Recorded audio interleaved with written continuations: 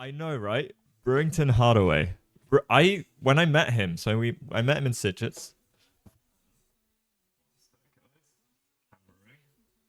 So I met him in Citrus, and we were doing puzzles and stuff together with him and Jules Massad, who is another very strong GM. Sorry, you're gonna get an earful, literally, of me trying to focus the camera. I think that's about right.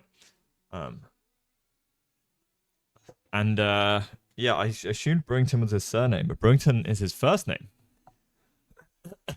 Ultra Zoom as well. Yeah, right.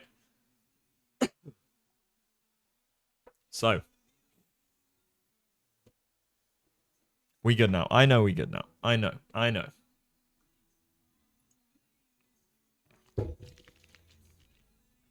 But yeah, Brewington is an incredible. Oh, let's dial back though. There's a delay on the feed.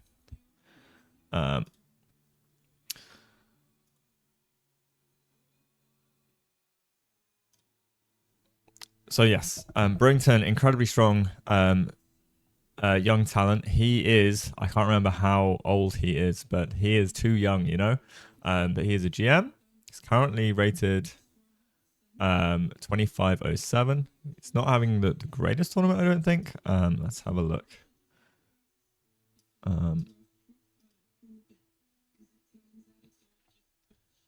So that's so Brewington is born in 2009. He's 17. Yeah, so he was 16 when I met him. Okay, but he's growing big time. Right. Plus 30 in the last month. He's also in a bit of a slump. Yeah, yeah. He is on K10. He is on K10, guys. So, you know, you got to give him a break. It's tough when you get to that level. Oh, and also, I need to do the old Instagram story. Give me 1 second.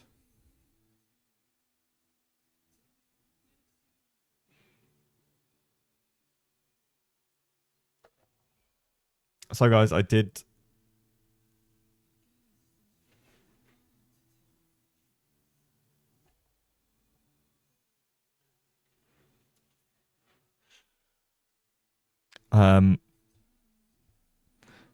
So we have an amazing matchup, is what I will say in my Instagram story, because I'm just going to tell you what I'm doing, otherwise there'll be awkward silence.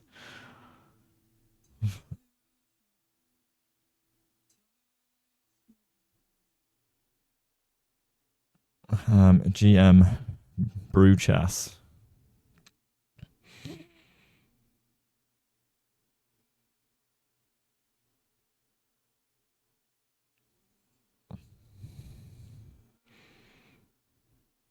Now they are friends, but there is a big rating disparity. So you know, I don't know if there's a draw on the cards.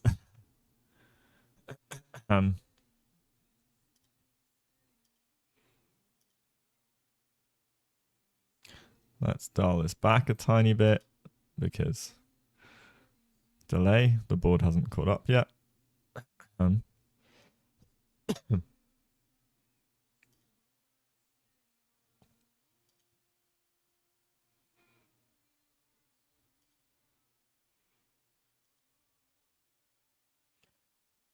Okay. All right, I'll leave it there, and then when the board goes, we'll go.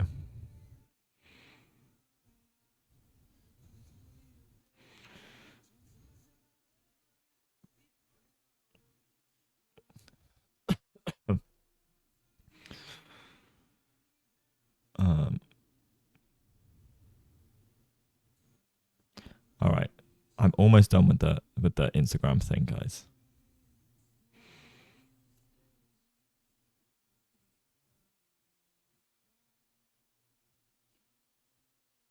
Oh, there we go. The move has been played. We can play the video, and then we're in.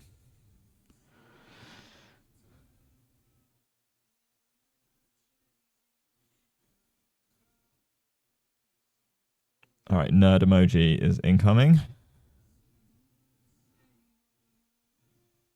All right, beautiful, beautiful.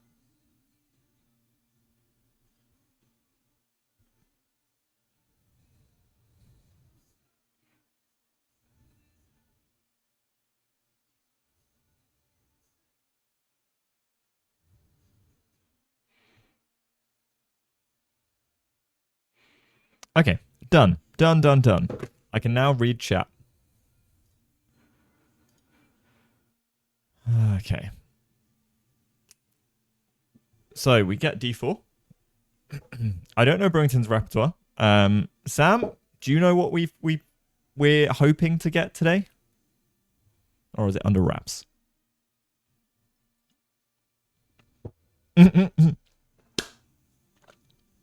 Great. We're expecting knight f3 or e4. So d4 is the surprise. So let's go. Already surprised on move 1. Kostya just casually adjusting pieces. You'll love to see it. All right. Well, that's the thing with these pesky GMs, right? 17-year-old GMs just throwing you through a loop already. Kostya is like using the pieces he's adjusting his pieces as if nothing happened. He goes knight f6. We see c4. The camera's a little ahead, so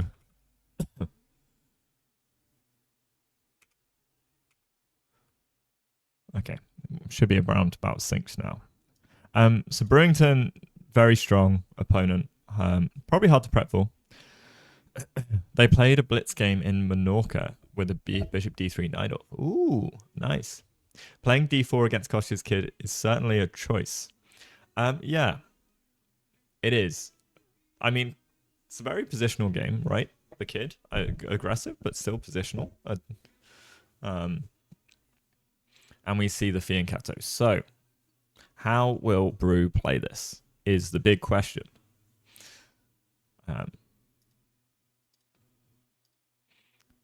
So here he could have gone knight c3, g3, knight f3, f3. Like there's so many ways to play, but obviously he goes g3, which is one of the more established ways to play. Knight c3, I think, is much more normal, but g3, and we'll probably get bishop g7, and then normal developing moves. Maybe knight c3, knight f3, bishop g6. So there's probably some move order thing. So on bishop g7, bishop g2, knight f3 or knight c3 are all kind of very established moves. Bishop g2 is probably going to be played, I would have thought.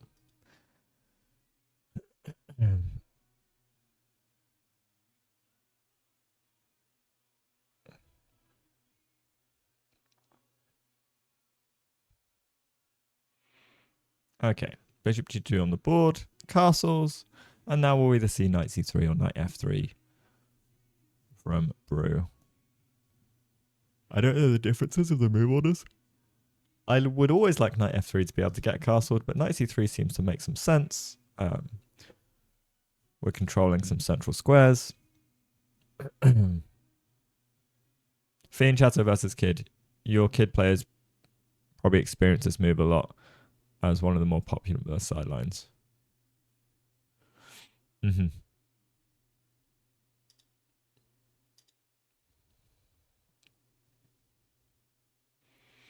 we do see knight c3. I would expect d6. c5 is probably also a break that we can play. I don't know if c6 is a move. I mean, there's a lot of different moves. d6 is played. So controlling some of these central squares with d6. Then we've got the options of e5 or c5 pawn breaks later in the game. So we see knight c6 from Brew, getting ready to castle. Knight bd7, I can imagine being a move, as well as c5. Now, there might be some a6 stuff I wouldn't really know too much about. But it's up to Kostya, what he goes for. And he decides to go for some bishop f5, huh? Wow. I wouldn't have anticipated bishop f5. So, I mean, we're getting our bishop outside of the pawn chain is the idea here. So maybe there's a world of like e6 somewhere, but it is a diagonal for our bishop. We're controlling e4, so there's no central kind of huge space gain instantly. But the question is after knight h4, are we just dropping the bishop back and saying your knight's misplaced? Like, is that the idea? And Brew does play knight h4. And so do we go bishop d7? I Okay. What has happened here? So we see castles after bishop f5, sorry. And then we go knight e4. Oh, wow. Knight h4 and then knight takes c3, which then gives us time to drop the bishop back to c8.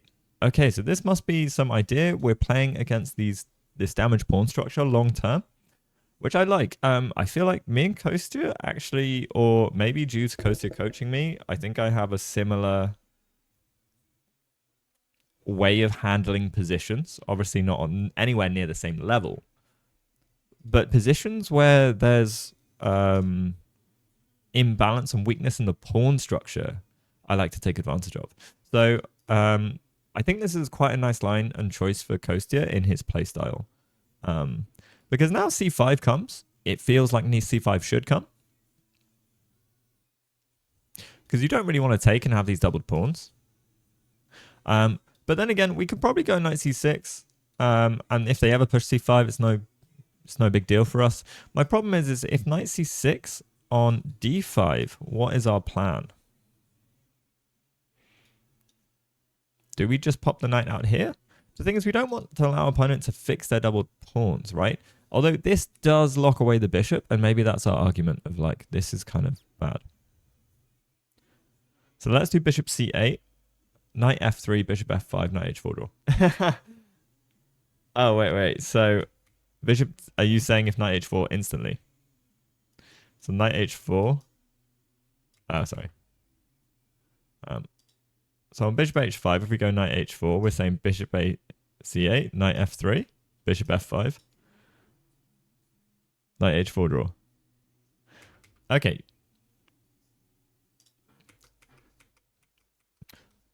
I mean, it's a game. You may not like it, but it is a game. So this is seemingly played very quickly by Brewington, and Kostya is now thinking. So the question is c5 any good?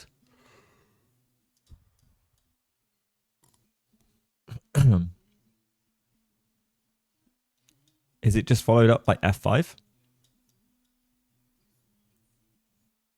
Right? Which looks kind of annoying.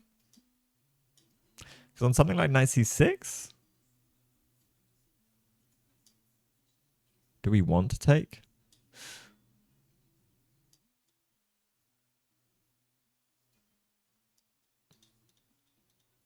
White center is quite nice. If we take, we fix the pawns. So the problem with this pawn structure is that we've got to not allow them to undouble in a way that's beneficial, I guess. So what if knight c6 now? My problem is like,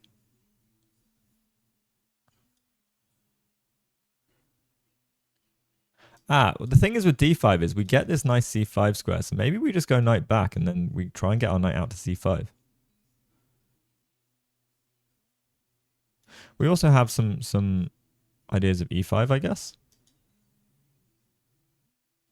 Because I thought this would be an annoying clamp on the position, but maybe not so much.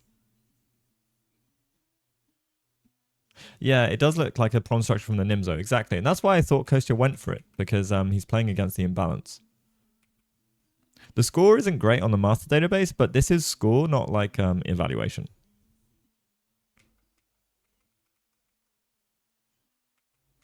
You believe knight a5, so after hit...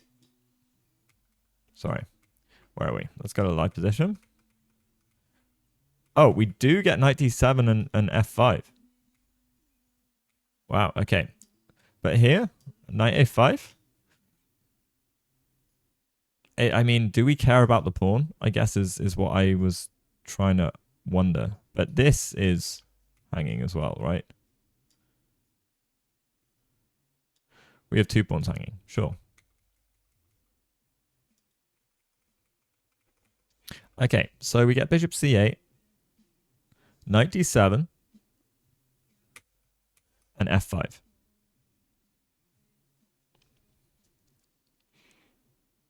So, as black, what are we trying to do?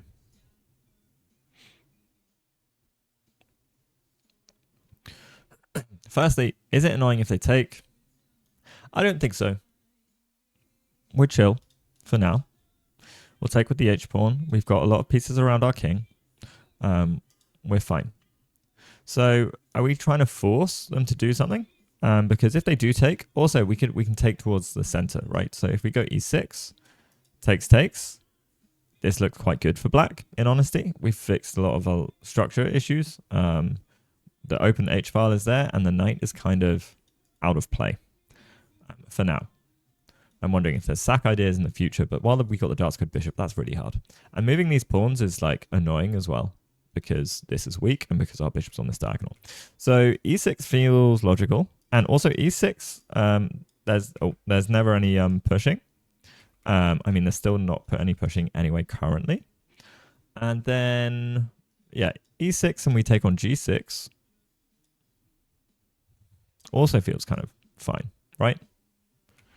I think I want to take away, but we can take towards. I wanted to open the file. Maybe it's something I don't want to do, but yeah. Okay, so e6 seems logical. We could also try e5 or c5, which are also very logical moves. Trying to just say, well, okay, if you take,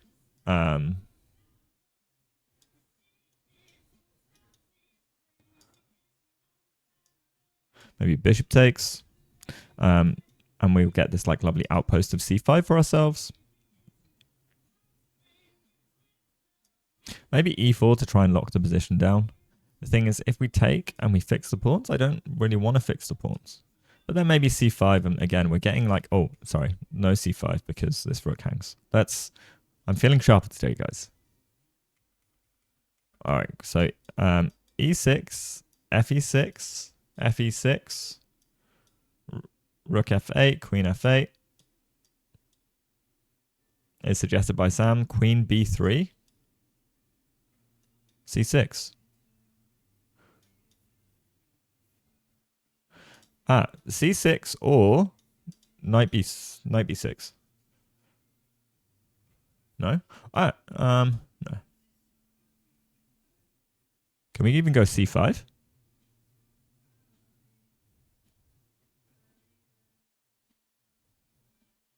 I don't know. I don't particularly care.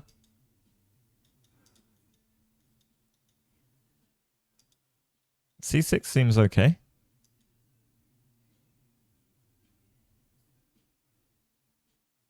Also, you can't actually take here anyway, right? Bishop takes rook here is a big no-no. So maybe a5 to kick the queen. And what if... Okay, a5, c5. Attacking here. Do we just go knight...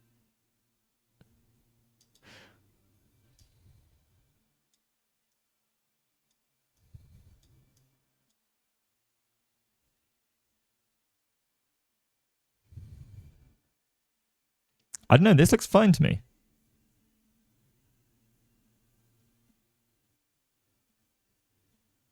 All right, so e6, f6, queen b3. Then I will take on d6 and be untouchable. What after a5, Sam?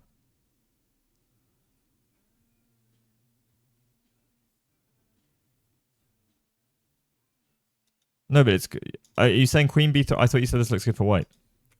Anyways, coach is still thinking. Okay. So we'll go down this line. Queen b3. a5. Ah. c5. dc, queen takes. King across. I don't know if this looks good for white. What's queen doing now?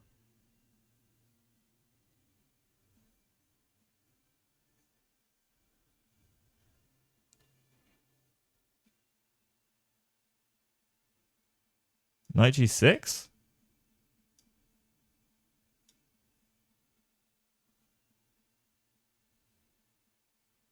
I think you're giving up too much.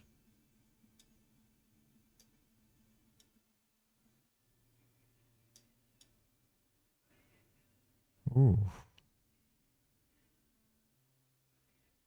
Queen h3, you're looking for bishop here, yes. I see.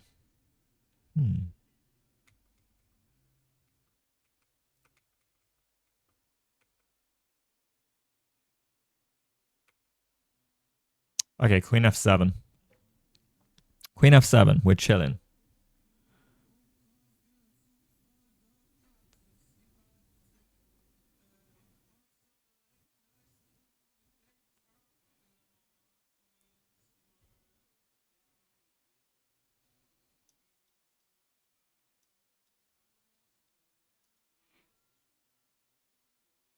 But then I win pawns.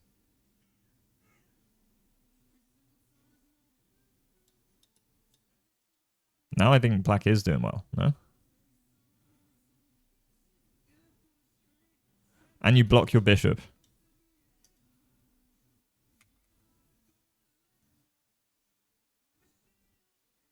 Knight f3.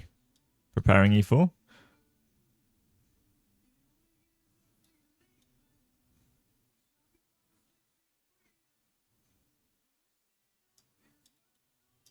Knight f6.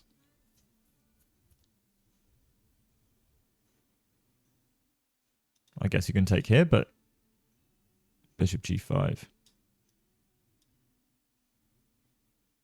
Oh, knight check. I see. Takes, takes. Takes. Well, maybe we can still do it, right? Okay, I don't like this so much. I gotta say.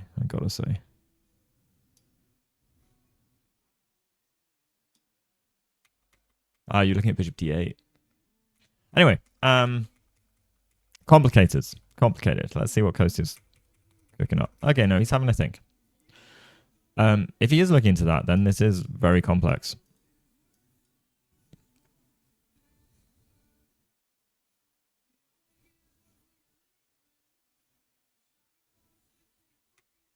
Oh, sorry. Rook f8 first.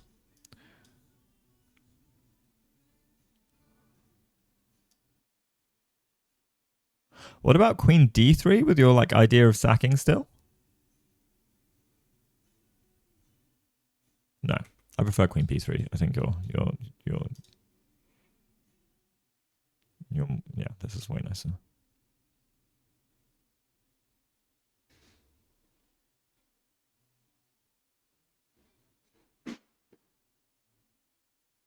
Yeah, queen f7 feels good. All right, guys. So human eval. Oh, let me swap the colors.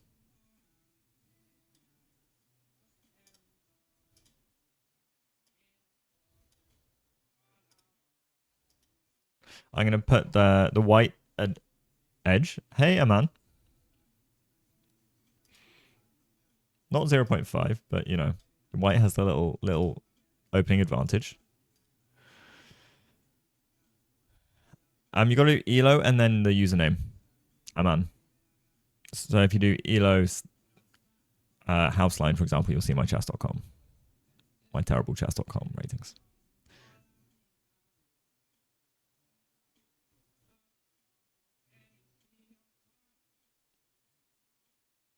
There you go.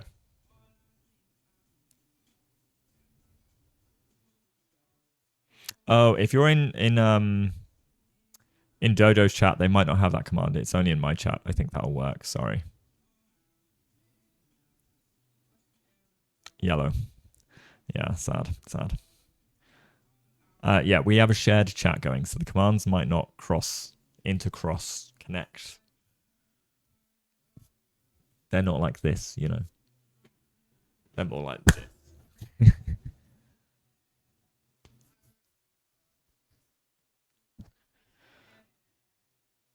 All right. So this is an King's Indian Defense Field Chesso Yugoslav Pano system.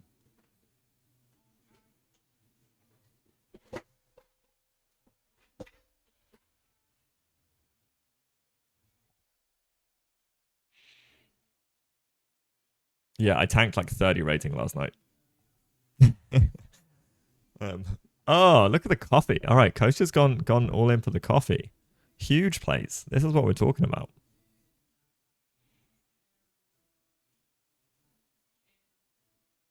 Thanks, Yellow. All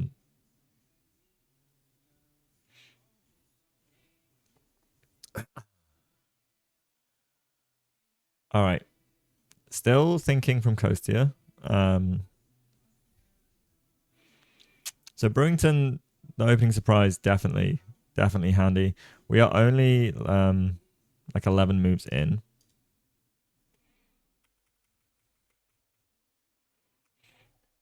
So it's important that Kostya just takes his time to not get, you know,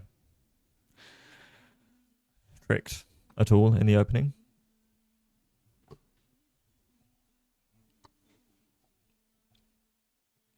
I just have memories of Brewington in Citrus saying he sees the vision. We were doing some extremely hard chess studies, one of which was a mate in 4 that I put on stream the other day. And yeah, it takes like a strong GM like Brewington. Like it took Brewington probably about 40 minutes to do.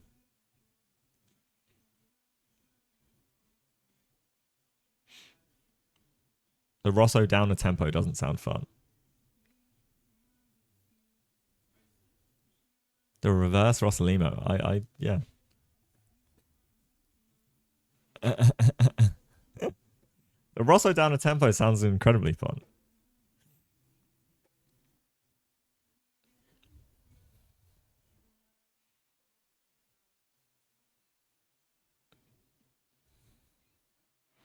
Okay, E6 played. Let's go.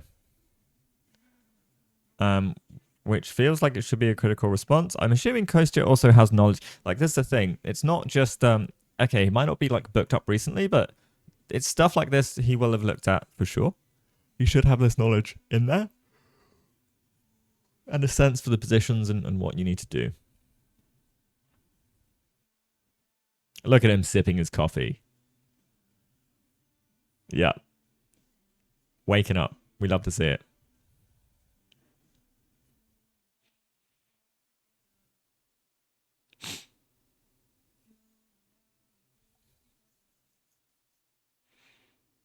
What kind of coffee? I'm assuming a cappuccino.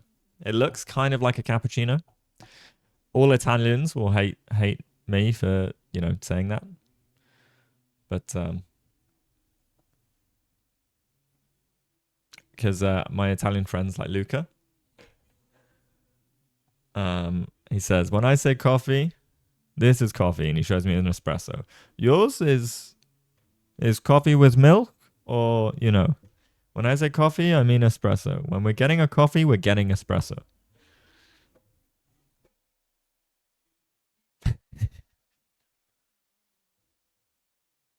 And there's mozzarella, and coffee. Yep, they drilled this into me.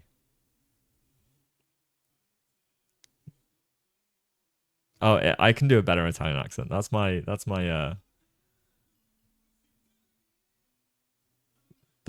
Italian accent for jokes.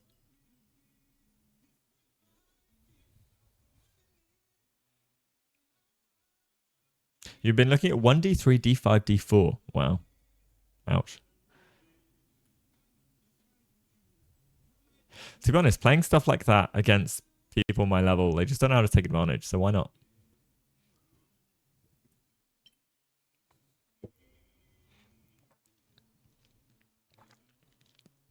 Magnus can play anything he wants. This is the thing with Magnus.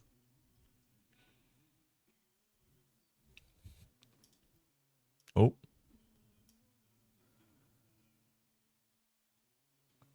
Oh, the playing hall is squeaky. They've got a shiny floor. I can hear, like, squeaks of shoes.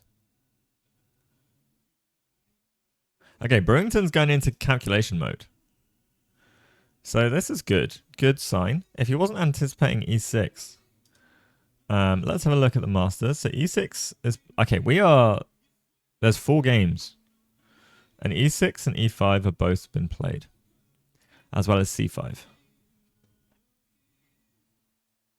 Oh, and one of them is with Kostya. Yakovir. Yakongir. So this is a game that Kostya has played. Kostya has been in this position before. In a classical game. No, not a classical game. So online blitz. Kostya has previously played c5. So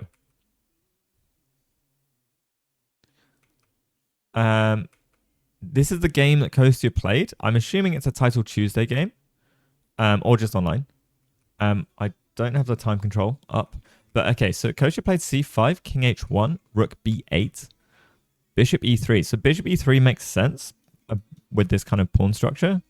Because we're supporting this center, we can undouble the pawns and challenge the dark squared bishop of the kid, which is kind of nice. Bishop b2 takes. And now we're looking to get rid of the bishop. We develop first, and then the position starts getting a bit locked down. Wow. Where are we going to put our knight? I would say e5 feels good. But no, we break first. We protect everything. Wow. And then we get swarmed. Ouch. Okay. So, Kostya probably has some knowledge of these positions if he's played it in Blitz. Let's go back to the original game. So e6 played. Brewington is chilling. So Brewington might have seen this game, potentially, where Kostya has played c5. No, he took 13 minutes, but that might be because he's played up to this position before. He's had it definitely in Blitz, as we can see, online. So I imagine he's studied the position.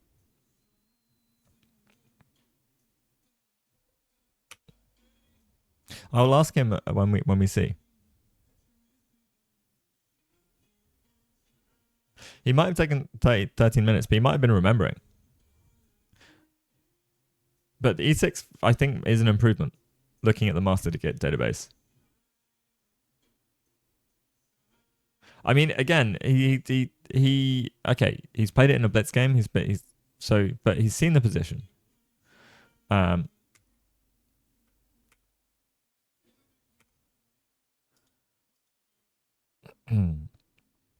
Now,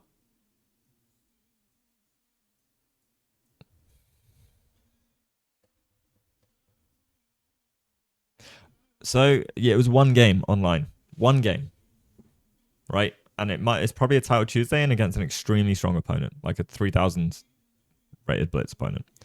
So yes, maybe, but maybe that's what Kostya is banking on. I doubt it, but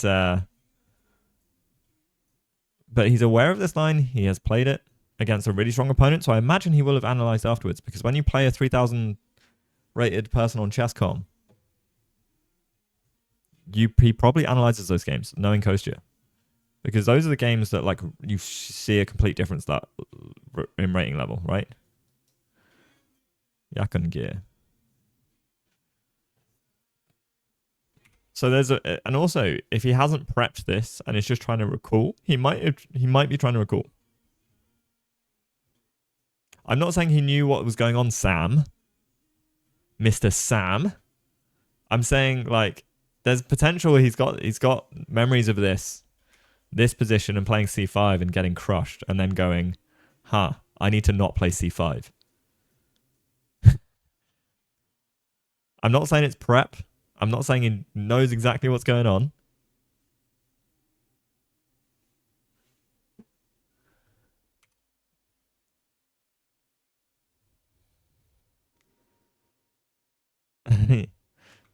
But he's definitely played c5 before and seen pain. Hey, I will call anyone out. Everyone should be called out, including me. People call me out all the time, trust me.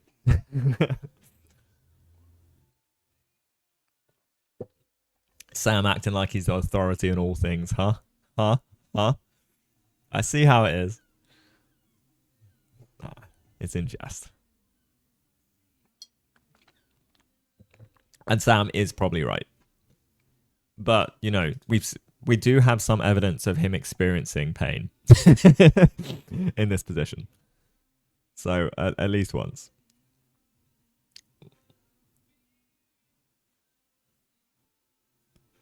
And this was 2026. So this is recently as well. It's not. Hey, Oscar. This is not a and this is recent. We've played. E4 is one of the. It hasn't come through yet. E4 is played. Great. Okay. So E4 was one of the choices, and well, maybe it aligns with your ideas because you were trying to get E4 in afterwards, Sam. Right? So maybe it's better to do this now because then E4 is already in. So like maybe your idea, because you're obviously getting a sense of like the position and what's going on. But actually, like maybe the deeper thing is like, well, once I get E4 in, then if black plays a nothing move, then it's much more powerful with all of like if I can take on E6. Now, all right, I get a move, right? But look at white's central space advantage. Like, ouch. Taking on F5 feels futile, maybe?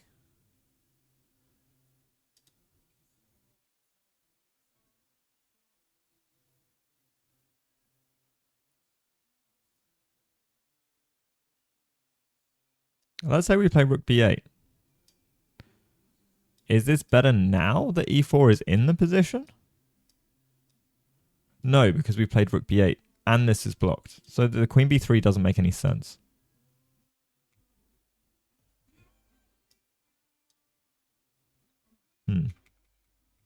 Okay.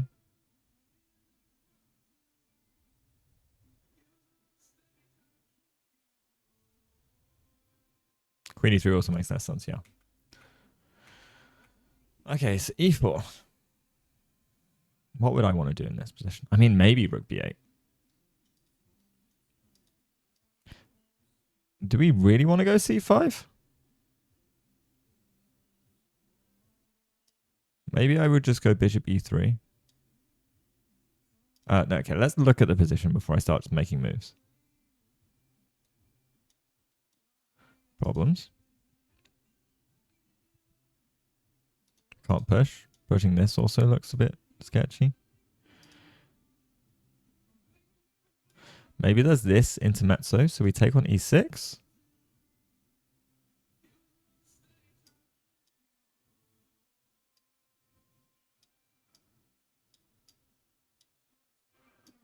And then bishop e3.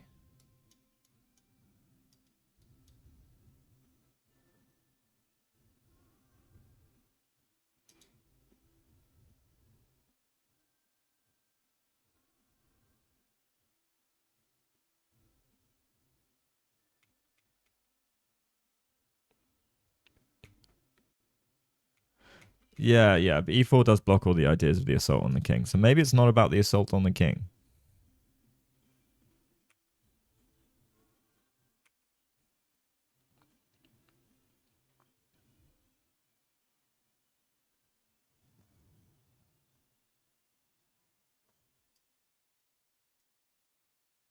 E5, EF5 feels like an idea.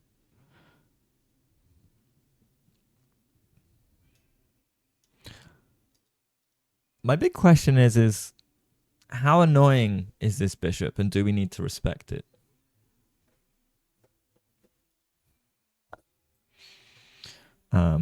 With something like rook b8, for example. Or, actually,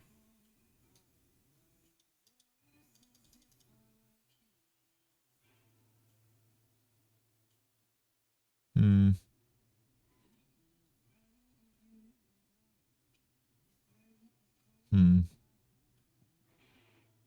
How are we getting this bishop out?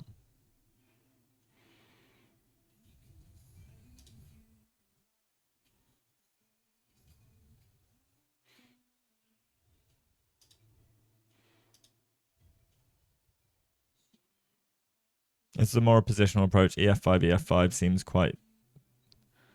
to quite help white. Now all the ideas of attacking the king are back, and we no longer have their annoying pawn on E2. Yeah.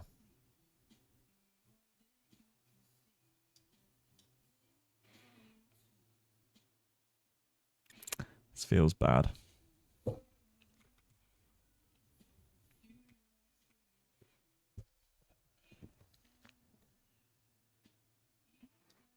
Thing is, if we don't, let's say we play rook b8.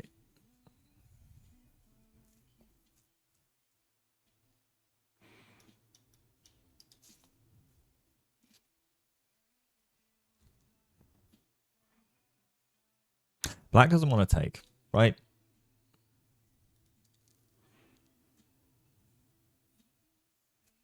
Yeah. C6. Oh, sorry.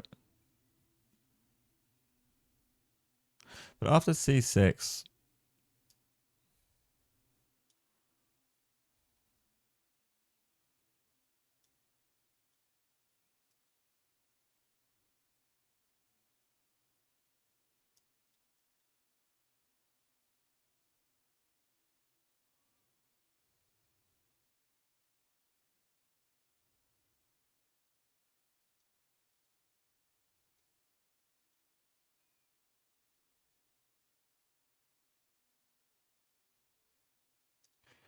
Maybe bishop e3. I was thinking bishop, like, or...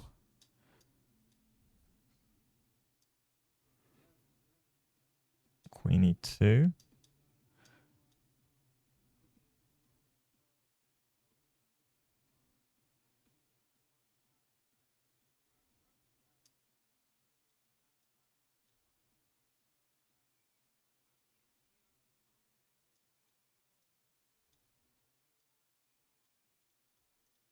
That feels kind of good for black, to be honest. C5. Ah, okay. C5 straight away. Bishop e3.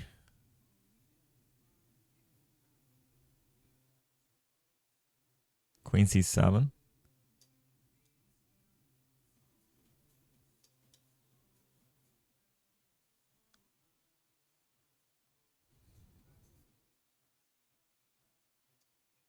Takes.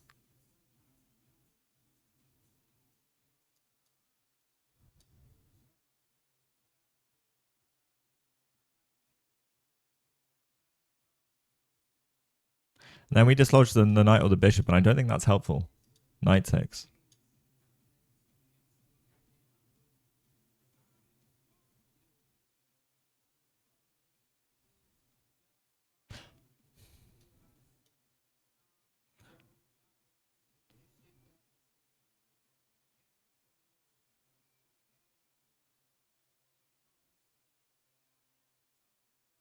And can we push this? It's a bit funky, but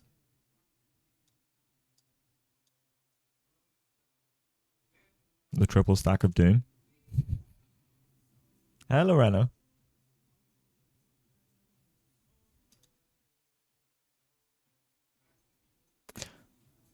And I guess you can get e4. No, but then we can go bishop. No, we can't. I don't know. I quite like the bishops here.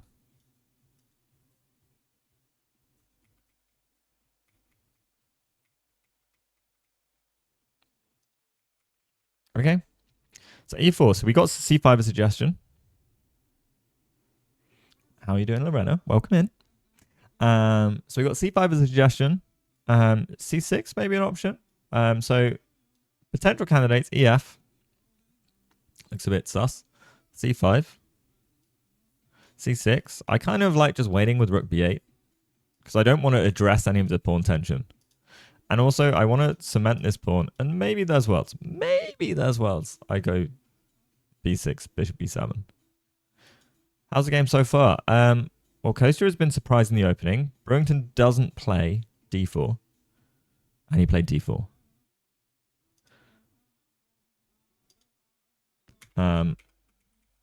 So Kostya plays a sort of sideline with bishop f5 and knight e4, gaining a long-term weakness of these doubled pawns. And plays knight d7. And then f5 comes and e6. So we have seen that Kostya's played a game, I think, entitled Tuesday. Or at least online, against a very strong opponent. He's played c5 and been punished.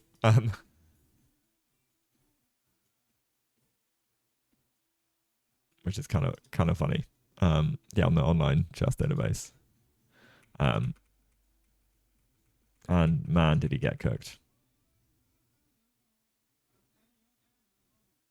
Yeah, the rating difference. It might not be the choice of move. But anyways, let's go back to the game with Brington. And Kostya does play c5. So in the other game, oh no, sorry, this is not the game with Brington. It's I need to reload because it says Brington, but it wasn't Brington. There we go. Okay, Brington played e4. I was like, wait, the pawn hadn't moved. Okay, so Kostya's having a think after e4. Just going for all the central space.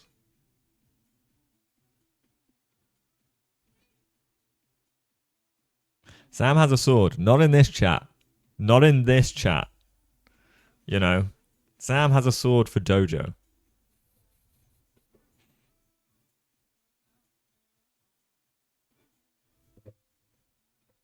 We have a pro setup. What do you mean we have a pro setup? I always have a pro setup. Yeah, better behave. Sam will ban you like this. Fortunately, Sam can't. While I'm dual streaming, he can't kick me. I'm the one streaming to the channel. If Sam kicks me, I end stream.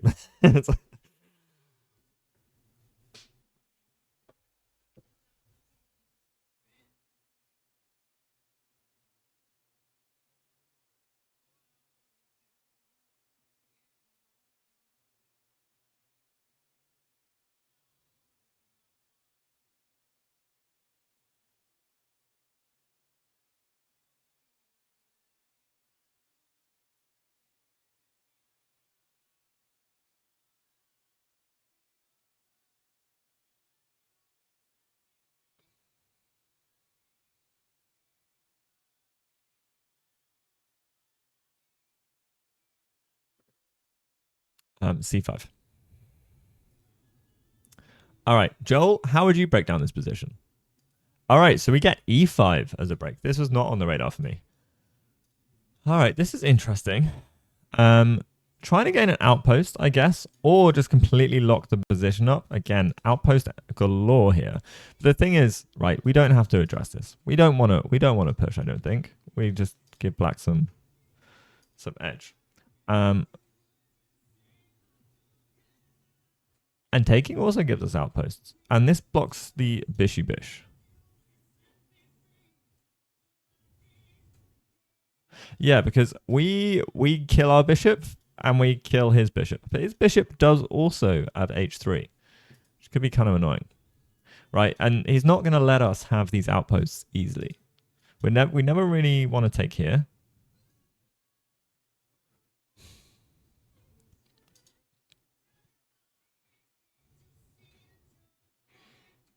But we will suffer, I think, because we have a lack of space, like a severe lack of space. This game is not friendly to bishops. Let's get these bad boys off the board as soon as physically possible.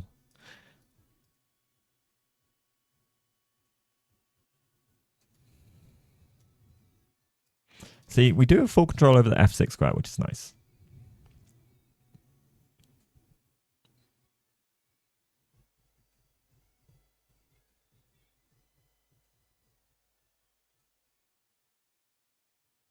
Now, I'm wondering if there's a world of knight f3, and then we just go back and looking to take. Because then if knight takes, bishop takes... No, we still have these double pawns.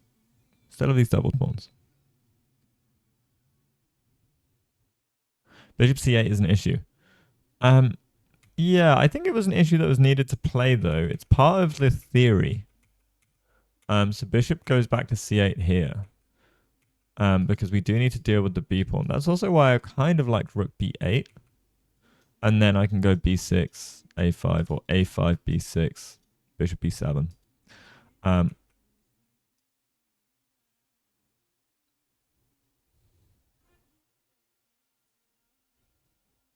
E5 is meant to help this bishop. Really?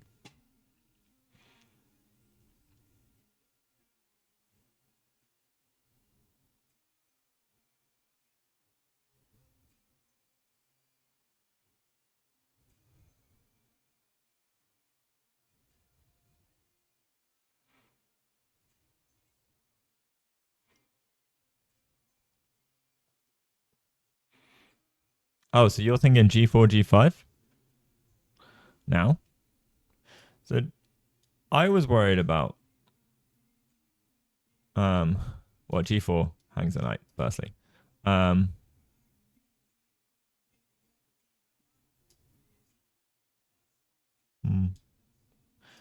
Thinking this.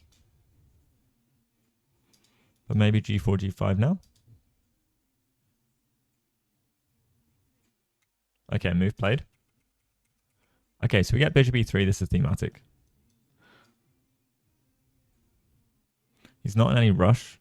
He wants to develop his minor pieces. Play with the ugly pieces before you play with the pretty ones. So the knight and the bishop maybe need sorting. This knight could be useful though, because after takes, like a knight on f5, worth a pawn, according to Kasparov, right? So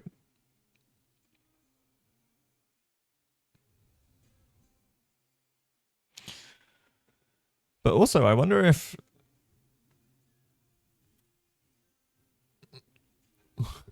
developing, that's not what we want to see. Yeah, when a GM just develops, you know you're in trouble.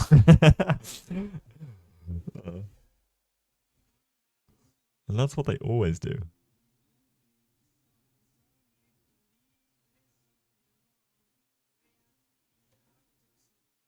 And that is what they always do. Oh, I should share this on Chess Dojo as well.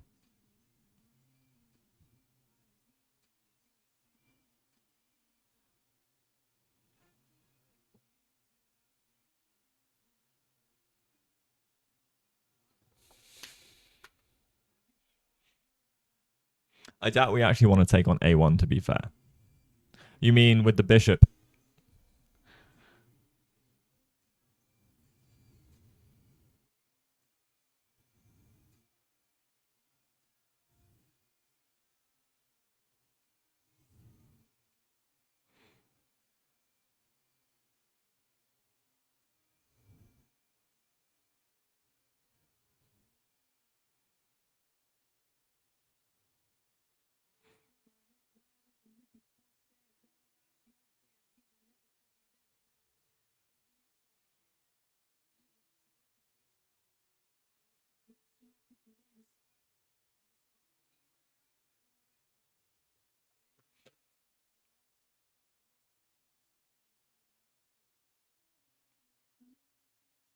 You think this position loses concretely with bishop h6 ideas?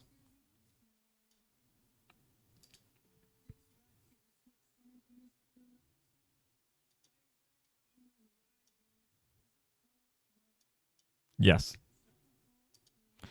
We're a million miles from that. A million miles from that.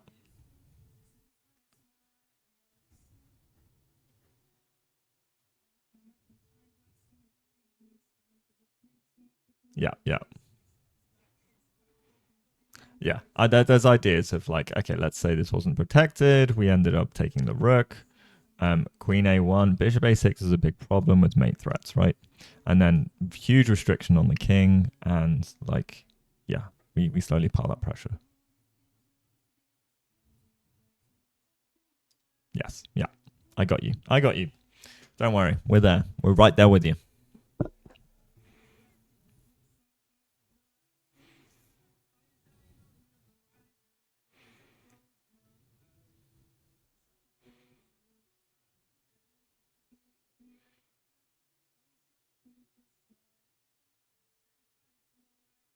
B5 an idea, knight B6 maybe.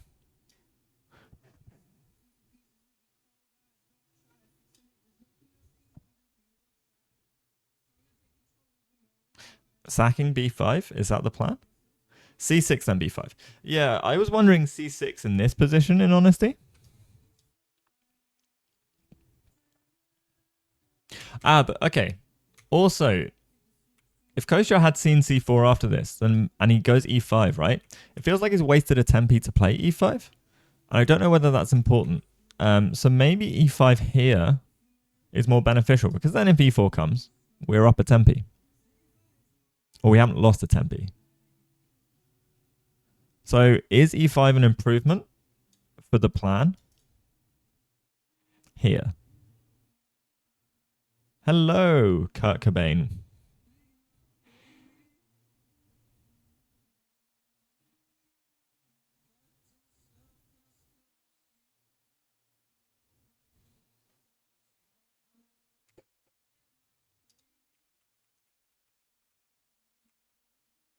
Okay, he takes. And then we allow this big pawn center, and then C5 comes pretty instantly to say, we don't want this big pawn center. We're gonna try and break it. And then we might see, like, he's not going to go for the exchange. He's going to be offered the exchange, and he's not going to take it. Right? Because as you were saying,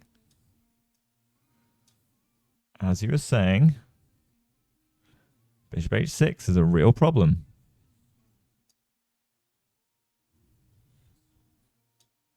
Like, this looks absolutely death.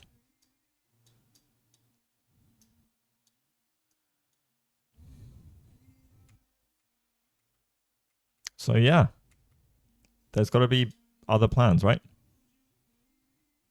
Hello, Major General Musk. So yeah, so we never take the rook. The bishop is stronger than the rook.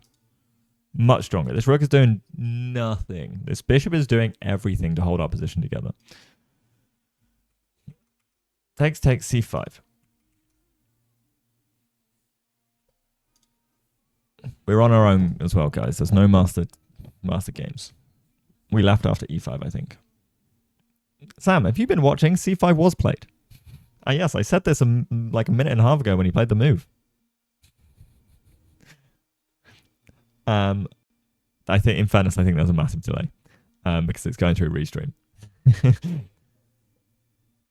No. I think I have a feeling. There's also big delays because this goes through restream and then gets distributed to 2 different channels, and then I see chat probably instantly through Twitch. The other player is Kostya. Kurt. Kostya. So in chess, you can walk around. As you can see, there's many people walking around in the background. When it's not your go, you're free to get up from the board, stretch your legs, get a coffee, get a tea, if they provide that in the playing hall. There's areas you can go to that you're allowed to go to. There's areas you're not allowed to leave for fair play and stuff like that. But yeah, usually you can walk around, have a look at people's games, see what's going on. So Brewington is the GM, 17-year-olds, US talent. Very, very strong. No. It's all right, Kurt. Because otherwise you can be sat in your chair for like 6 hours, You might need to just get some water, go to the toilet, all that kind of stuff. Chess games are long. I had a game that lasted, I think it was like 7 hours, something like that. Man, that was a long game. And I lost it at the last hurdle. It was drawish. And then boom, I took with the wrong knight. I just had to take a pawn with the right knight. And I just went, oh, it doesn't matter. In a small lapse of judgment. After 7 hours against an opponent that was like 250 points higher rated than me. Rip. And the mistake gets made often when you're absolutely shattered. And thanks for subscribing to Jojo, Kurt. Appreciate it. Yep. It's a game I definitely won't forget. Well, no, I remember the position. I kind of forget the game, but that position, you know. All right, DC5, knight C5, E5. Yeah, I was wondering on stuff like this, but then we can take with the bishop, can't we? And then what's your game plan?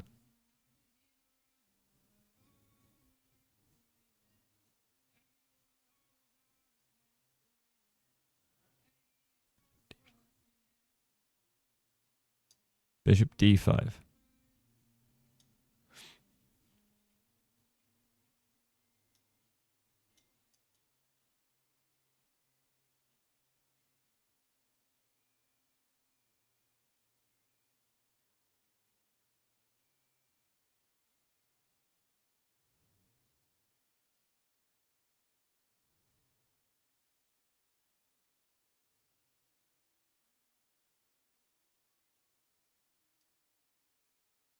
Okay, I'm going to go bishop D7, trying to get bishop C6.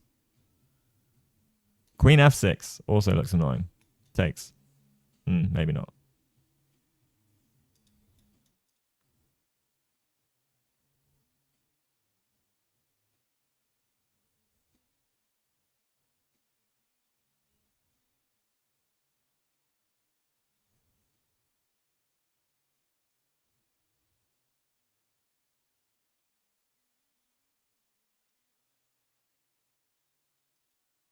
I mean, yeah.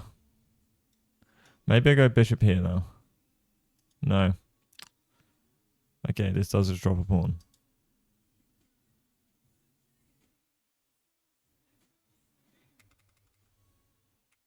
Interesting.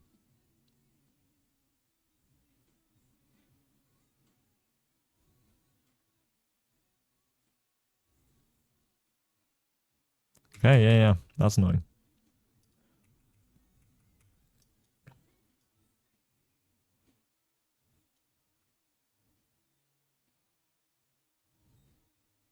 So what if we take like this?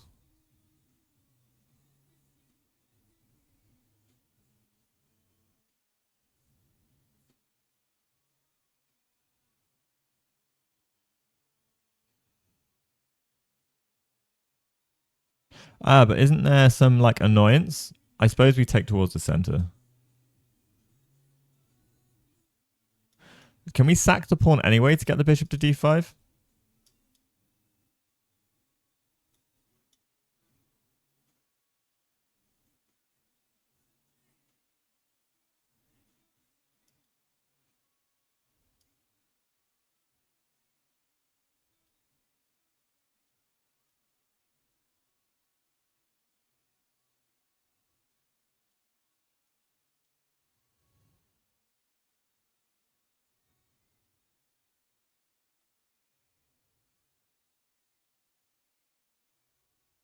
Similar problems.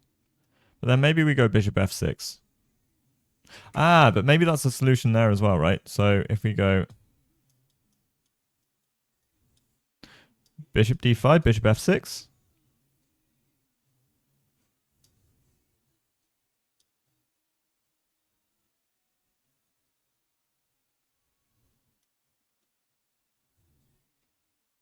I know we're giving up the squares, but we're also trying to get some king safety for it.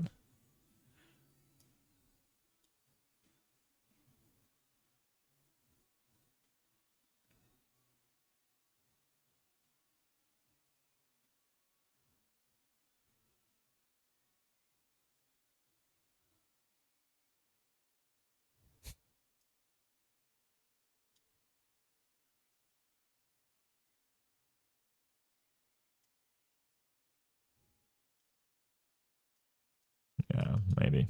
Maybe something like this.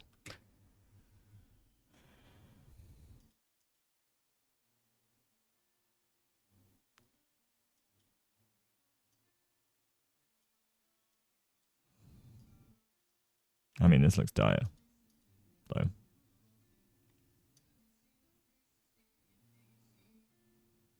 I don't like this. Knight takes d6 still works. maybe.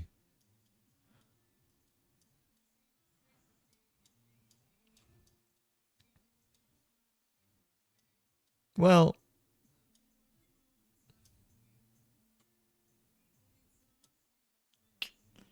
yeah, I don't know.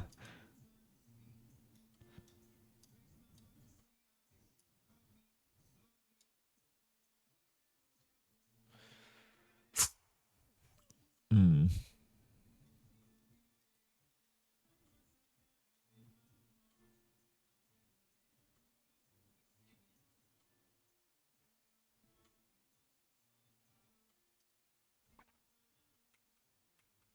Okay.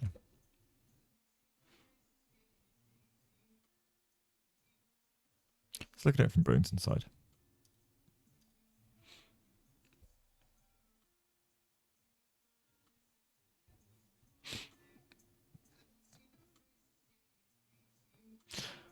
Black is just underdeveloped, right?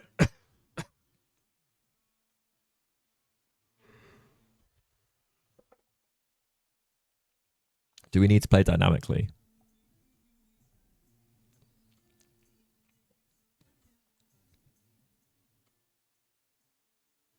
It looks great from this side, not gonna lie, right? Our pieces,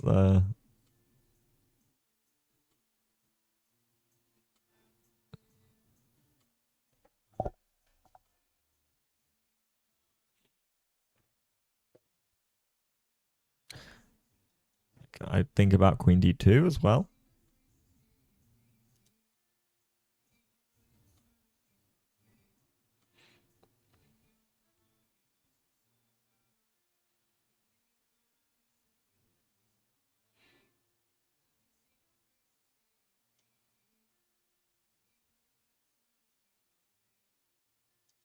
But then we don't have the Queen takes A1 ideas. So maybe Queen C1? No, but then you can take the pawn here. And we give the 2 outposts. So no, let's not do that one. Let's not do that. Yeah, E5. Just keeping the pressure coming.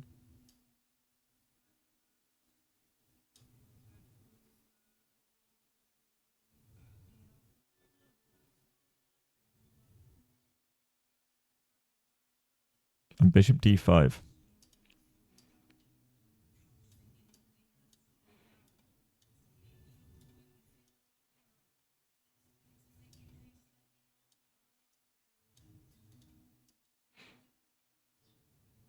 Like, this feels great. Our bishop is just a beast.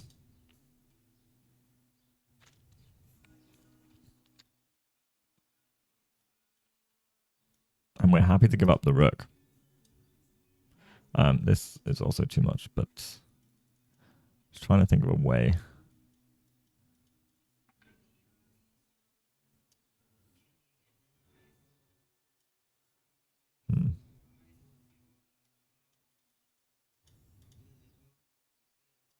Yeah, it's a tough position. A mobile pawn center support by the 2 bishops can't be stopped.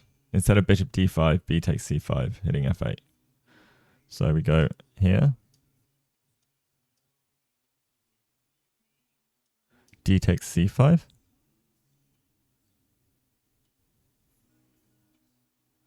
Oh, sorry. Got you.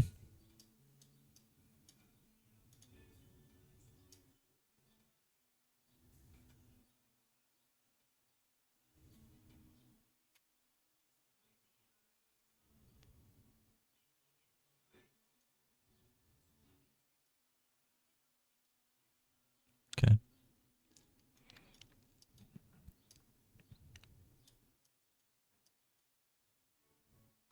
Don't know if this is maybe a bit much.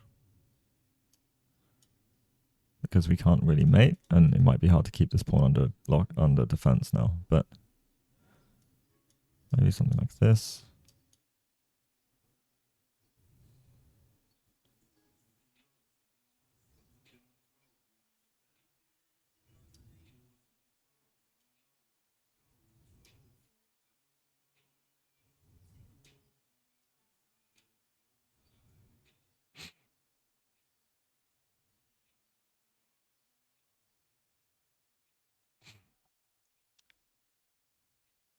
Ouch.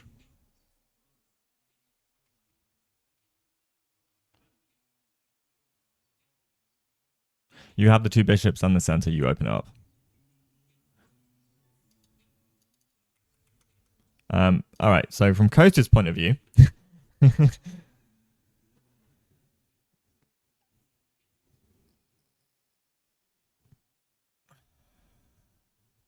no, because I don't think White missed the boat because he pushed e4, right?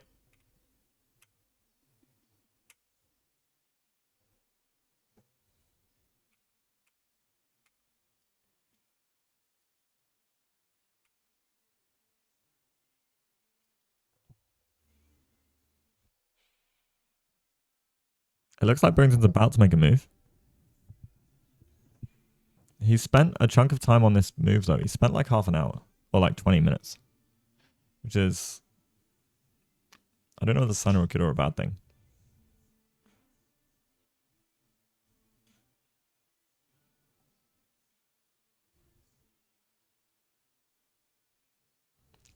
So this definitely feels like a critical moment. All right, chat. So what's the eval? Human eval is not been updated in a while. What are we thinking? White, black?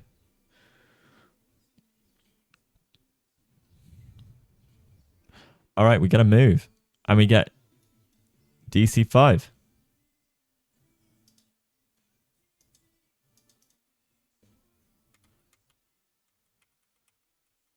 Wow.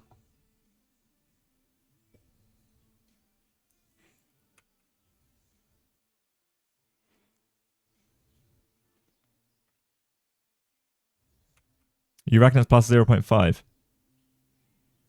Plus 0.5? Anyone else? Someone says human eval minus 0.2.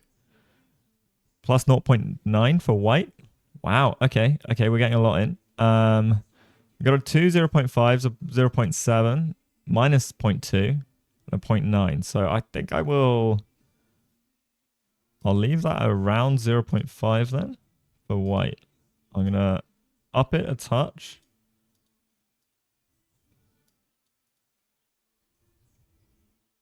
I can't do the exact in-betweeny bit, so maybe I'll just do this like a little grey. Like a light grey. Drawish, draw margin. Somewhere around here. Okay.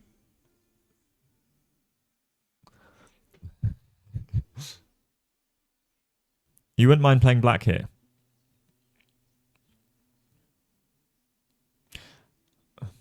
This kind of position scares me a little. I'm wondering if there's any knight here to try and target this pawn. But then we lose the bishop. I don't think we want that. And if we play knight takes, e5, bishop takes. So we might see this. We might well see this. I mean, the pieces definitely seem more active.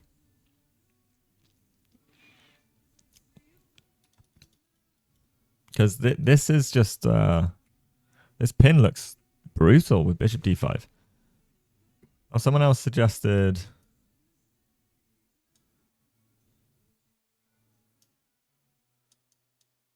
e5. Bishop takes like this, right? Because then we can still get bishop d5, I guess. But I don't know. I like having the dark squared contender. Because we want this bishop h6 idea.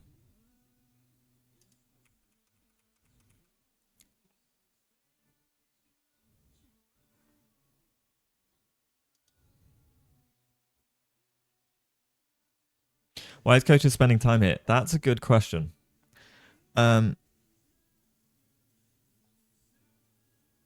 Maybe he's decided he doesn't like the position as much, or it was slightly different than anticipated. Because taking the rook is death.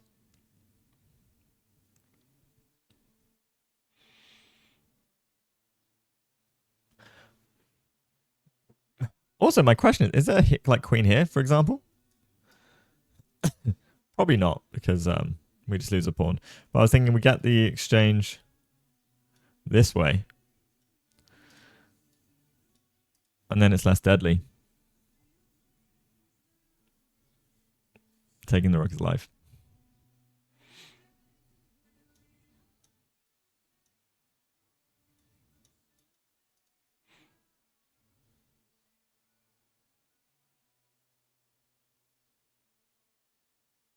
The most interesting continuation. Thing is, now you probably just moved the rook, right?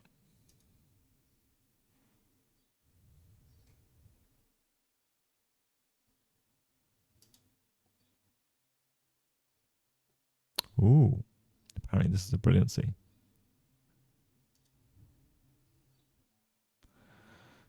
Probably because the rook's hanging. Doesn't look that brilliant.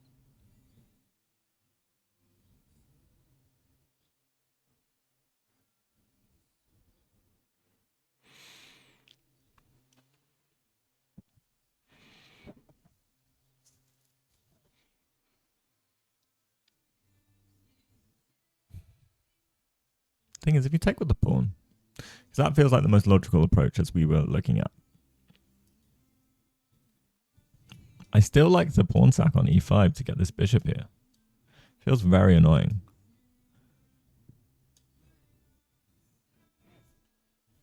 This is like the logical way to try and deal with all of this pin stuff. Because the pins are very annoying.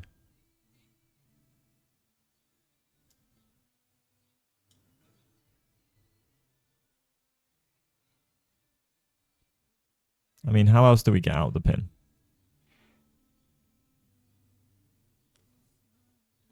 Or how else do we stop the attack? Because the problem is takes and knight takes, right? So we either move the king. Okay. Maybe we kick the knight first. Knight f3. Okay, h6. Move by move.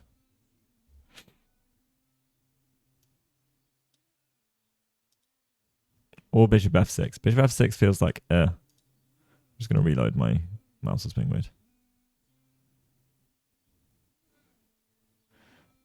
So so pawn takes, e5, bishop takes. We can play knight takes as well, actually.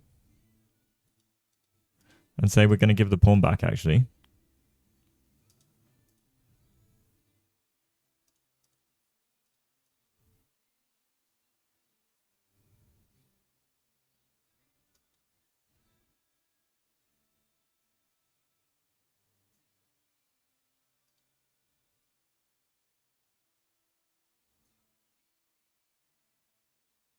No, but if we take, we have bishop e6, right? And then we should be okay. Famous last words. I did stream for like 10 hours yesterday. I'm streaming for most rounds. Tomorrow I won't. Lula is back here in Jersey, so me and Lula are gonna hang out. We're gonna do a live. We're gonna stream bowling. We're gonna go bowling. I'm gonna stream it. IRL.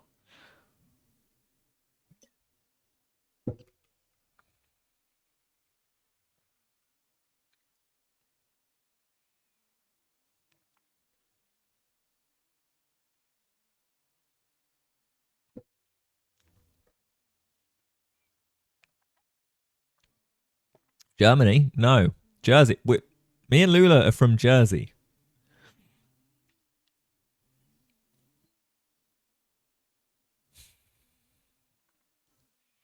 Germany. Ugh. No. No, I was in Germany playing Kraai, which was awesome.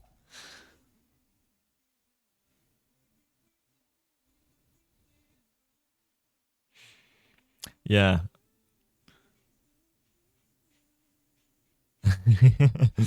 No. Oh, it's all right. Faristan. I jest.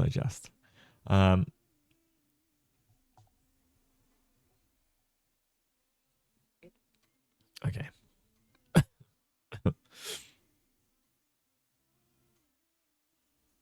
Germany.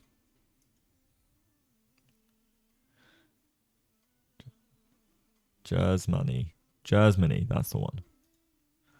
From Germany. They both look like they're in calculation mode.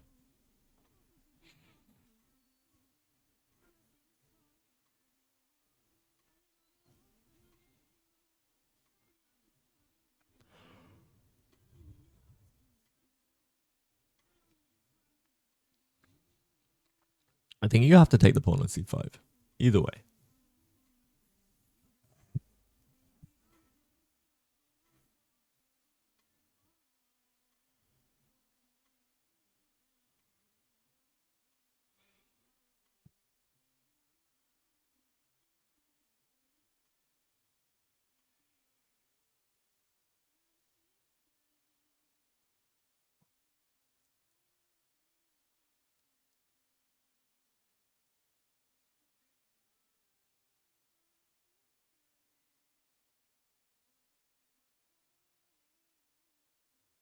Okay.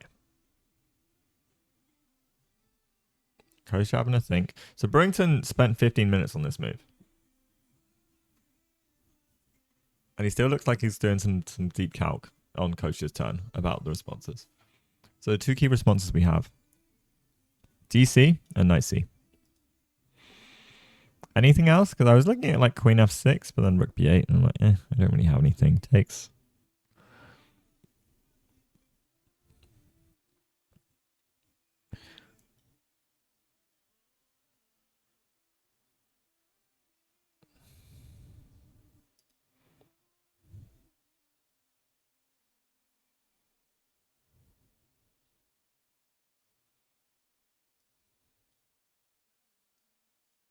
I really like this E5. The knight on H4 is doing stuff, you know?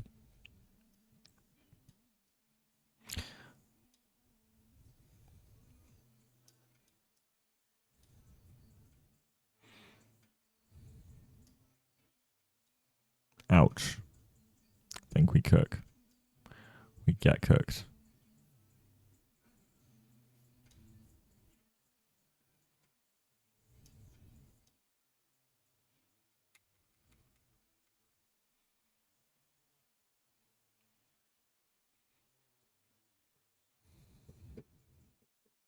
Maybe G5 has to be played.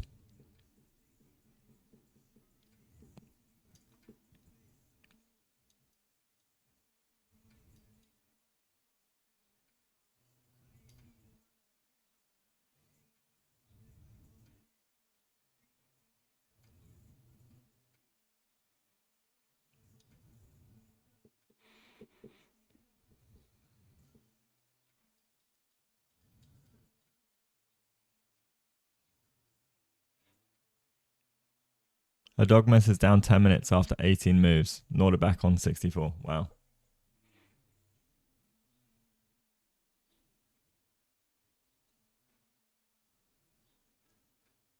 That's a good matchup, actually. Norderbeck is yeah, insane at the moment. He's awesome. Crazy, amazing chess player. I hope the Uzbek teams, they invested like 10 years ago into their teams, and it's really showing through now. Yeah, this is very worrying. Oh,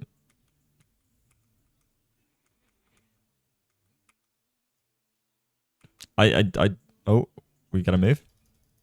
Knight takes. So the question is will we see e5, bishop d5, or will we see bishop takes, as suggested?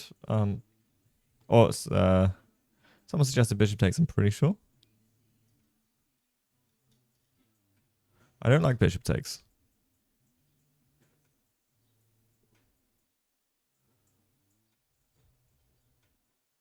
$10 for 22 moves is next level. Yeah, that is crazy. Zach's opponent yesterday, we'll check in on Zach's game, was even worse. Zach's opponent on move 44 had 1 hour 29 on his clock.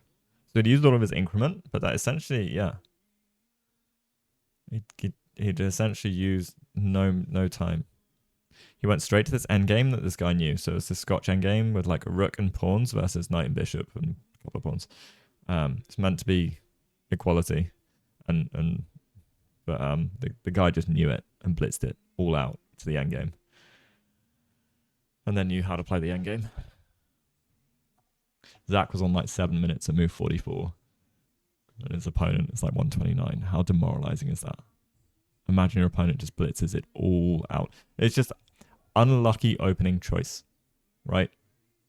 He went for the Scotch, where you trade down. It's very theoretical, and it's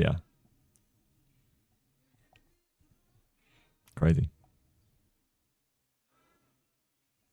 Yes, knight takes c5 has been played. I think there's a really big delay because I'd said it a few minutes ago.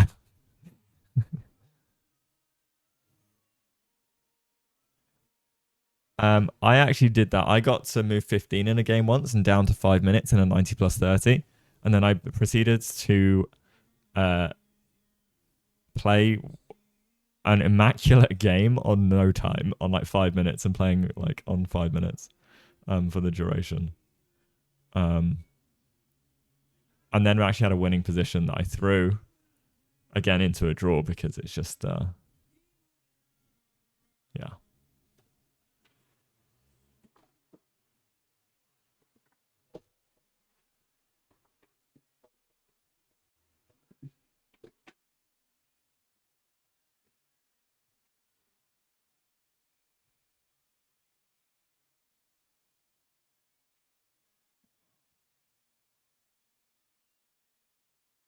No, but 10 minutes. Oh,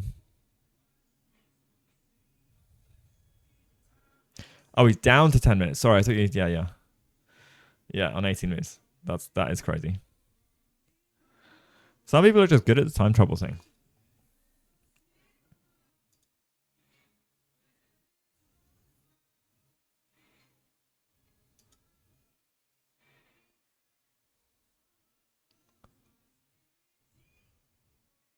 I mean, the more I look at this, the more painful getting the bishop to d5 just feels, right?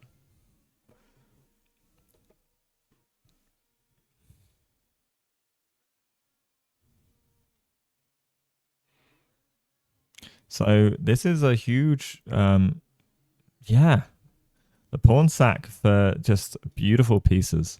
When all of your opponent's pieces are essentially on the back rank. Like we've only got one piece like out in the, well, two pieces that are doing jobs, right? We've got 1, 2, 3, and like this knight on a4 is weirdly doing it. Like it coordinates so nicely with the bishop and this pawn. And this pawn, like it's You'd never think like knights on the rim and dim. No, not in this case. Not in this case at all. E5.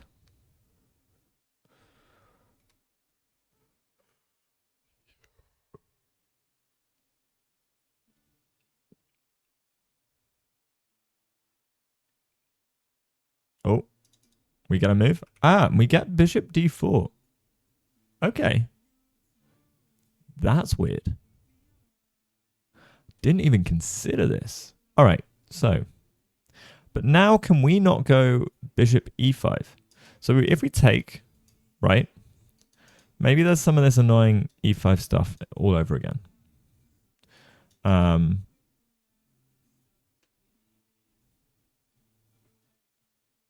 Did Luca get me onto streaming chess? Into streaming chess. Luca got me into the first tournament I ever streamed. So I was streaming before that. And then I did a collab with him or saw him. I can't remember. But then I messaged him because I was trying to get my club to do a trip and play another club. Because every year we did a club. We played a club in a friendly in Europe somewhere. And then he was like, I've got a better idea. Come to my tournament. Stream it. And I was like, sick. So I did. And that started the snowball of streaming tournaments. I had such a good time. I met the Maya organizers there. Yeah.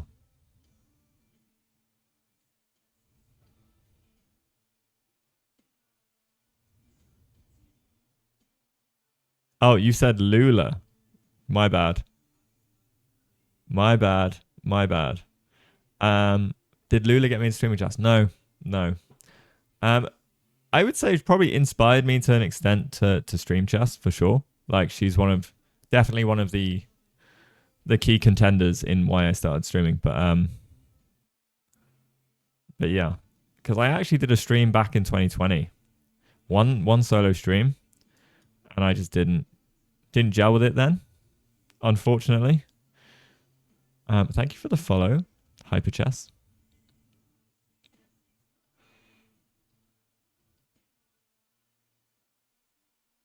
You got an answer to a question that you didn't ask. There we go.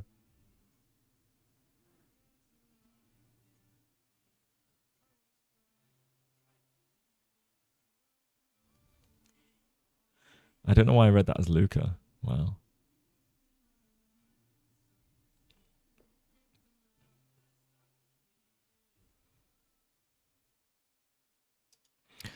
So the trade of bishops doesn't seem like too much of a problem, surely? Maybe I'm entirely wrong.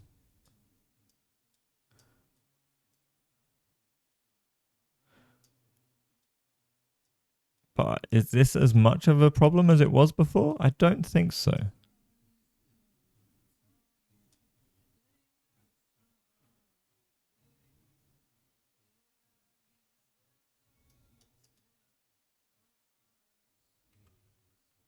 Yeah, compared to the position with the pawn sack, it is a dream. I think this is a bit of a miss. Like I know that this is my strong piece, but I mean, the trade of bishop probably feels okay. I quite like bishop e5 as well, because then it's like, well, now you don't have any e5 shenanigans. You take and take, this bishop is bad.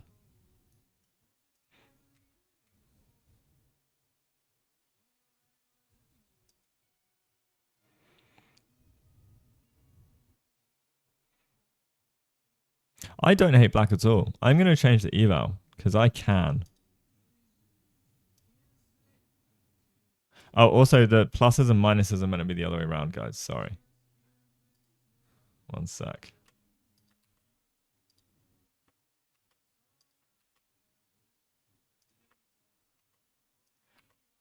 So it's a whole thing to update.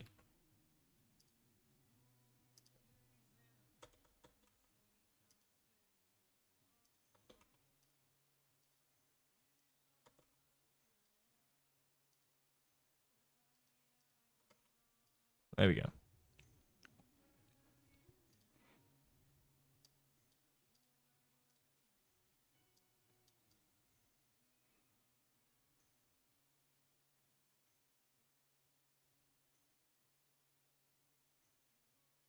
Bishop b5 looks good on a surface level. Yeah, because why not, right? Takes. We have the d4 square covered. This, like, again, this light squared bishop is suddenly like, you know?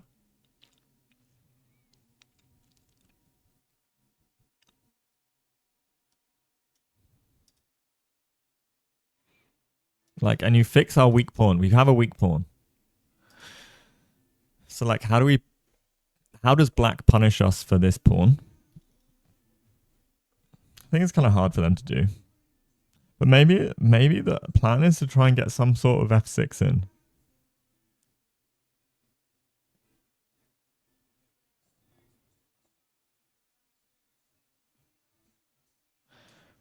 But I don't know.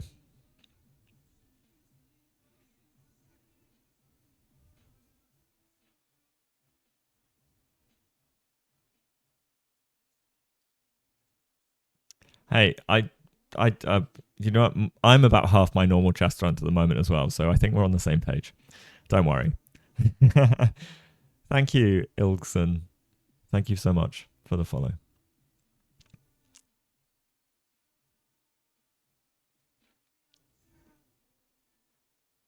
I don't think knight takes c5 was a good idea. The knight looked better on e5, aiming at c4. But you couldn't get the knight to e5, though. This is my thing, right? Were you thinking knight e5 here? Because after knight e5, we just...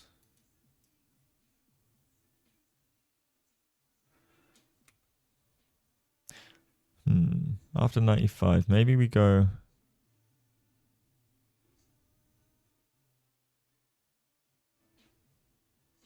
Because we can give the exchange.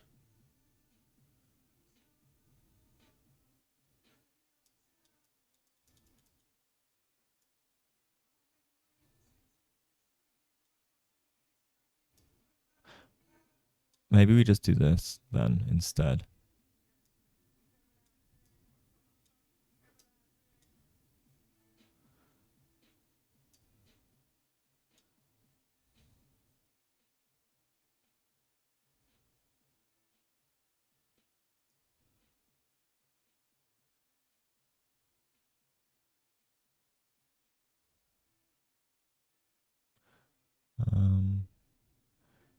Gotta be careful. There's no knight fork because we can check.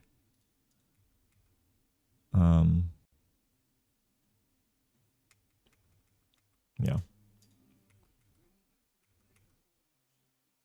After taking, sorry. But if we go here, 95. Firstly, we have bishop d5. Which then still, we have this massive problem. Huge problem.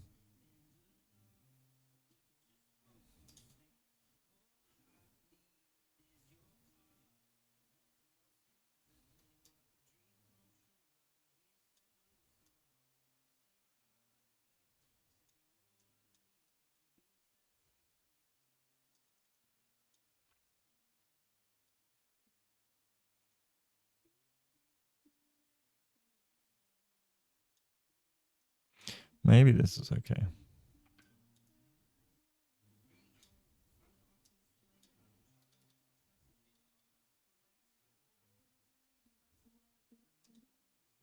I don't know. I don't know.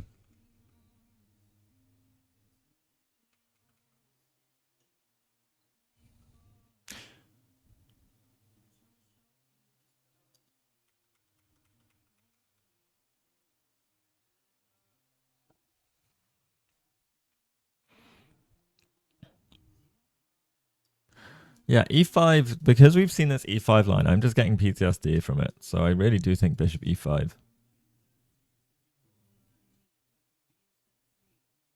It's Mr. Avocado Toast himself. It is indeed. He's playing against Burrington, who is a friend, a mutual friend of ours. Coach introduced me to him when we were in Sitges. Amazing junior US GM. Who also has surprised us in the opening. So I think we're expecting e4 because Burrington is not a d4 player and he played d4. So we got hit with an opening surprise. And Kostya chose this specific kind of sideline. And now we're seeing what's what.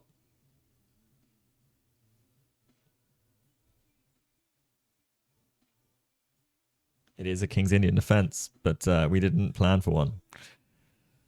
We didn't plan for one.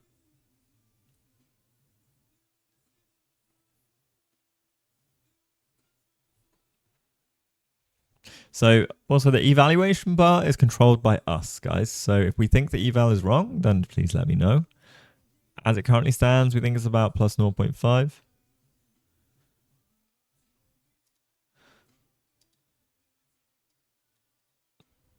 For white. But we were worried, for those of you that weren't here, we were worried about e5 here. Kostya is burning time. True.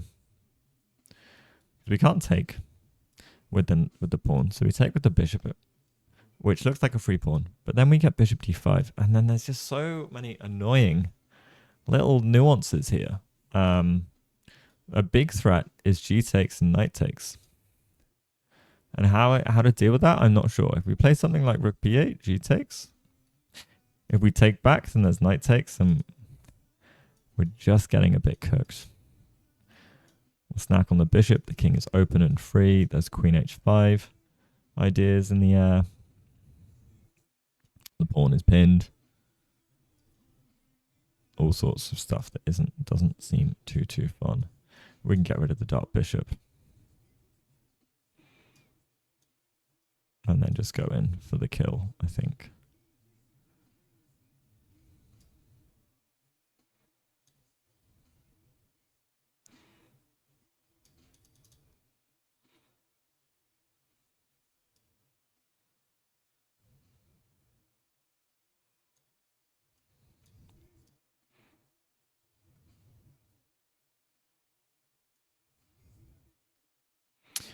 Brew is brewing something. He is brewing. There are things are brewing. But he played bishop d4. So I think that gives us a better shot because then we can play bishop e5 and deal with the pawn sack idea in bishop d5, because bishop d5 is just like such a lovely square for the light squared bishop. It's amazing that we can now stop that as a plan. I'm assuming that other plans afoot. But for example, bishop d4, bishop e5, knight f3. Can we go rook e8? Queen f6 maybe?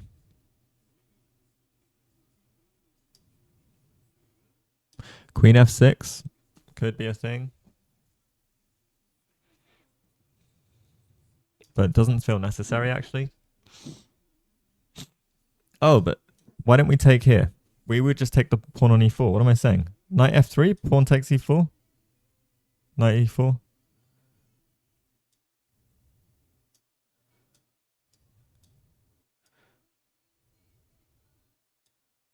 I can also go here. I don't think that does anything. Apart from lose us material.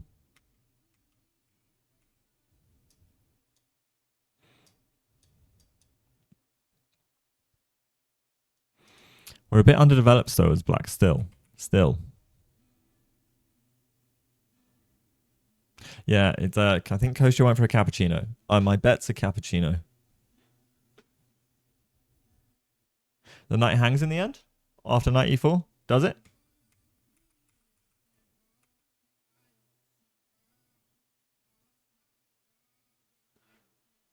Okay, bishop e5 played. Let's go, Kostya. We love to see it.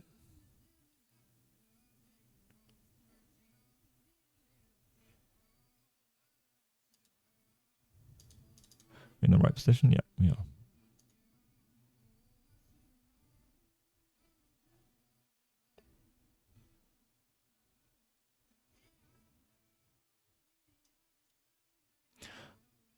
All right. So, chat. Knight f3 seems like an idea.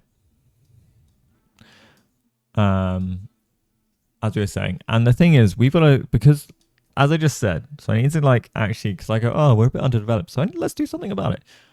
Good players play with their ugly pieces. Bad players play with their pretty pieces. These are now the pretty pieces. Don't touch them. Unless we have to. Which now we kind of have to. But I need to sort this bishop out. This might drop a pawn. But it also drops a pawn for them. So this is okay. Right? And then you've got to move the queen. Then we can move the knight somewhere back to safety. And then we can get our bishop on c6. That's the general gist of my plan. So what I'm trying to do.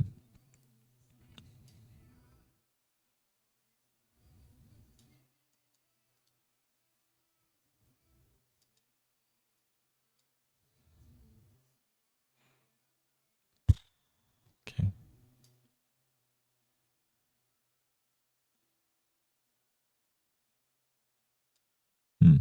Okay, maybe this isn't the best way I do this. Maybe I need to move to knight first.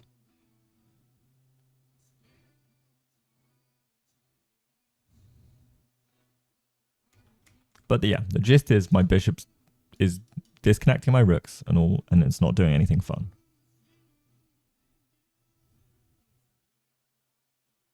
And we want the bishop to do fun things. We want everyone to have a great time. Now, you got to realize not everyone can have a great time. But there's some people you haven't given the opportunity to have a great time, you know? And so we got to give the bishop the opportunity to have a great time. Like, you got to think of all your pieces as party goers. They're all party animals. Some of them will be party poopers. And some of them will be social butterflies. But you've got to give them all equal opportunity to have and be part of the party. Some people will naturally just drift to the kitchen. Some people will be on the dance floor. Some people will just be a drunk liability and get into fights. And you just got to give your pieces those personalities. Give them the chance. Give them the chance to be the good ones. The real ones will be playing chess in, in a corner. Get them out of those starting squares for a dance. Exactly. You don't know until you ask someone for a dance whether they're going to be a good dancer or not.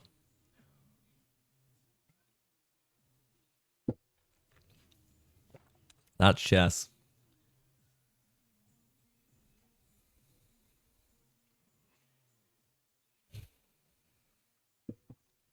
Joel's asking me to dance. Stop it. I do want to eat, actually. That's what I want. If anything, food. That's what I want.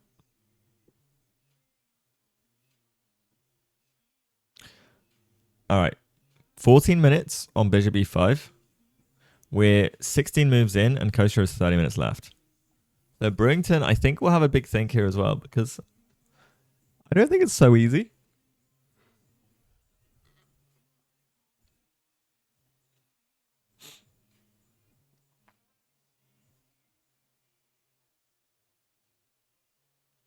I hope we can get Brewington as well, because he is a friend. So if we can get Brewington to analyze, I'm sure they will analyze after the game.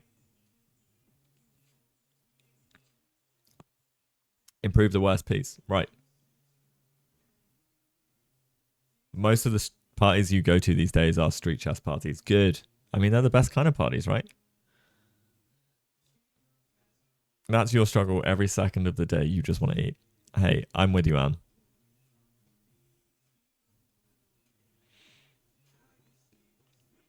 And to be honest, it's not a struggle. I can do it all day, every day. It's easy. Easy.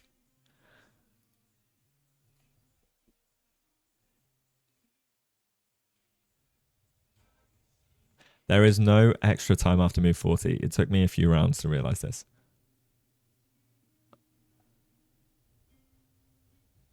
I should have put the round in the title. It's round 5 now, guys. Round 5.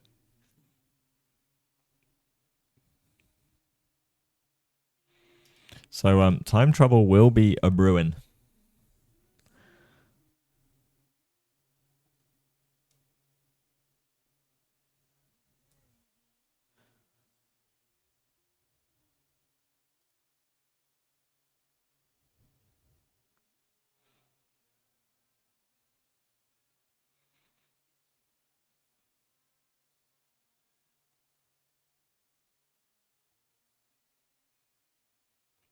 I'm trying to get into the body language. So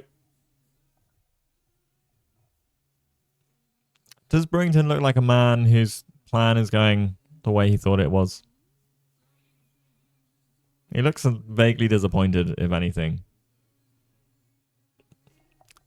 I think he missed bishop e5. I think bishop e5 might put a bit of a damper on some of his plans.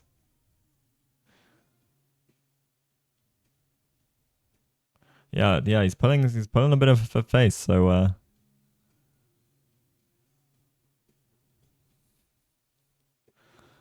I think the position gets harder to harder to break. There's no attack anymore. Like getting the bishop to d5, it's just like, ugh, painful.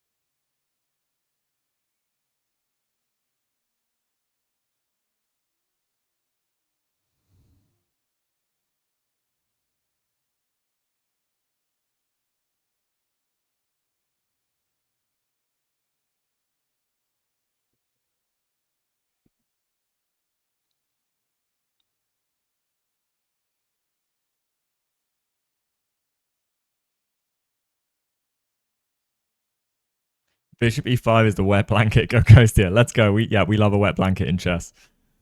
Oh, a move is about to be. Oh, he hovered. Did he touch? Did he touch a piece? Did Brinton touch a piece? I'm gonna pick him up on this. 1 second.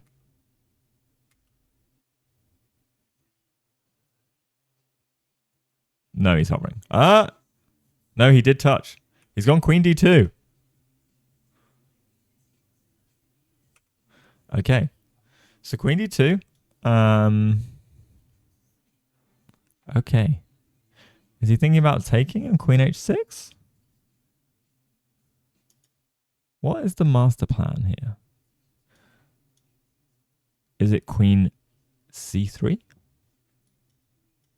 But then we just get hit with like a knight a4. So no, it's not queen c3.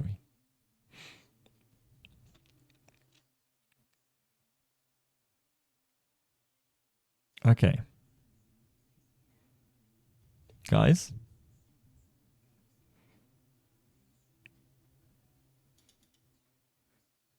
What are we thinking?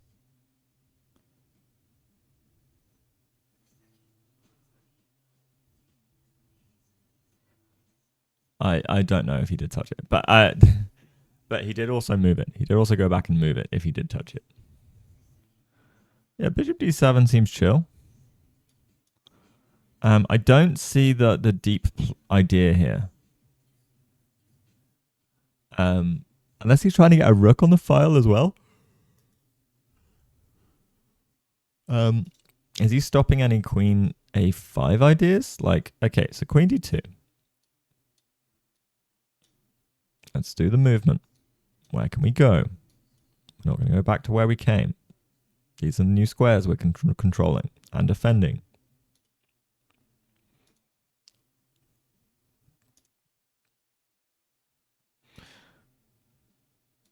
Means no queen g5 and no queen a5 if it's a prophylaxis move.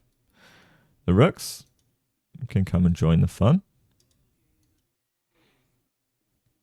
For example, if we go, I would assume rook a d1, because then if we do take, big problems, where we will be threatening to take the bishop. So then that also means, yeah, so for example, bishop d7, rook here, we can't just go here. Then bishop takes is problematic. No, it's fine because we've connected our rooks.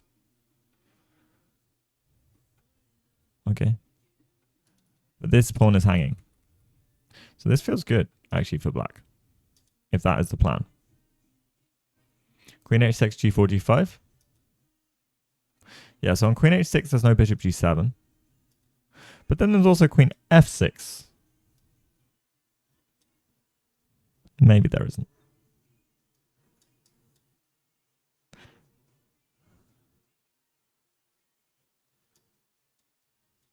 Maybe this just saves us. We could do a queen for 2 rooks as well.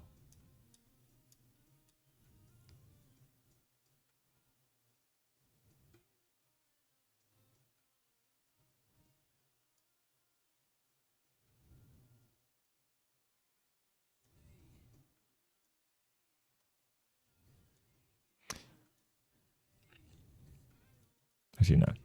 This is covering. You found your own game while checking a file. Lol. Human eval plus 0.8 from Sam. Any other suggestions on evaluation, guys? Queen d2 is obscure to me. My also question is, can we go king g7 in that circumstance? Right? Bishop d7, queen h6.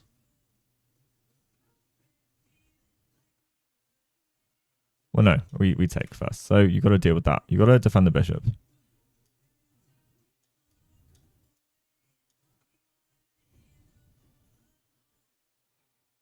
I mean, we can always offer just to trade queens. On a bare minimum level.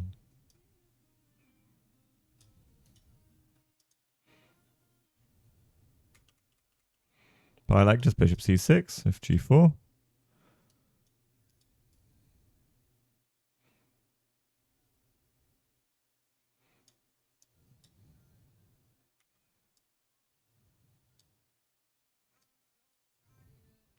And if here, then we have this.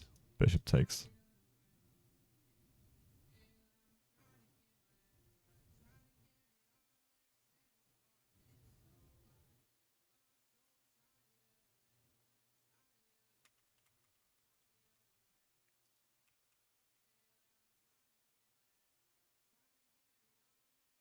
All right.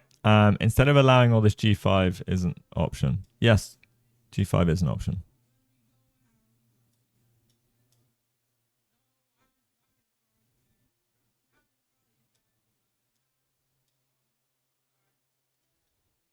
Then we might have to take here.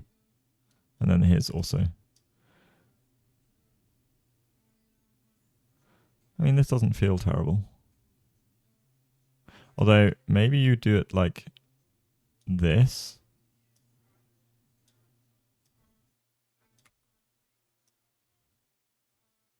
Oh, no, you do it like this. No, you don't want f6. Oh, we have e4. We take an e4. My bad, my bad. My bad. Yeah. g5, f6, h6. Yeah.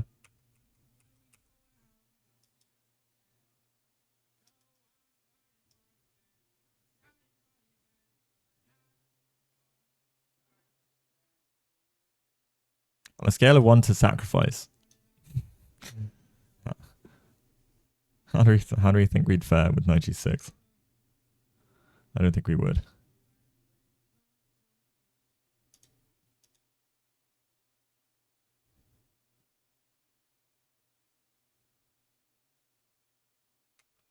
Yeah, because I was wondering about rook d. But this is fine now.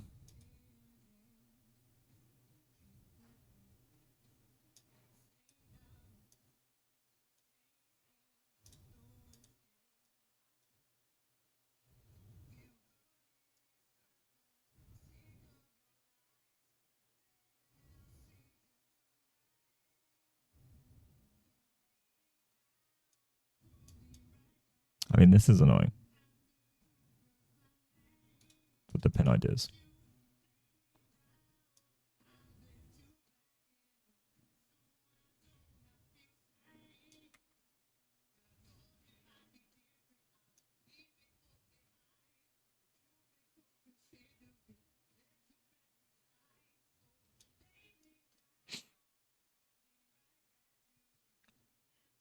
Yeah, this attack is scary. Maybe we do have to play g5.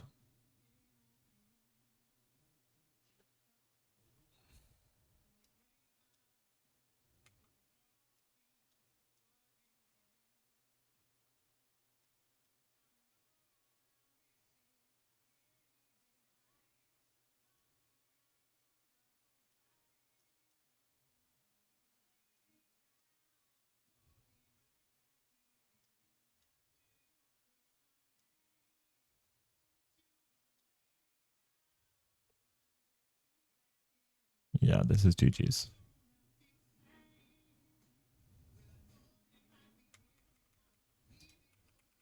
Wow, there's pressure. So much pressure.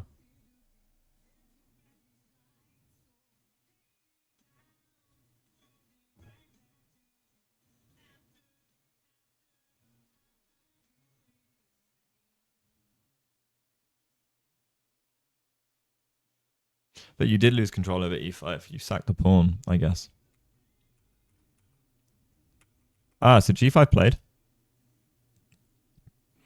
Can we just go rook d1 still?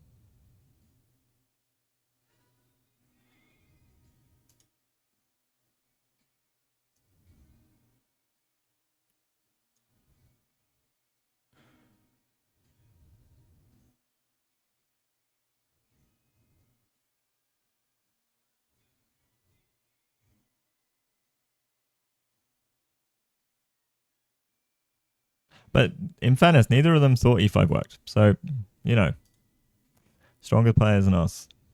The easy one I've got, you know, the board to just move pieces.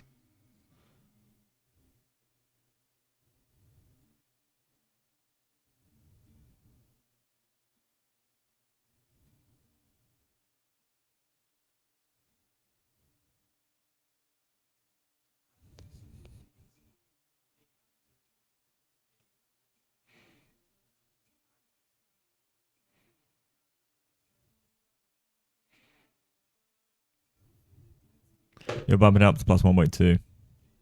All right. Anyone else in chat? Any got evaluation estimation? Someone liked black here?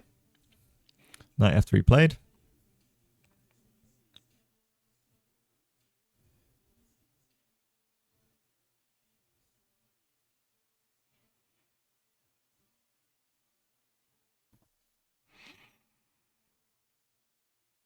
It's so easy to backseat. Because obviously both these people are extremely strong, stronger than I will ever be.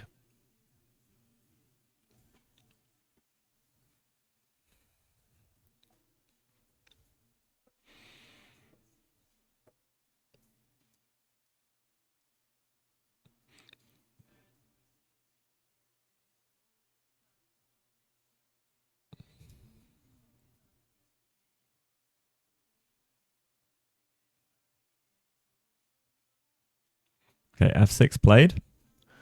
Deal with the problems. And now we're turtling. Much like Sam said, we'll get h6. Maybe queen e7. Maybe we go b6 as well.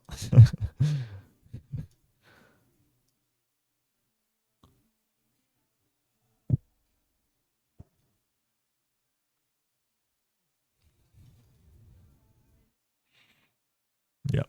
Okay, so rook d1, putting pressure on the file.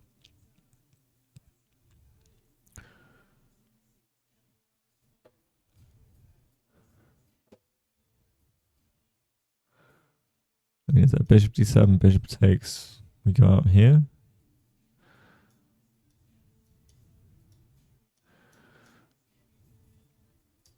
Too much.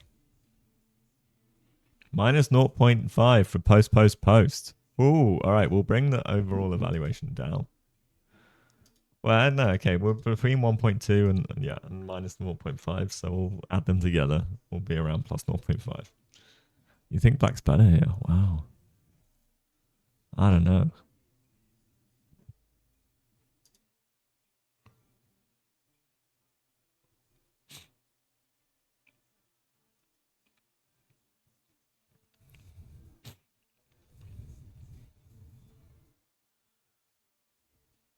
Now, is c4 hanging? I don't believe so. I think we still have the problems. I also, maybe it is if we go bishop d4.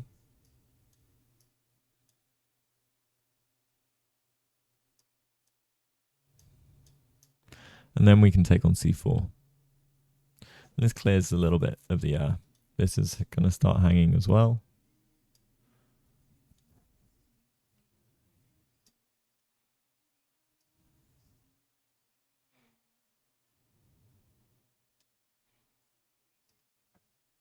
So maybe we're okay with bishop d4, queen d4, queen e7.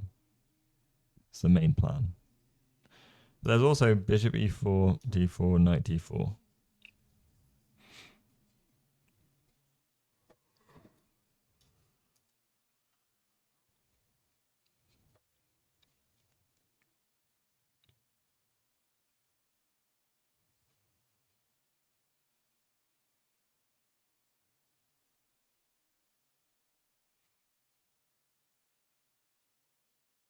Black is forced to take the bishop. Because of the c4 pawn? Being able to get that back?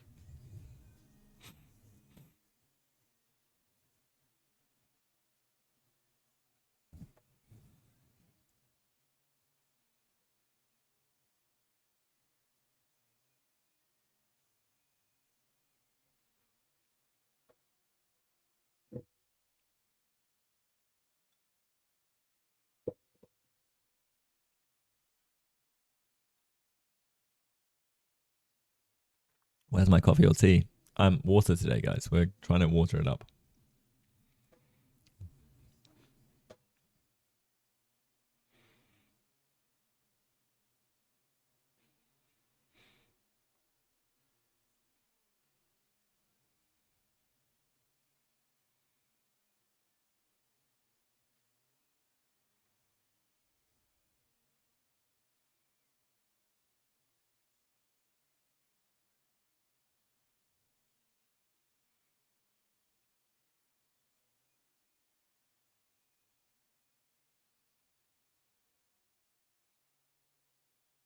Okay.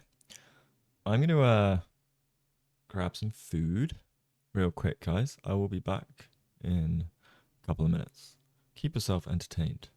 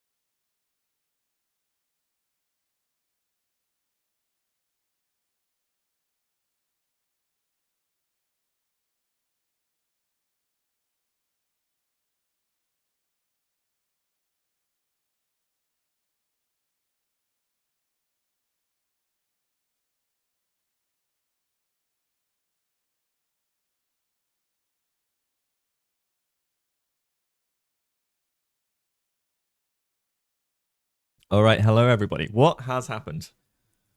Okay, so we had bishop d4, g5, knight f6, knight f3, f6, rook d8, bishop takes d4, queen d4, and then queen b6. This is potentially opting for some form of queen trade. So for example,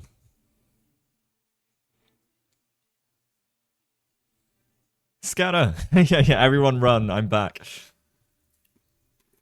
Also, opening. Do you want to see the opening, Bonapole? So,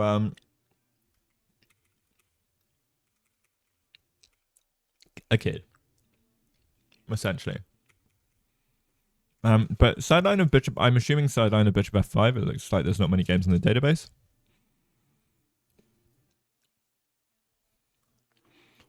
So yeah, this was obscure to me.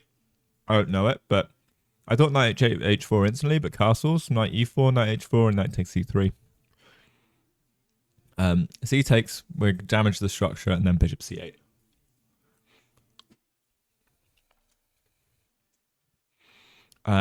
Brewington then hits with f5, f4 instantly, obviously trying for f5. Knight d7 and f5 comes. So very spicy position. And Kostya plays e6. Funnily enough, there's one game on the database with Kostya. I'm assuming entitled Tuesday against a 3,000 rated opponent where he plays c5. This year as well. So I'm wondering if Kostya has knowledge here. We had arguments about this. So e6 and e4. And Kostya responds with e5. We thought c5. I also wondered if c6 was a thing.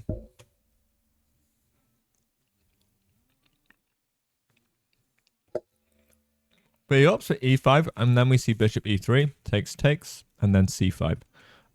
Here we think Kostya might have gotten off free with dc, knight c, e5, bishop e5, and bishop d6. And then it feels like black has lots of problems.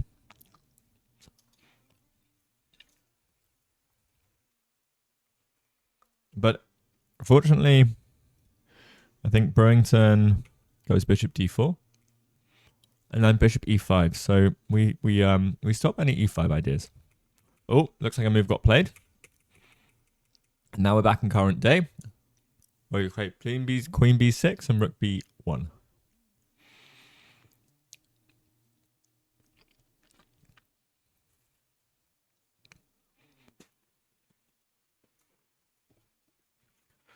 Which maybe does take advantage of the fact that our bishop is undeveloped still. Because now after like queen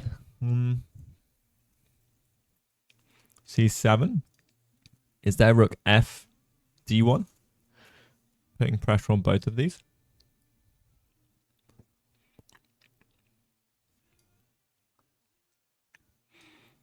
And it gets kind of hard to defend the pawn, no? I mean, we currently have like knight e4 ideas after queen takes, rook takes knight e4.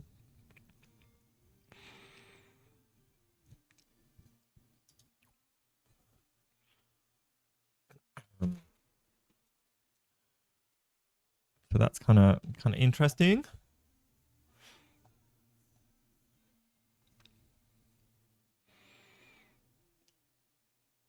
Oh, hi, beloved bookkeeper. Are you still around? Are people still around that asked questions when I was away? King g7, maybe. Ah, you think king g7? That would make some sense. I wonder if there's any other e5 sacks potential. Probably not. Where are we? I was going to open up this, and then this. Okay, now I can see all the chats. Hello, Justin Chess. Or Justy Chess. Go, go, go. Indeed. Welcome. Any other YouTube chats that I've missed? No, that looks like it. Yeah. Okay, so now, like, again, pressure is being put on the position. Kind of nice little nuances here. I do like King G7.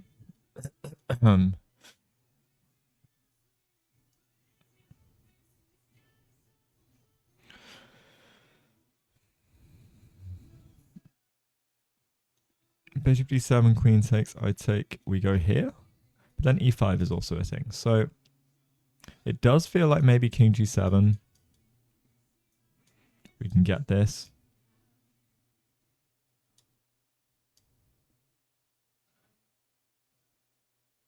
Is this anything? No.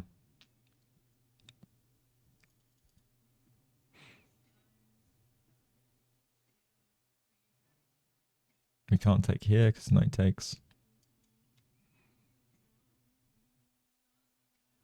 Oh, I think I was revealing. Sorry, I'm attacking. I'm attacking. What am I saying? What am I saying? Okay, we plot back.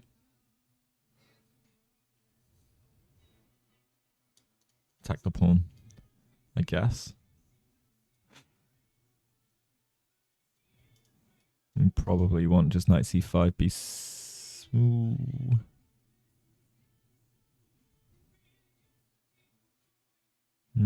This is tricky though.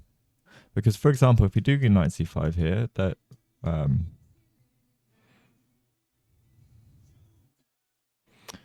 if we attack the knight... Actually, what am I saying? We can do this as well. This looks good. So actually, if this pawn falls, this pawn falls. So maybe you can't afford to take the pawn just yet.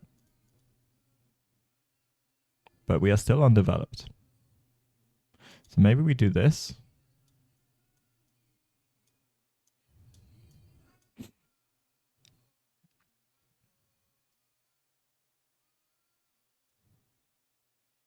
And then we fork both pieces as well.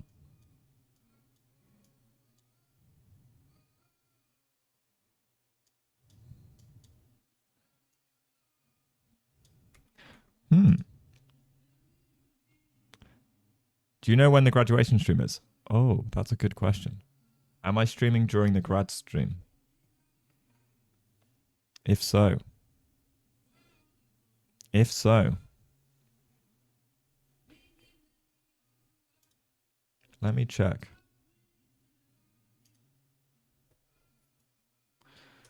I can unstream from the dojo.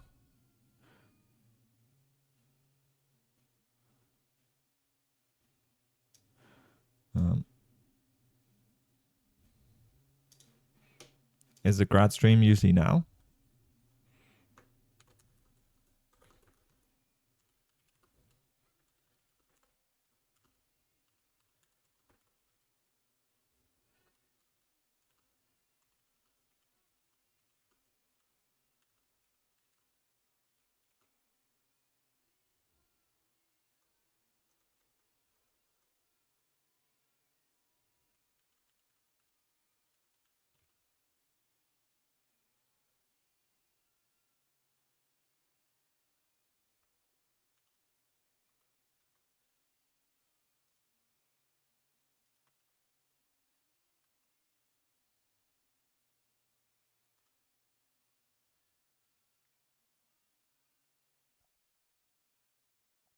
But yeah, let me I've just messaged the dojo just to make sure. Kostya didn't say anything to me. So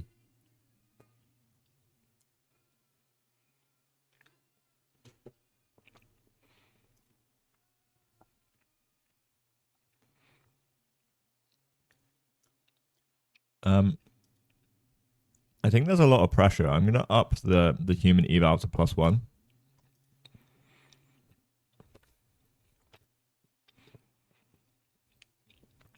And this is very hard stuff to deal with.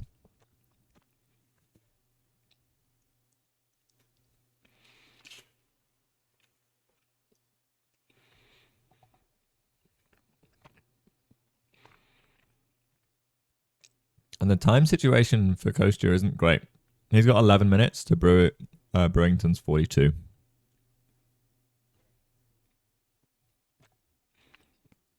Queen d5 needs some calculation. Interesting. So let's say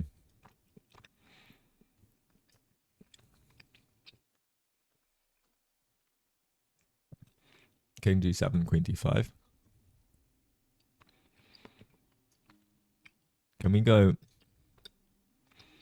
rook here? Probably not, actually. This knight's going to move and protect the pawn.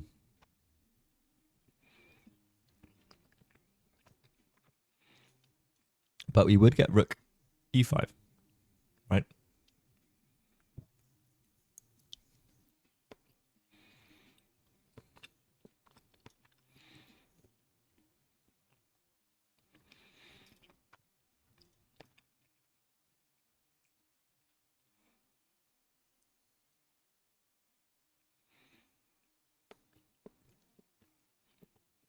Ah, there's Angelica, chessborn in the background, having a look.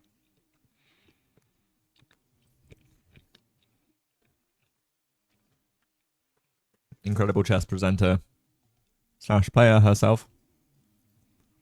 Okay. Oh, wow. Okay, we see bishop d7. Sorry, guys. Bishop d7, queen takes.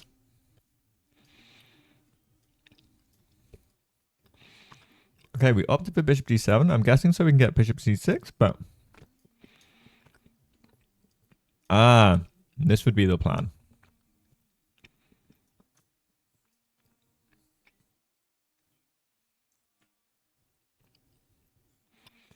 Right. Okay, so bishop d7, queen d3. Queen d6.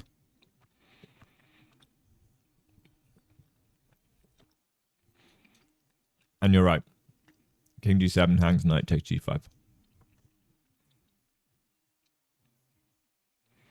Are we? Are we not winning this pawn back?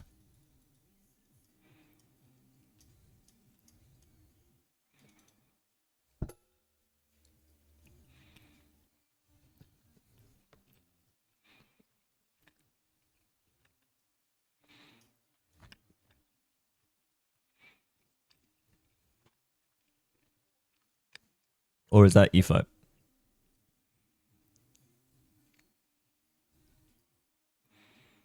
No, no.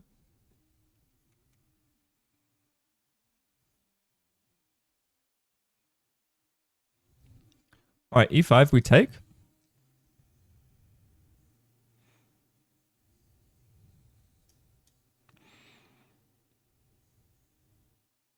But yeah, we've regained the pawn.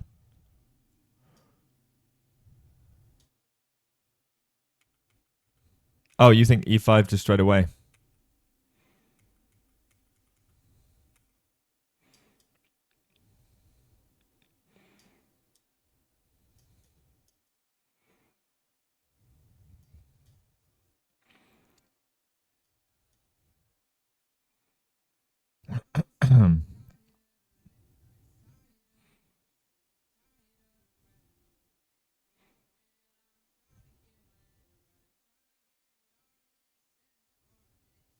G7.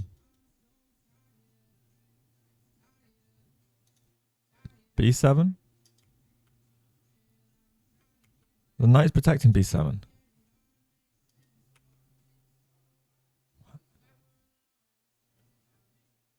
E5 takes.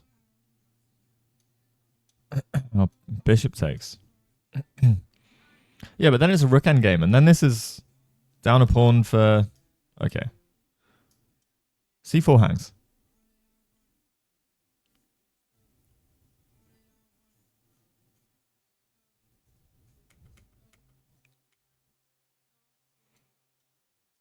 This is annoying. Yeah.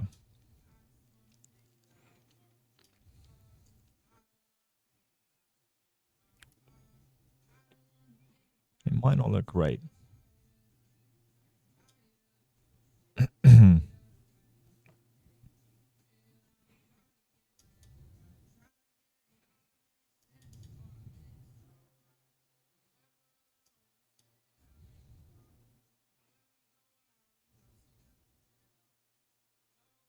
I don't know. Maybe it's like okay, yeah, I feel you though.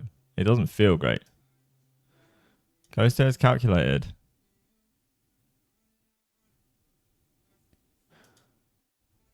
So e5, fe5, what were we looking at?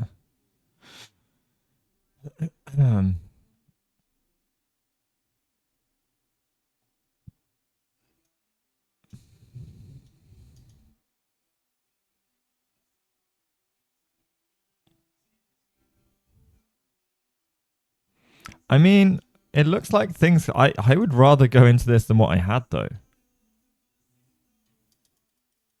And he's obviously spent more time, but like,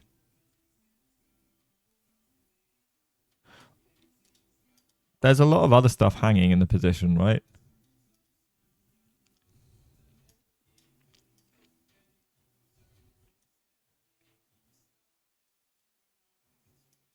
I don't know. Let's see, 4 pawn hangs in a lot of lines. So maybe after e5 takes, we play g4.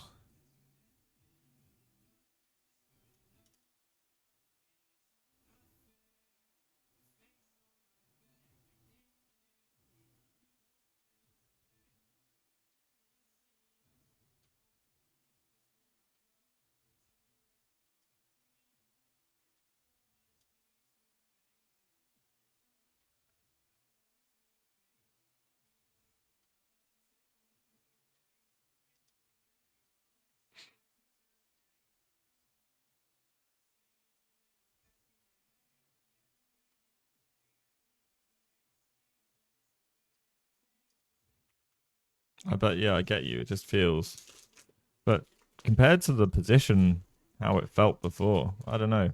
It feels like at least my pieces get active and they're not being mated.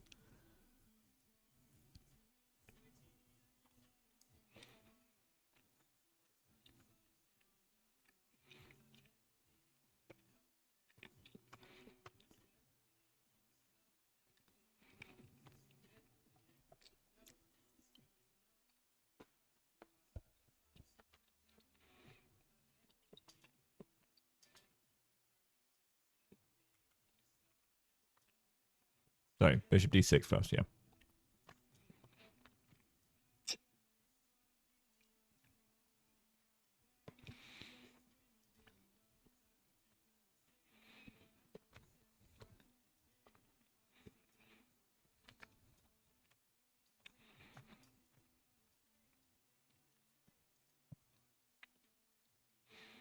Where's the knight going?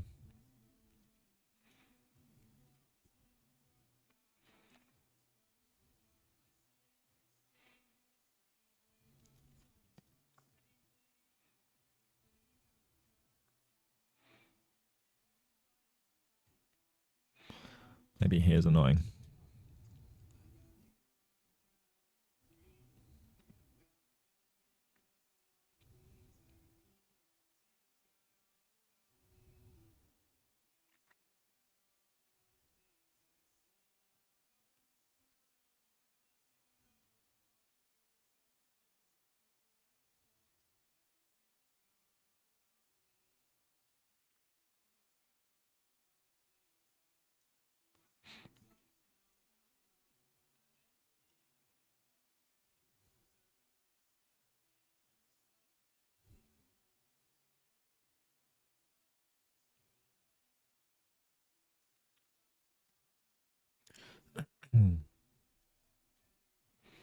So coach just played bishop e6 in 1 minute, so he's clear in his calculation, it seems like.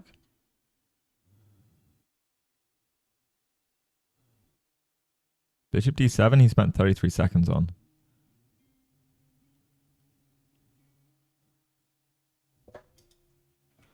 So yeah, he spent 10 minutes on bishop d4, and then subsequently was fairly quick in all of his moves. So Kostya's calculated this through, I think. Hello, Dommy. Welcome in.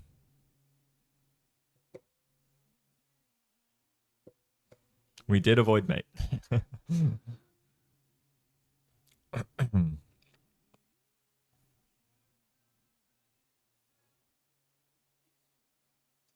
Say my name. I don't know. I'm gonna put this back down a little bit. I still think white has some kind of advantage, but like, don't know if it's +1.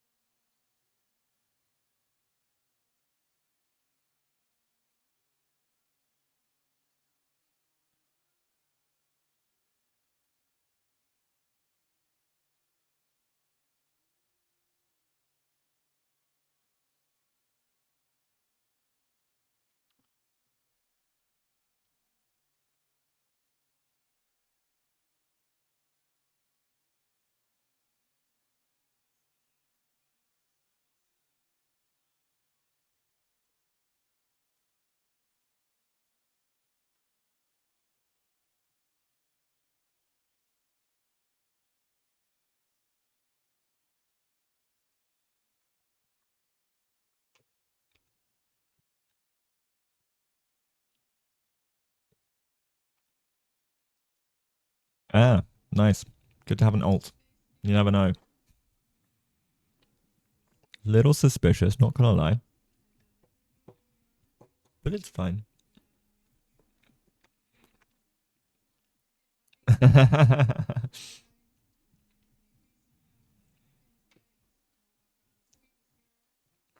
Oh, just having an alt for Twitch.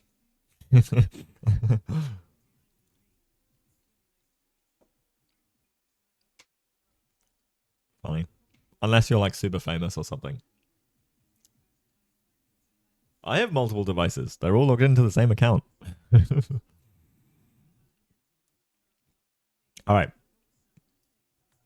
So we see bishop here and e5 is played.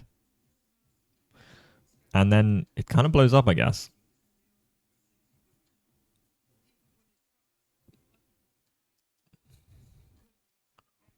We play fe5.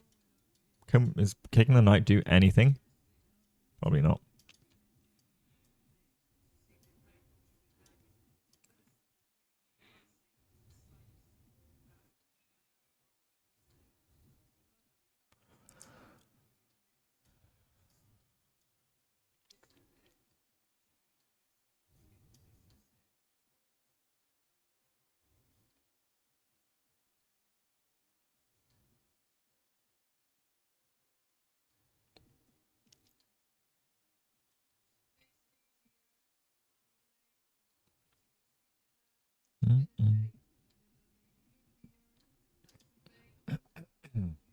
And like once these pawns go, then some of the like it's complex to like simplify, but it can simplify a bit.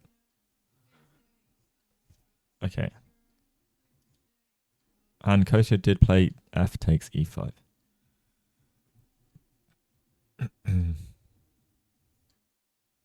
But Kostya still only has 9 minutes. He has sped up his play.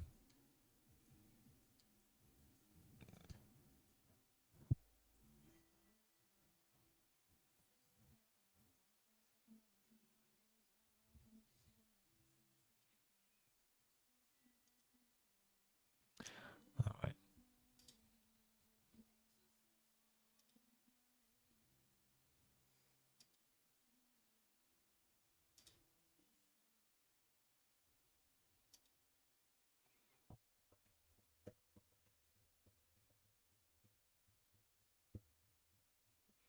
All right, so yeah. Knight takes, bishop takes. We'll probably see king takes, then rook takes f5. Looks fairly straightforward.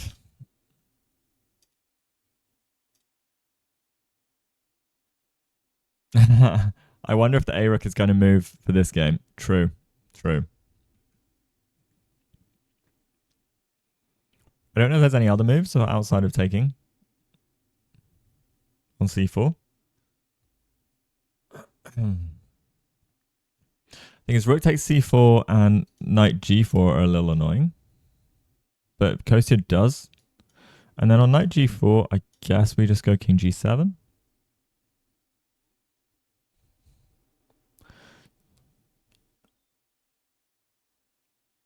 Yeah, knight t4 played.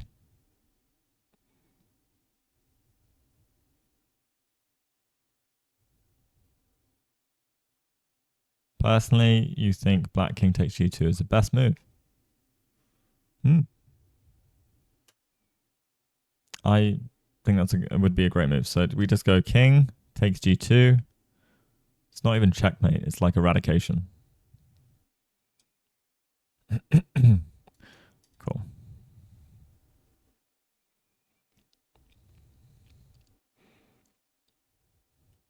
And now we're covering the check square. We can probably go back. We can double, maybe. Also, b6 probably isn't a terrible idea, but yes. We probably want to try and avoid the checks on the 7th rank. And so maybe rook f7 is a clear or clean idea. Maybe there's a world we go rook f8, rook 7, rook f7, we go here.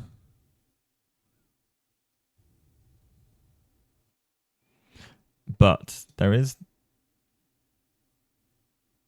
knight here first. So here, here, here. Now check here. Feels like we might be letting him in though. I think there's some calculation to be done here.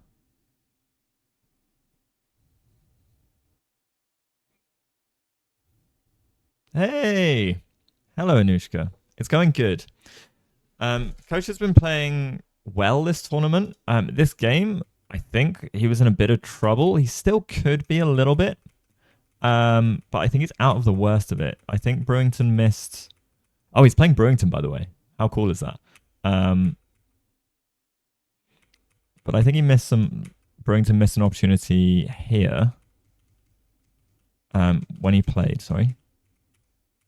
Here, when he played Bishop d4. So we had looked at e5, bishop takes, and then bishop d5, and there's just so much pressure and problems, it's hard to deal with. So sacking the pawn for this amazing pin, and some knight takes g6 opportunities.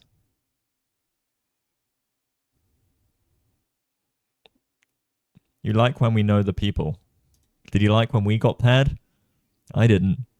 Hated every second of it. But this is a fun pairing. Although, yeah, I think not when I'm the people. Yeah. Double standards. All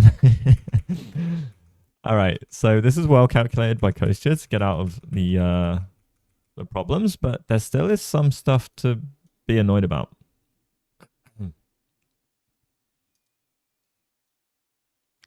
So I think we want to be a little bit careful. Rook f7, knight h6. I think rook c7, but then we just feel passive, right?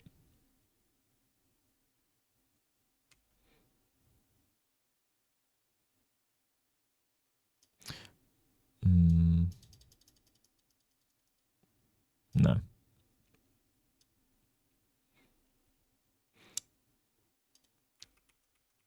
Okay, so coach is like, yeah, come at me with knight h6 on rook e7. So on knight h6, I guess we get our checks. That's the important thing here.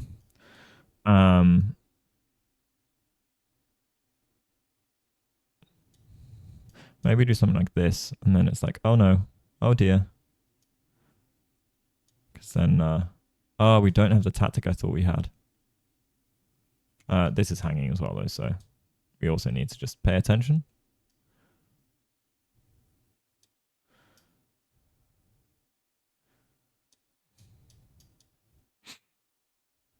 Okay.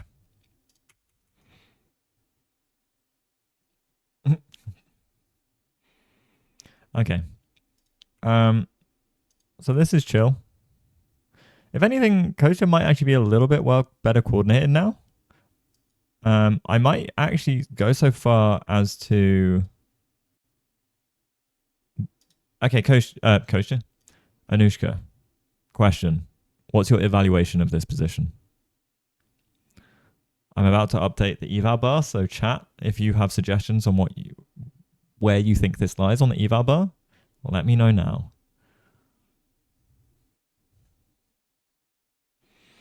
I think it's got a lot closer to equal than it has been for a while.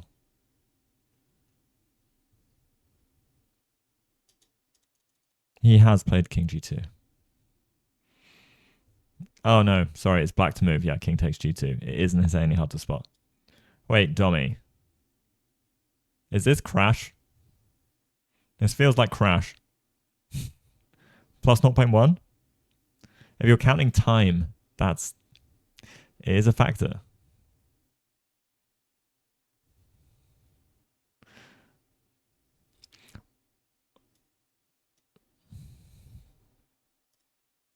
I don't know. I think it's not plus 0.5 anymore. I think it's a little bit less. I think it's like here. 0.2%. Wow.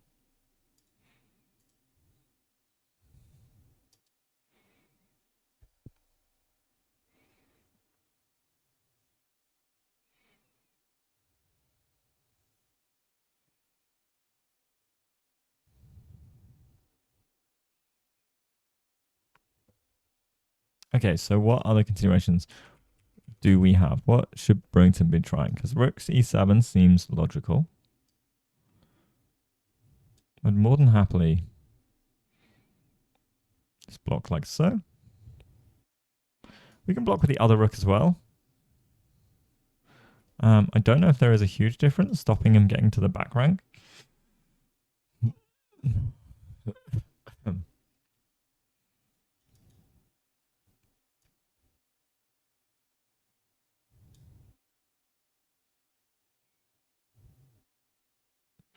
How does anyone do anything here?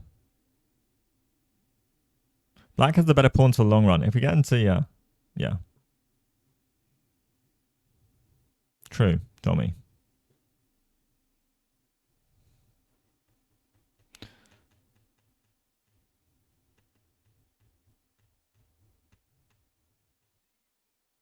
I do love pawn structure. Too much. Watch out for rook d5 by white, or is it not a threat? Well, is black to move now? No, sorry. So rook d5? I don't see what the threat is.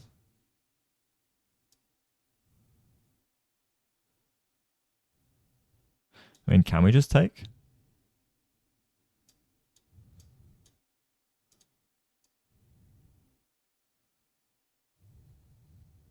And you're worried about rook f7 knight here? Because I'm not worried about the rook check.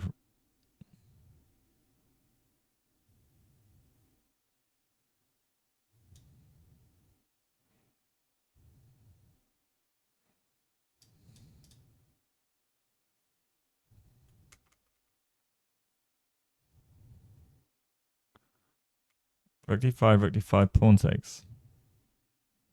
Then exclam move.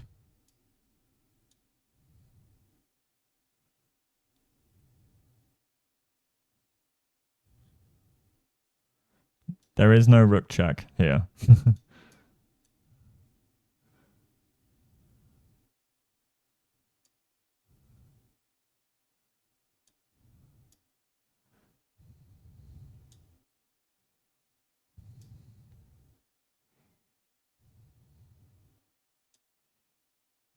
I'm confused.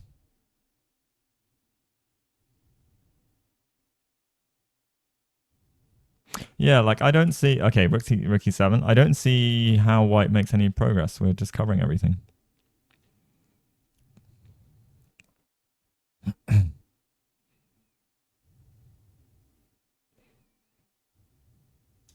If Kostya draws this is another good result. He drew a 2500 yesterday. Brewington's another 2500. He was crushing a 2500 in round 2. It was unlucky. Time management. Time management is what did that to him.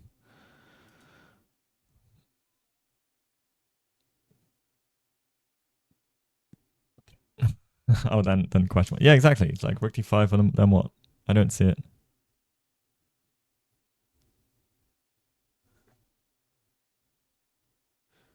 Oh, sorry. If I use the other rook, I got you. That makes sense. So I was doing this. Is rook d5 a threat? Well, no.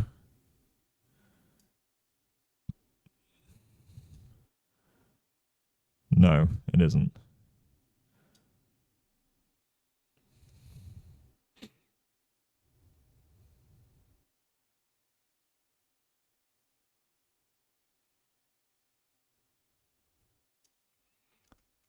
I mean, that was the draw I was talking about, Sam. He drew a 2500 yesterday. That was the draw. Yes. Okay.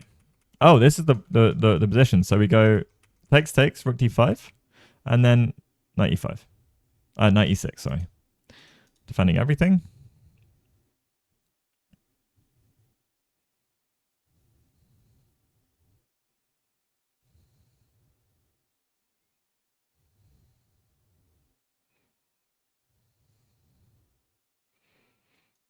h6 will probably come at some point. Then we're free to move the knight.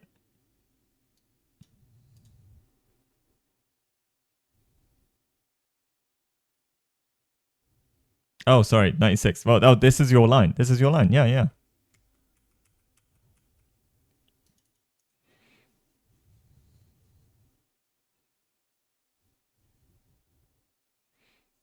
No. I see. I didn't pay attention to the line properly enough. 96.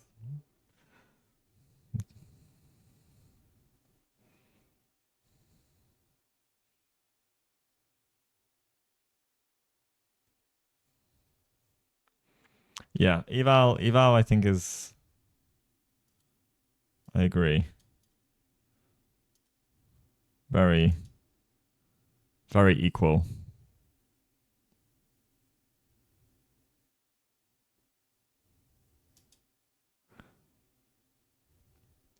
Okay, so rook e5. Is there anything to play for?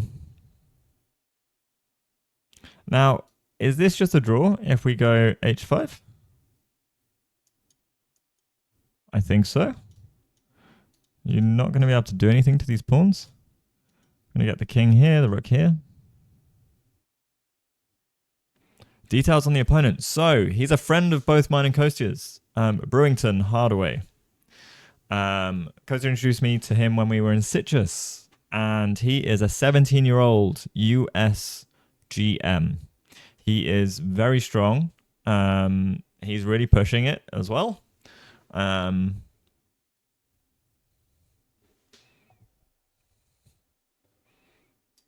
Rook e4. Not a very comfy one.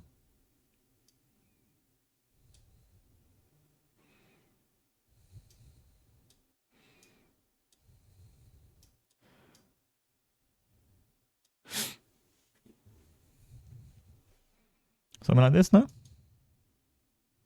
This looks chill to me.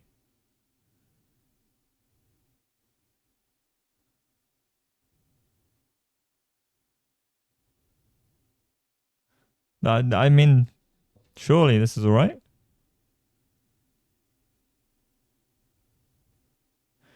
Kostya's GM opponent yesterday. I'm not sure in round 1. All right, and this is played, by the way. H5, let's go. Kostya's just like, come at me. I'm an IM today, guys. When it comes to the rook endgame, I'm an IM. Not very comfy? I disagree. I think comfy. Rook d7 is chill.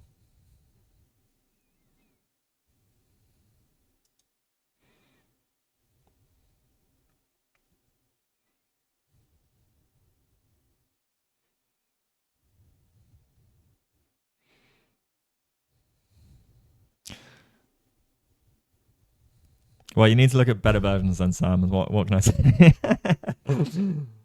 You know what? The one thing that's stopping you becoming a GM, Sam, is just you're looking at bad versions of things.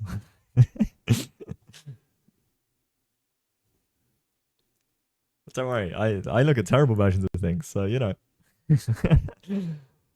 I'll see good versions in Rook games, I think. The only thing. The one thing that's stopping me from gaining any elo is this.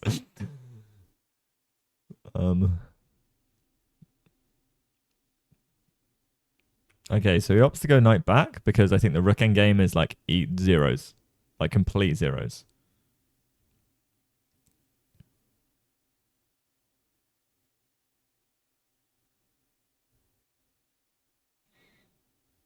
And I guess we just go king f6 now. Because there's no knight check.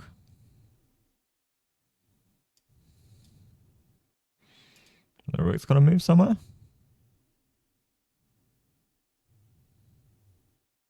I just don't want to get forked like on this square because, for example, okay, here, knight check. Just make sure the knight can't access the square in like the next couple of moves while my king and rook are like so.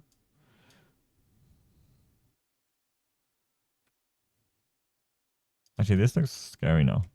Hang on. King f6 rook here. But now we do this and we have time. So what's the difference with this? Oh, I don't have to move anything. That's what the whole difference is. I can actually do this.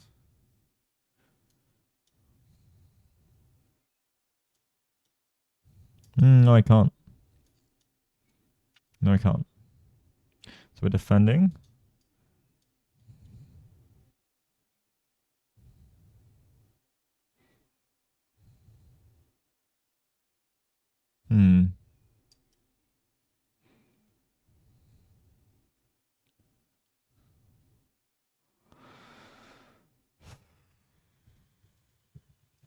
Maybe in this case I go king g6 because then knight e4 isn't with check, and then I just go g4.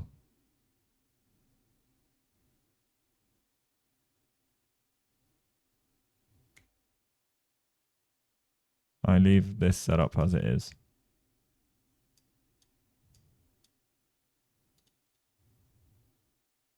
Yeah, and now I can move the knight, right? Right.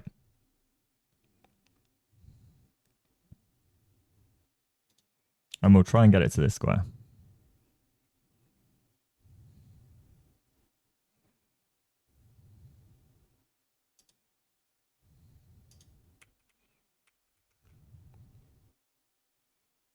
.05. All right.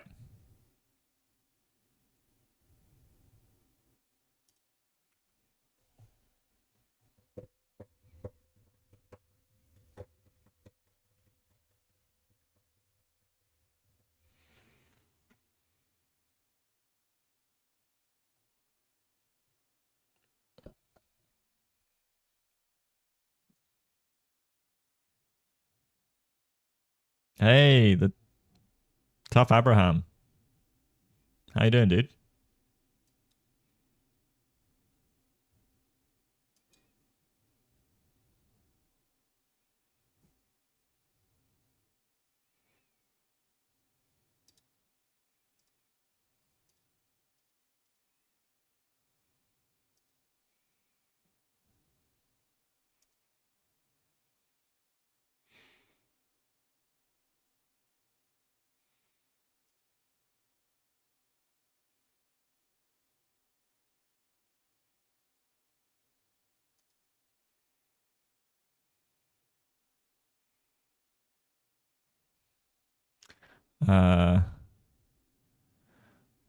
I don't. You're gonna need to translate that, Tommy Mommy.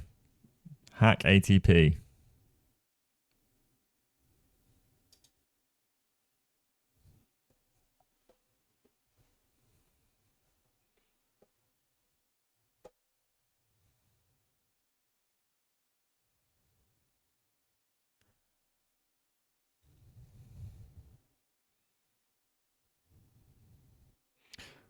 Yeah, yeah. I think that's fair. Oh, so we're allowing this check. Actually, yeah, this is nice now. It's just really coordinated. All of his pieces are like, yeah.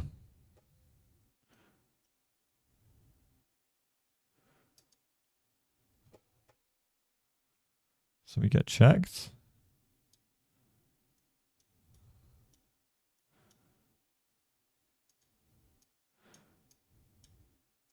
Gotta move the knight. That would lose. So you've got to be real careful.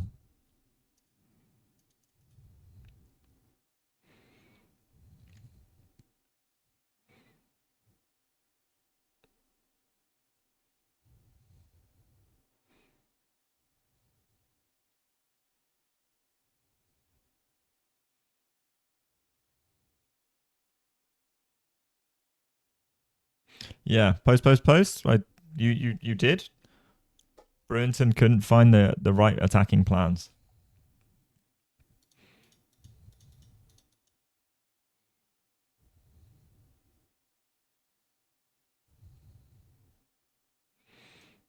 Okay, Rook C6. Solid. So solid. Now Kostya is playing on low time, and Brewington has a lot of time. So he can keep trying to find ways to be tricky. And try and put some pressure on Kostya's clock.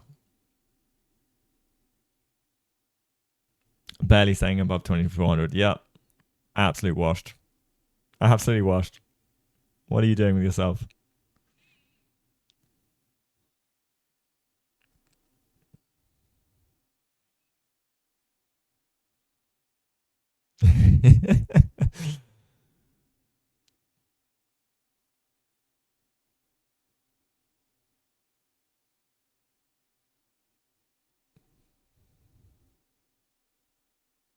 Me believe it. You guys can't hear the music. Sad. 2400 chess.com. Yes. Yeah. Not FIDE. Human eval 0.3 due to the clock. That's fair. I don't think he does.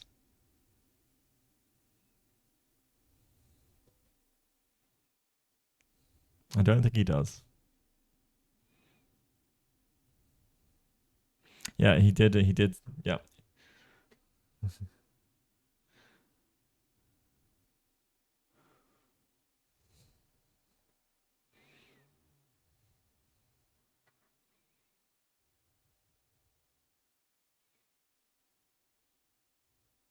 Yeah, David has all the norms. He just needed the rating. David just is like, he just chills. David's games are insane as well. He's such an insane player. Like, insanely good. You know, David was the last person to take Hikaru Nakamura under 2700.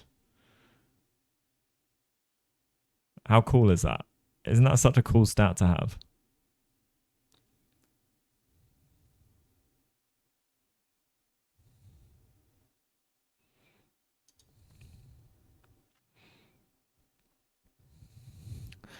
It's like a totem pole. We just need our rook here, and that just completes the photo. Oh, imagine if we get that.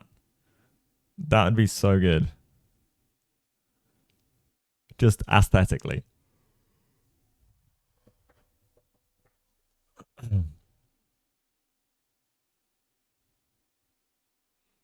You know, David's insane player. When Shanklin that said David in his prime could take down anyone. Yeah, yeah. It's on YouTube, so I think it's on YouTube anyway. They did a top 10 of David's games.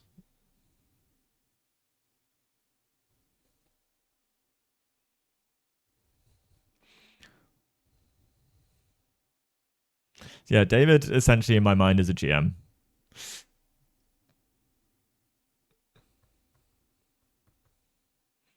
Although he like that's the thing for him. It's like sure, you know, everyone thinks it's a cool game because it's against Nakamura, but like it's not one of my favorites really.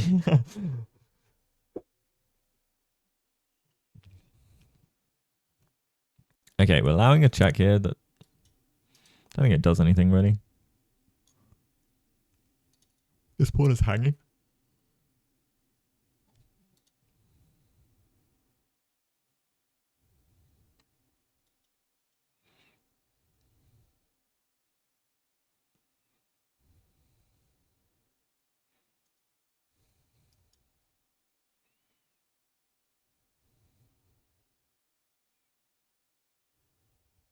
The clock is ticking.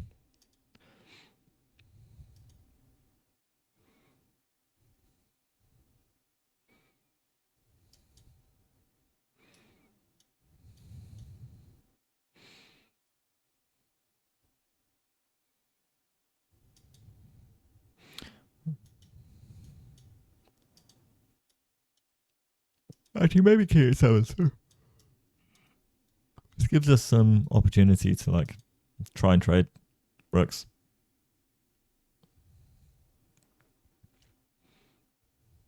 Or do we want to trade rooks? I don't know.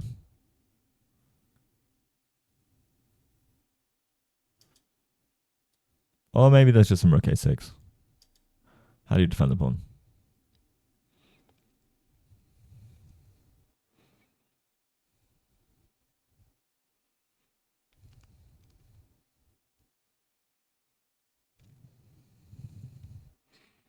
This might come down to time.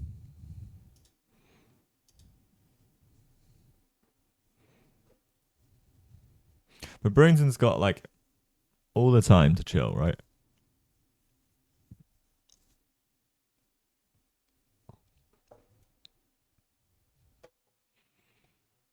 Although Kostya looks really chill. I mean, he's looking around.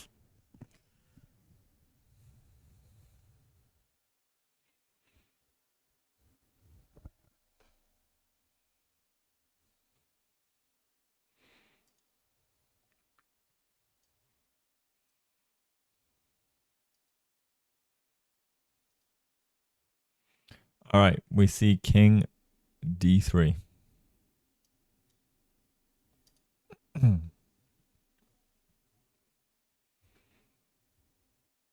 Man, I'm in London, Brixton, Camden, sipping it in a hand. London is busy, the city is tricky, the city is cold.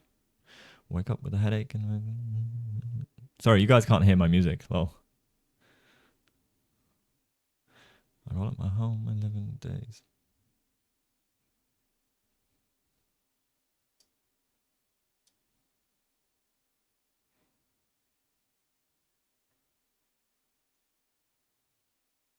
Man, I'm in London, Brixton, Camden, sipping with... London is busy, the city is tricky, the city is cold.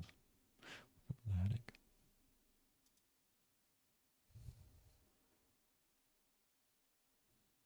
I wonder if we get rook e2, knight c5.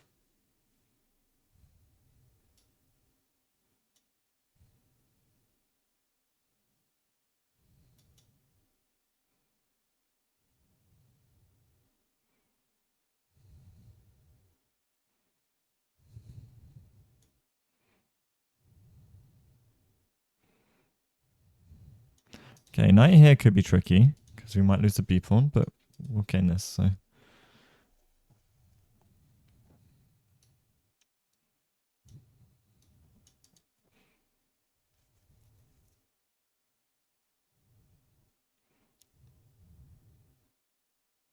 I don't think we want to trade rooks. Rook's the easiest drawer, right? If anything, if we trade knights, we're cooking.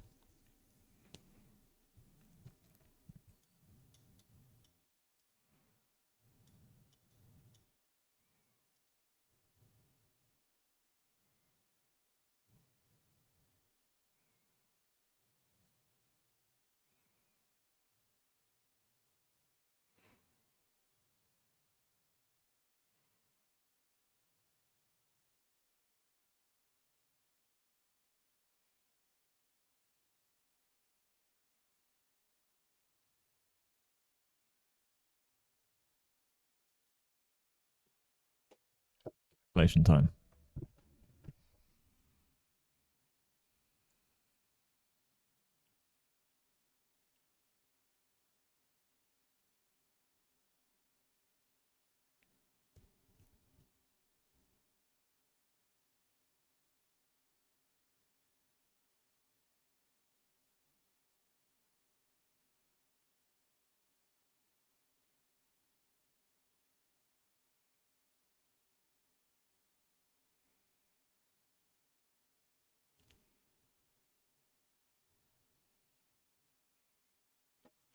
Question is, if the white king can get in, is that a problem?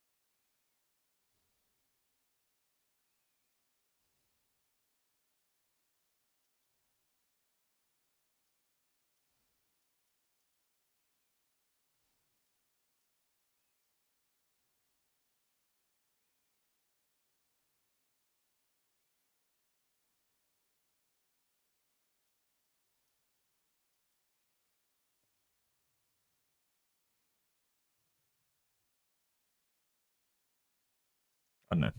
I don't know. All right. Oh, okay. We're clarifying the pawn scenario. So c5, h4. That makes somewhat sense.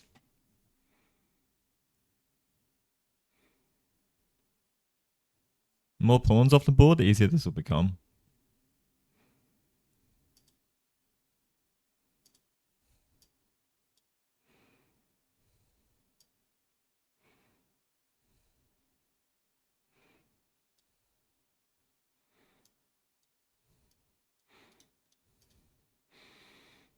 We're doing okay.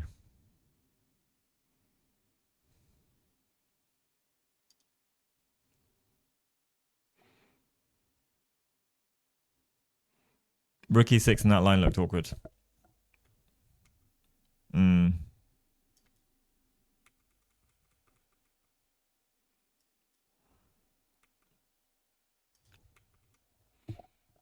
Kostya's in like trade mode.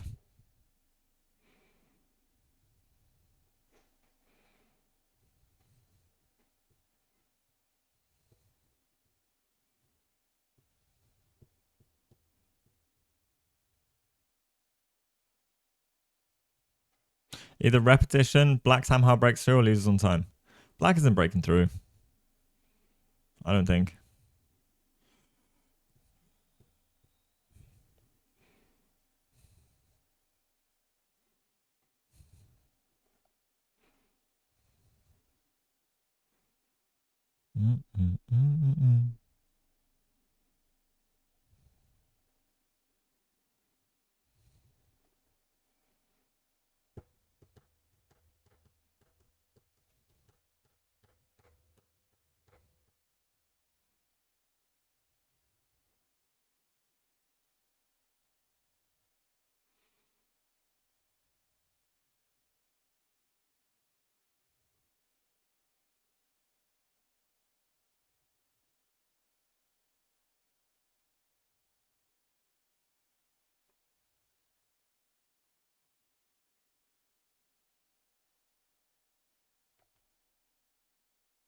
All right, chat. Predictions. Result and move number, please. How many moves are we going to go for?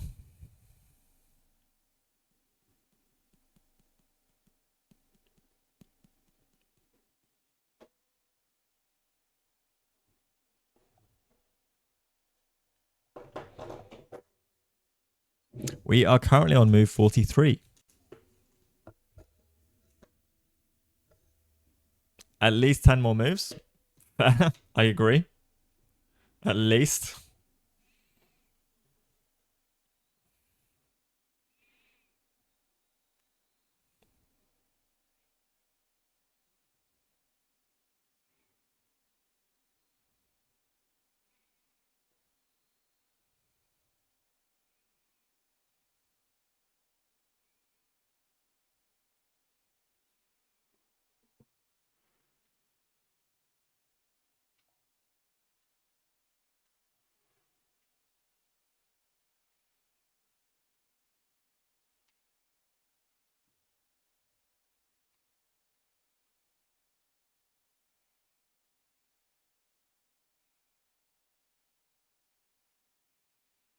Okay. Rook e4. Does look annoying. Do we have just king f5?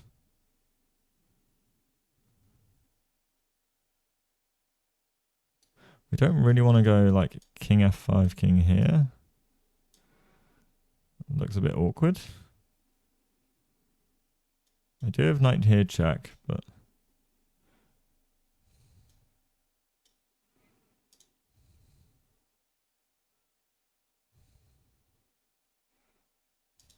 Oh no, if king here, can we just go this? Or is this just too scary? This should be okay. Or should it? I don't know. We'll be okay. We'll be okay. We'll be okay. King f5 h3 looks annoying.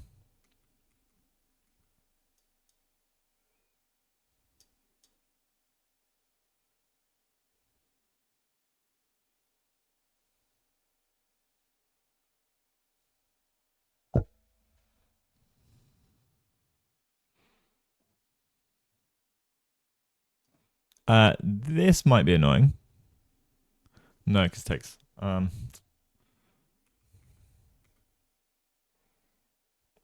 moves played. It's king g5. And then rook e7. Burlington's playing for it. He's going for it. Do we just drop the pawn?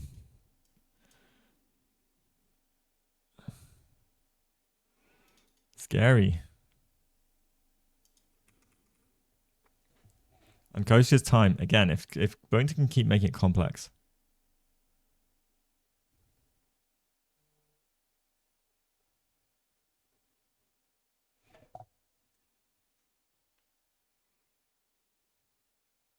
Knight f6 played.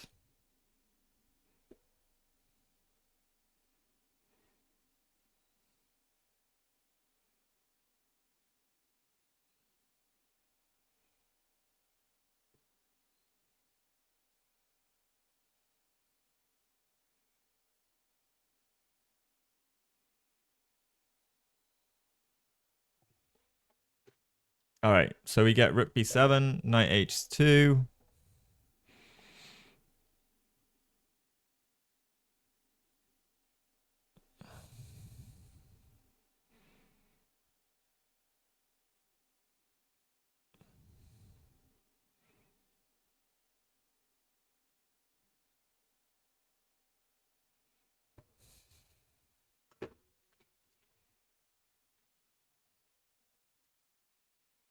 Okay, Brovington gets up. He's just like chilling. Kind of funny. I don't know if that's a power move.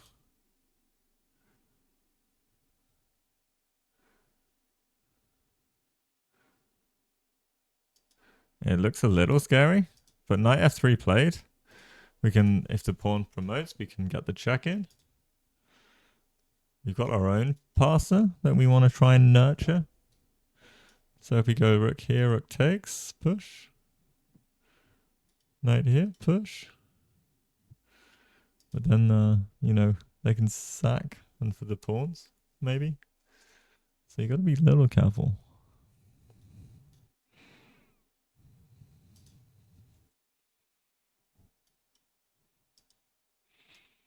And if king here, what are we doing?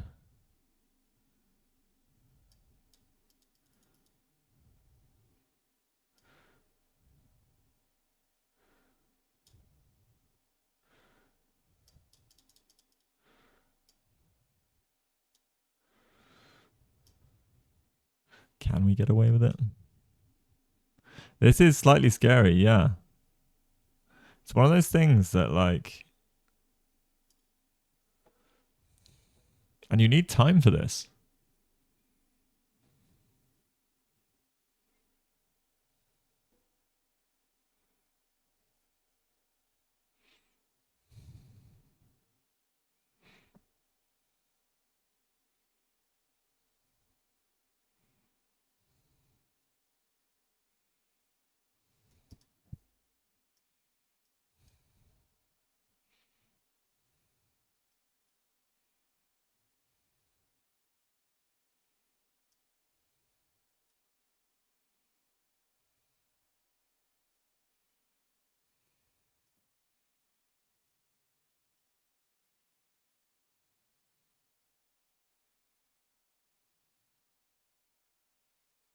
No, this can't work because we can sack for the pawn, right?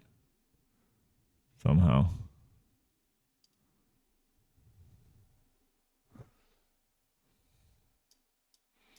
Yeah, if we do this will be the way we do things.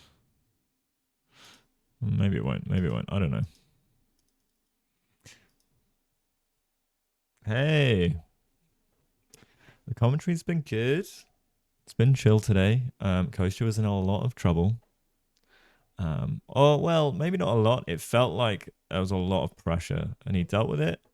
And now he's out of the woods, but Brovington's made it tricky again. And Kostya doesn't have time, so this looks scary. It probably is holdable.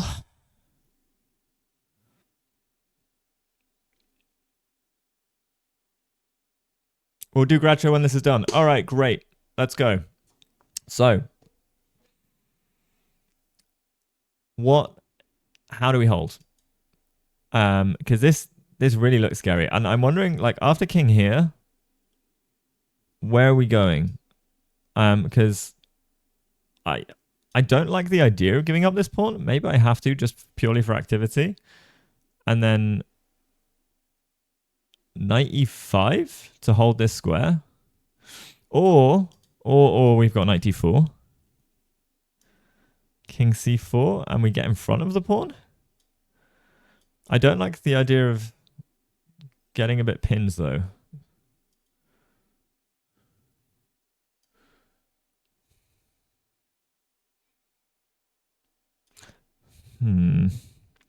I mean, these scare me a lot. The question is this enough? And if we can sack a knight, like if we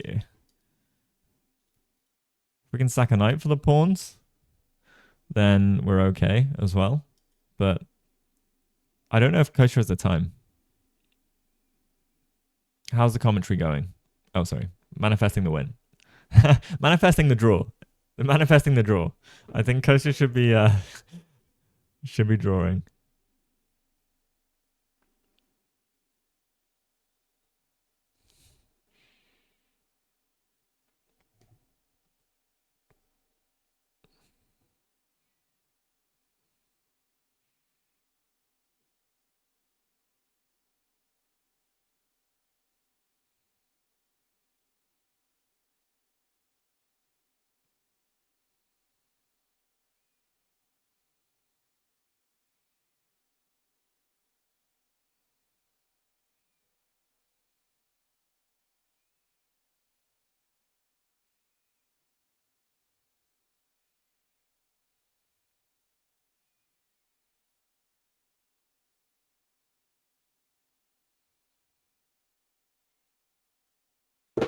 All right. I've seen Kostya get into more stressful time situation 2 days ago. Yeah, in fairness, round 2 against the GM.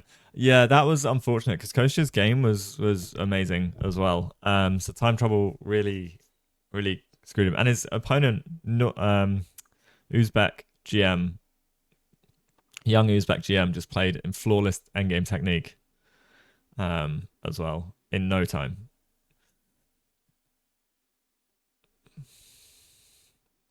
Okay, Burrington's really trying to figure this out as well, which is good because Kostya can use his time. That's the one advantage of your opponent taking a long time, but also you've still got to respond to their moves. So Kostya should be locking in. We can see him folding in towards the board.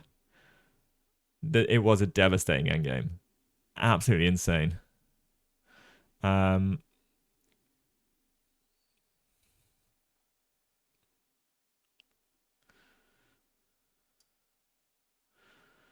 There's a lot to calculate because I think we have like some 95 checks. So maybe there's A4 coming our way as well. There's also King D4. D5. So King D5 just trying to like move in. I don't know if Rook G7 check is anything that we should be worried about just yet. I would have thought just King F4. Then we can pop the knight in front. Can we just say shake hands? Yeah. Sometimes you're just sat there and you're just like, please just, I won't offer the draw, but it's like, please just offer me the draw.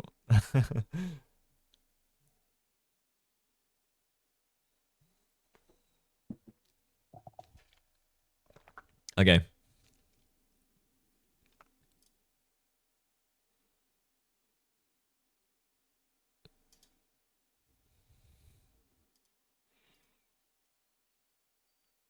What else have we got? What else have we got?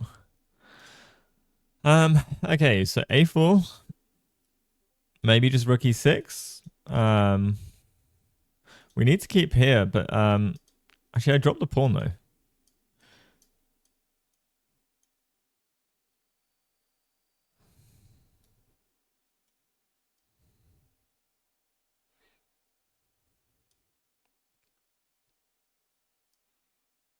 My plan is just simple. March the pawn. Rook E6 stops this idea. So, have they got any other ways that they can stop us? Well, no. I was wondering about this. And I think we do lose this. Yeah. So, we can't allow this.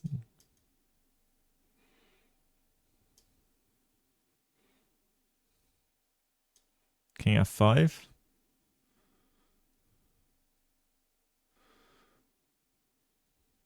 Knight D5. And then we can't really do anything, I guess. Oh, we lose the pawn. So, no.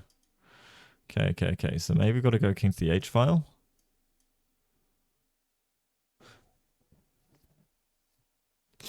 This feels very scary. Rook E3.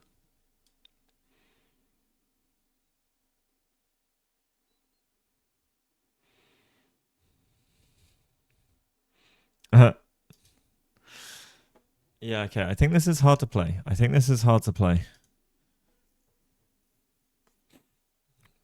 But Brewington is really tanking.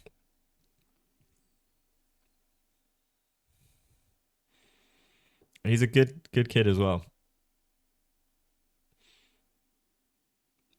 They'll probably analyze after the game, so we'll see if Kostya can bring him on.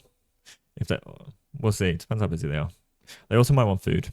I very much like having food whenever I finish games.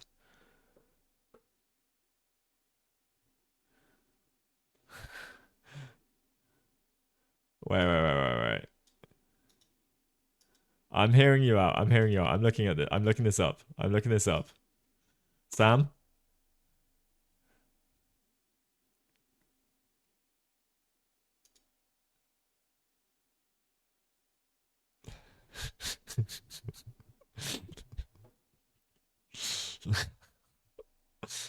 I'm not getting into this, Sam.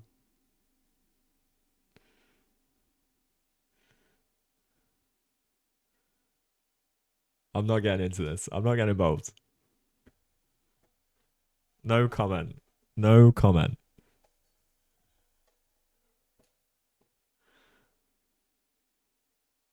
Um, I think he's yeah, he's 17. He's like he's doing really well. He's 2500. Obviously, he's trying to grind his way up. He's got a great future ahead of him in chess for sure. You think White will play King D5 and then it will not be easy? A question is how to get Kostya's rook behind the pawn. Yeah, because after King D5.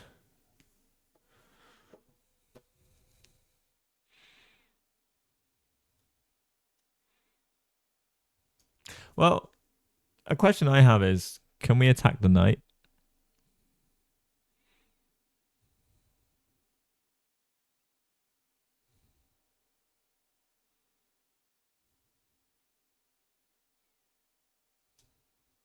Right?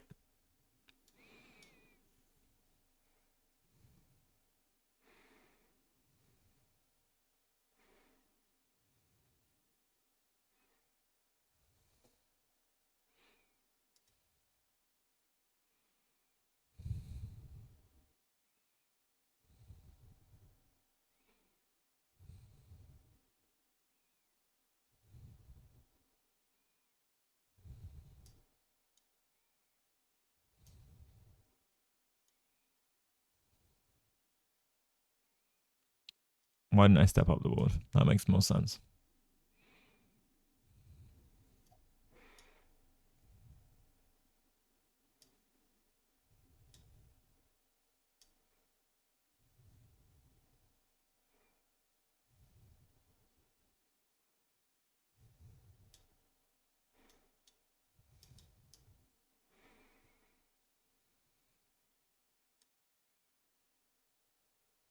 Actually, no. We're gonna plow through. I think.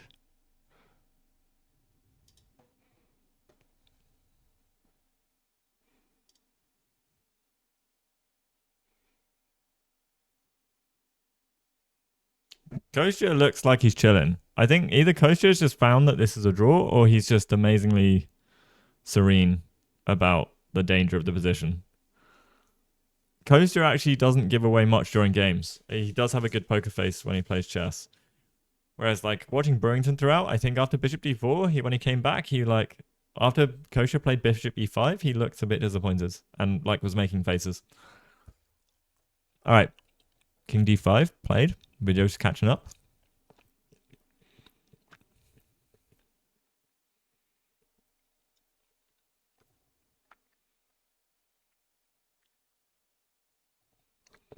So what do we do here?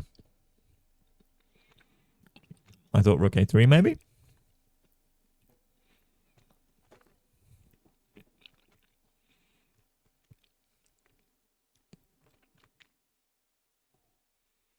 And Kostya 3 minutes.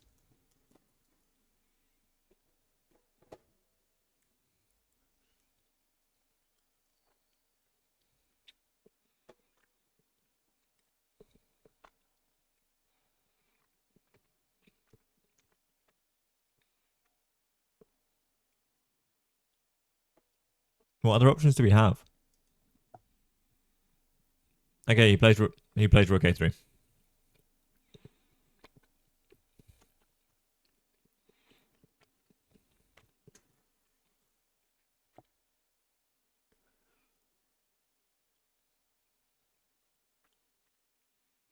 Now, I wouldn't. Knight e4, king f4. Oh no, he's taking. Is he taking the pawn? No, he's going rook b3. I thought he was hovering his hand over the black pawn. I was like, whoa, was that some crazy tactics?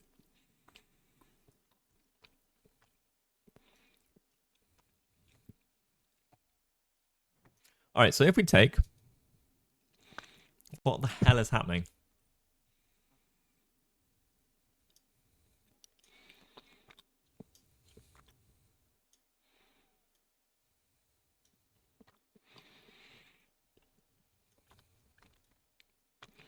Oh, we can't do this. We can't do this. We get checked. So we don't waste the time stepping towards. Or we do waste the time.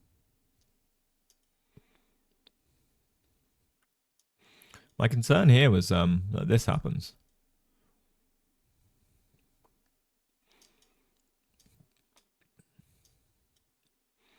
Right?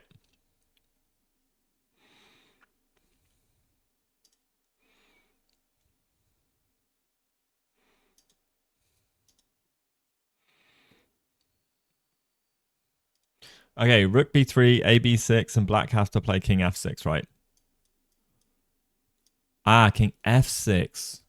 This makes sense.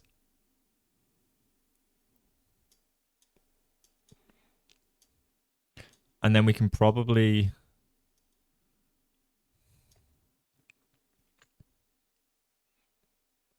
try and work some magic with takes. King e5.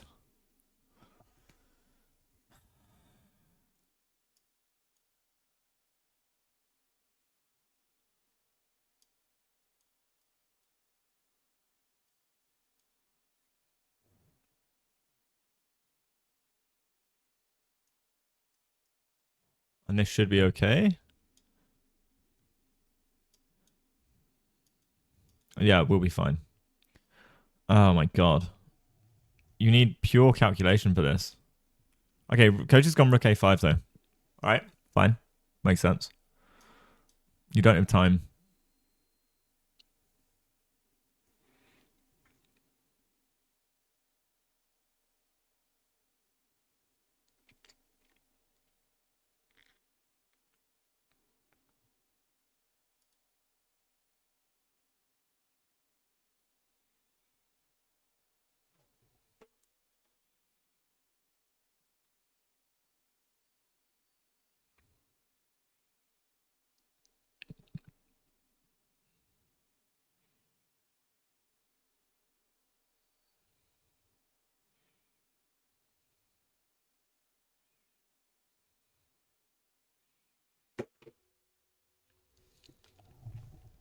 All right, now a4.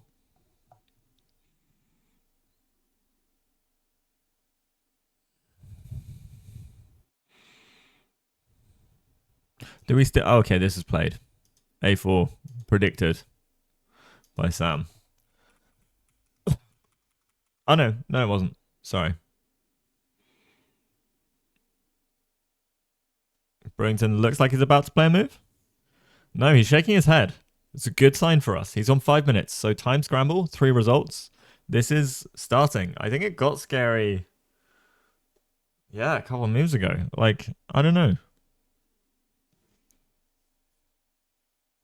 Oh, okay. Burrington's shaking his head. He's seen some result, but also this is where I feel like Burrington wears his emotions on his sleeve, right? And actually, what he should be trying to do is bluff it to make Kostya think that there's a win and try and tank his time. Oh, a hold.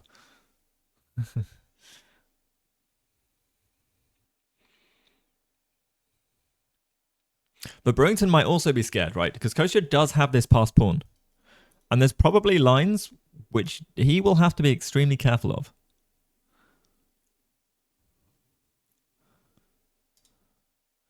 So a4.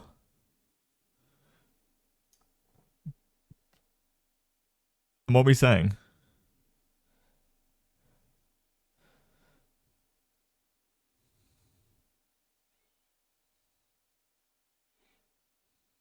We have rook check though.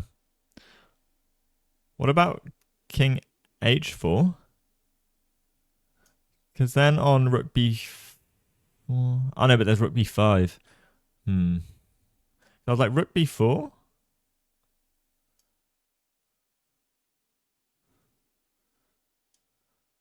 How do I guard this square? I'm trying to find ways it's not this square. Oh, moves played, moves played. Oh, wow. Okay, Burlington's scared. He's gone rook b8. Trying to get behind the pawn here.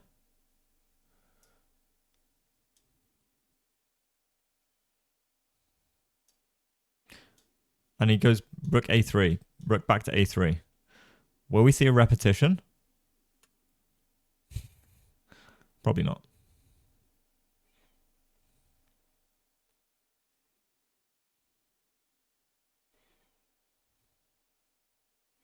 Burlington's time is ticking.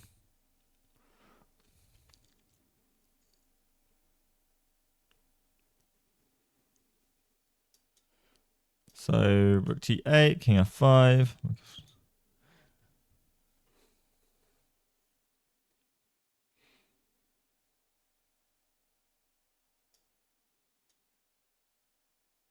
Thing is, no, I don't know.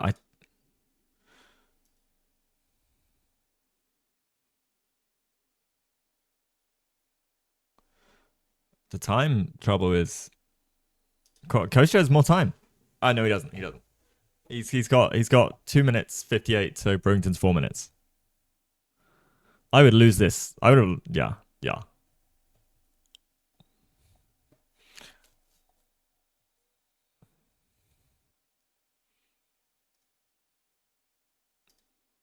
Oh yeah, I'm gonna change the human eval up a touch. Still think it was maybe in white's favor, but if he goes rook b3 again and then a5, a4, is that what we're worried about?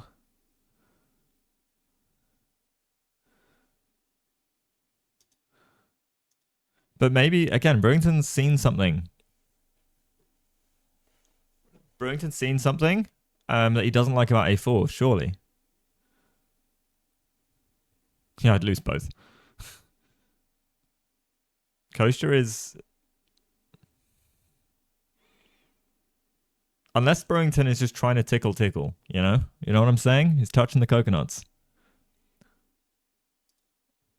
In the wise old words of Jesse Kraai, he might be touching his coconuts.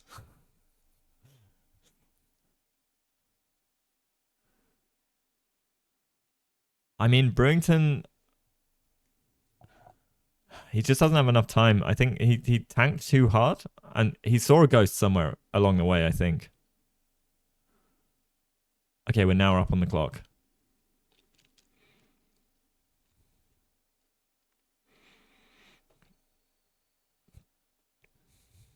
Okay, rook g8. I'm assuming we'll get king f4, rook check, king f6. Knight check. Gonna get king up, rook behind the pawn. This could be annoying, right? Oh, I'm sorry, king f4, king g3. But king f4, king g3 check actually looks a little awkward. Huh. That doesn't look that fun. Okay.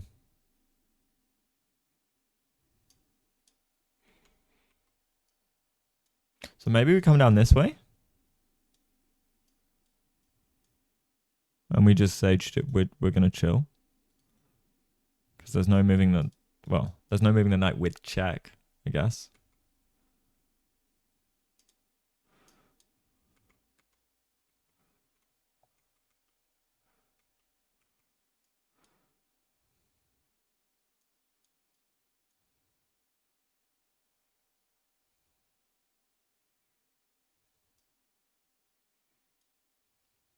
I guess.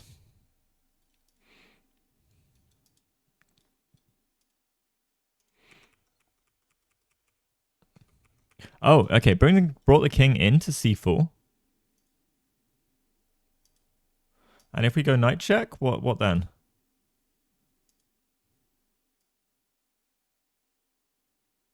You've got to protect your knight. All right. Coach doesn't have much time, so I'm going to keep on the position.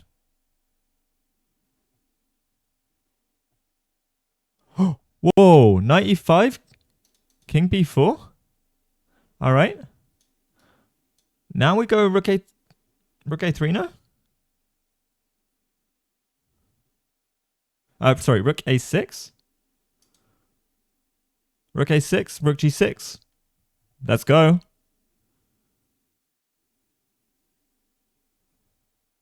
I mean, it's only a move.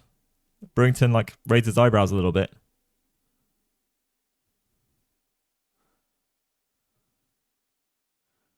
We can also just blockade the pawn for eternity. Well, not for eternity, because actually if like rook here, king here, like you get some opportunities to push maybe.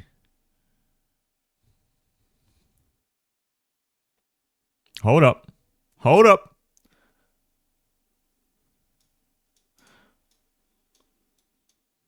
Oh, actually maybe we just do go rook here, because if you push, we're gonna sack the knight. But you're not going to push, right? You're not going to push, not going to push.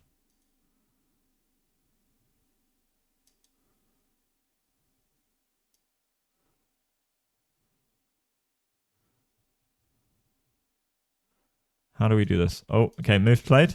Okay, he's gone rook back up. We might be... 95 is an option.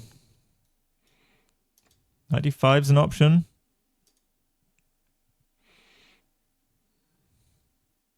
Oh, king's gone back up. Are they going to repeat? Or are they just gaining time? Damn. You want rook g6 and shove. But rook g6, rook takes, king takes. Is that okay? All right, let's look. And we say rook takes. C6. Knight c6. I don't know if we can do this.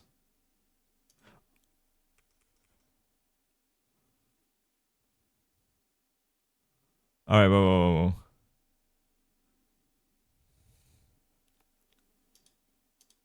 All right. Brewington's thinking.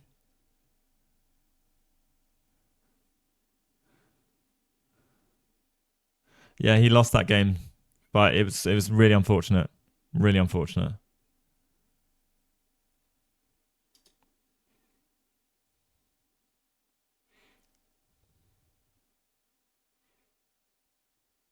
Yeah. Rook g6 feels like we haven't got it.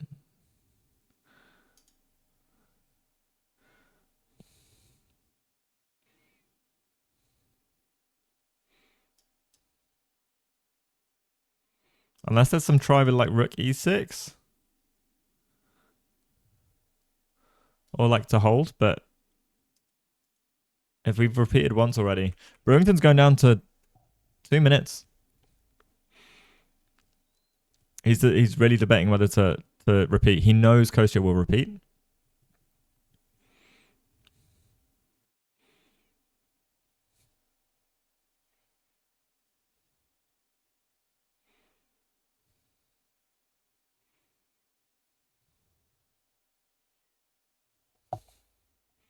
Yeah, I don't know.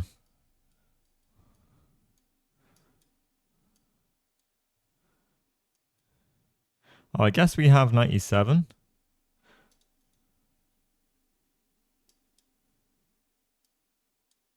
Oh, move came in. And we see a repetition. Oh, they're drawing. Let's go. Let's go. That's huge. Huge result.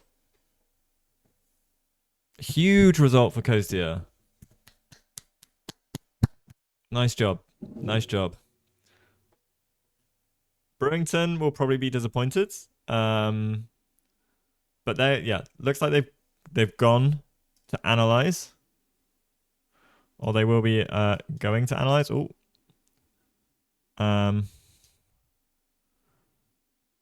so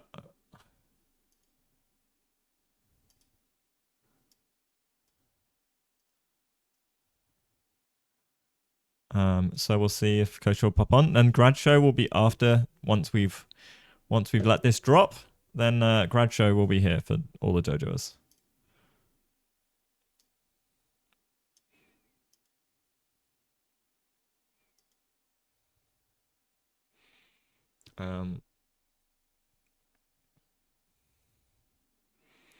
So let's see.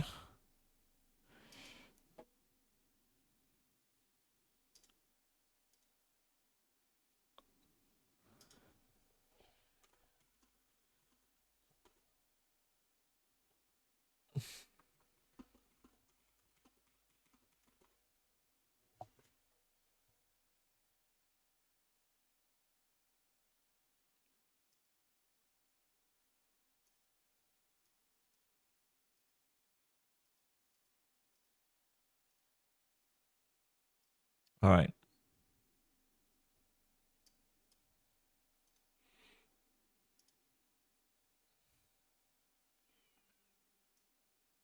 Okay, we seem to have lost the feed. It's probably processing.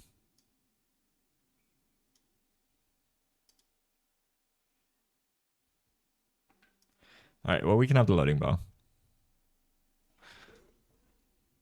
They're probably still analyzing, or will be for a while.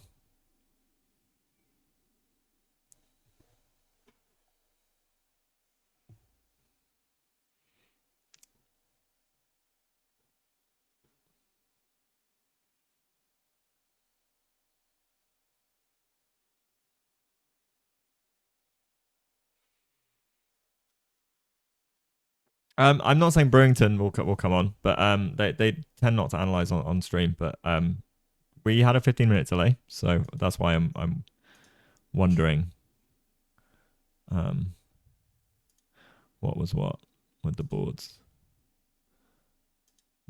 So yeah, draw. Wow. Okay. Solid game. Solid game from Kostya. Like it looked like he was in the rough. He was calm. He dealt with it all. He dealt with it all.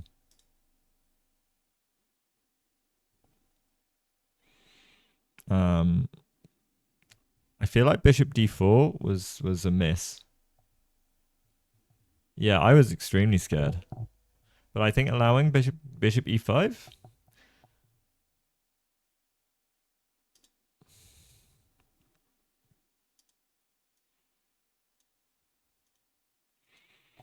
They'll probably analyze for a bit because they know each other quite well as well. So we'll just hold on for another 5 minutes or so. Does anyone have anything they want to look at? Anything they want to see? Any lines they were thinking of?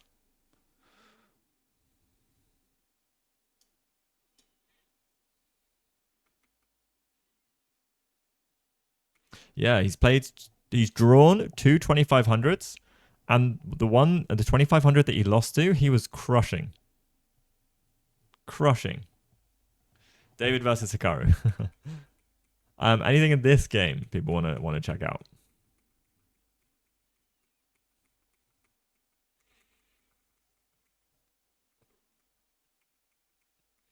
So I want to ask him what because he moved E5 in two moves where directly one after the other. I want to know if that was a nuance after E4, because it feels like if that was the case, then maybe E5 in one fell swoop here was kind of interesting.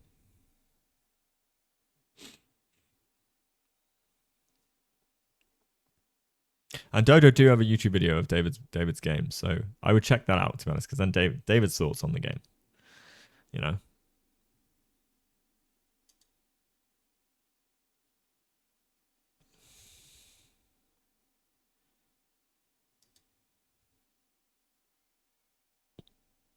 Okay.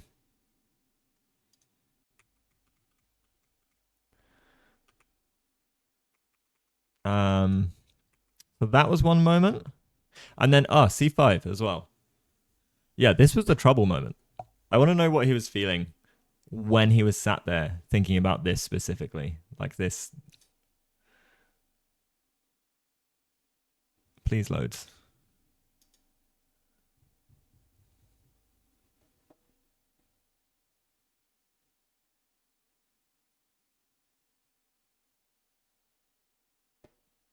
I will never know. Never know. The kid is a drawing weapon.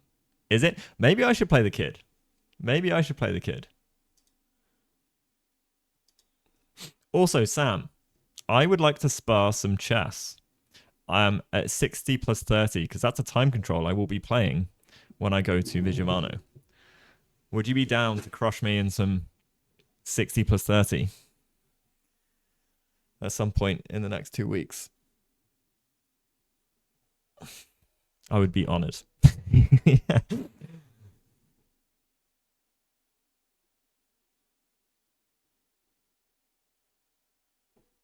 You know enough about yourself that you wouldn't like the kid. Since you play the French, you might like the kid. Yeah, yeah, I might. Who knows?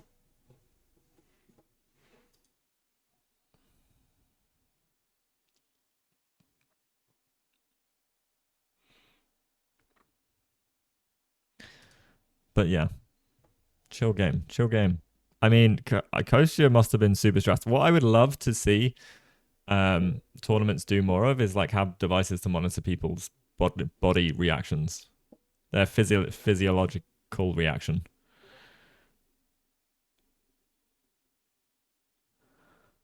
Yeah, I Fairstern have really got problems with the QDC playing it as black, and I don't know what it is. I am actually thinking about Nimzo instead, to be honest.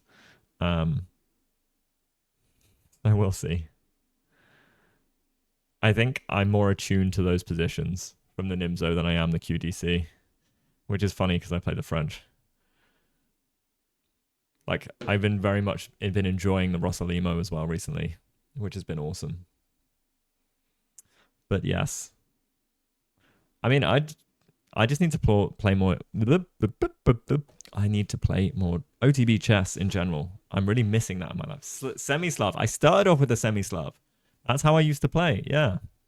Um, you know what? Versus C4, I might go into semi-Slavs.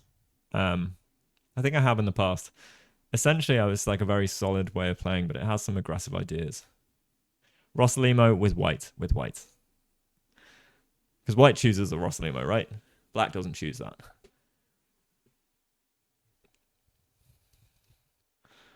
The only problem with the Nimzo is that you only get the Nimzo 30% of the time, and if they go avoid Nimzo, you have to go between QDC and QID. That's fine. I mean, that makes sense. I need to spend some time on a. I want to do a training camp, guys. Like, I want to do a week's worth of like solid chess training, like with a few people in a villa somewhere.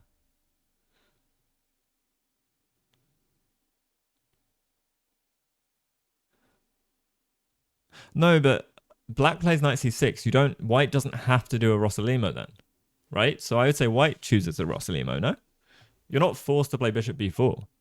You can play an open. You can play like bishop b5. Is it a Rosso before bishop b5? I thought it was just it's like an accelerated Sicilian. Yeah, yeah, yeah, yeah. Like bishop b5 is not the only response.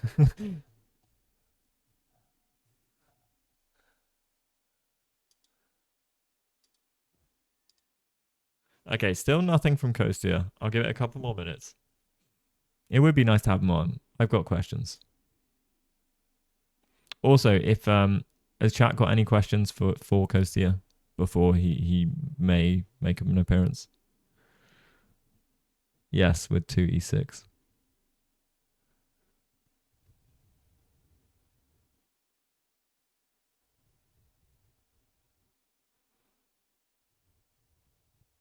C5, E6. Yeah. I need to have a look at this again.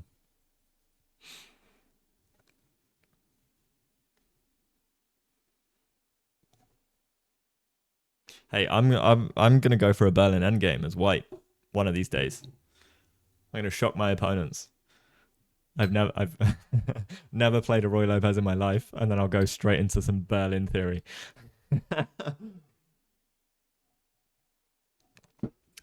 That's my game.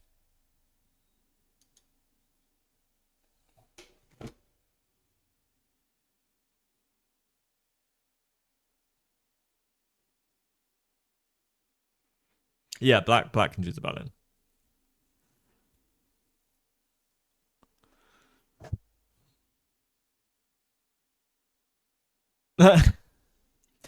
To be honest, I thought it would be like I like endgame play. Or I feel like I'm good at endgame play. Although this is, I suppose, more like Queenless middle game because there's still a lot going on. But I thought actually what would suit my strength and style. Ah, coach just said, "Hey, hello, hello, hello." Is he? Ooh, yes, yes. Join us. All right, I need to turn my music off and then put coach's audio on, and then. All right. You can see the videos I watch from my recommendations. Oh, he needs 3 minutes to find a spot. Okay.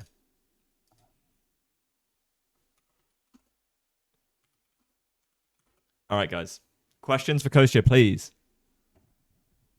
Oh, was Kostya worried about A4? Great question. Great question. Let's try and fix the video. Ah. Why? I prefer the loading. Oh, there we go. Okay, so we'll just have the end of the game playing. Just because it's better than nothing, guys. Oh, wow. Now I can't hear music. I hear what it sounds like to listen to me for 3.5 hours straight. I'm sorry. I'm so sorry, guys.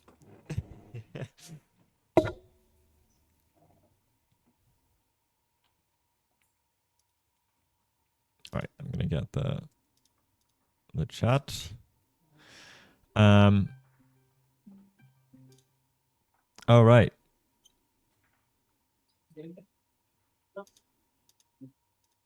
Hello, hello, hello. Let me get your Discord up.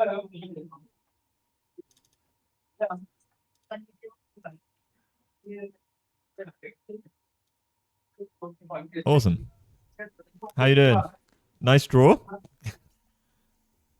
Thank you. Yeah, it was very, very stressful. I was gonna say that must have been an insanely stressful game for you to play. That looked like the middle game looked very intense. Yeah, chat have a few questions, but everyone was congratulating you on getting through and drawing as well. It looked very dangerous. Thank you. Apologies for the delay. We were just discussing the game for a while, and such an interesting game. I didn't want to yeah, of course. cut the analysis short. No, exactly. I thought also, yeah, you know Brewington as well, so I assumed you guys would probably analyze a little bit. Also. Yeah. What did I do? But yeah, the opening was very stressful, and then I got into time trouble, so the rest of the game was also extremely stressful. Yeah. Yeah, so he played d4, which I understand he doesn't really play. Or not expected to play anyway. So how was that? Well, lately actually he has been going for a lot of like knight f3 c4 stuff. Yeah. So when he played d4, I was a little worried because I didn't know what line he wanted to play, but I did prepare against the Fianchetto Kings Indian, just not the line that we ended up getting. Yeah, so this is normal now. Bishop f5, I'm assuming is part of your like repertoire. I hadn't really seen much before. It seems like there's not much of it in the database either. Is it like a sort of sideline? Actually, I think it's theoretically sound. Yeah, it's played. But It's the played. line he yeah. But what he did was critical, and I hadn't. I knew this F4 line was very sharp, but I hadn't. This was like the one line I didn't review before the game, sadly. Which is a bit foolish because it's like a very sharp.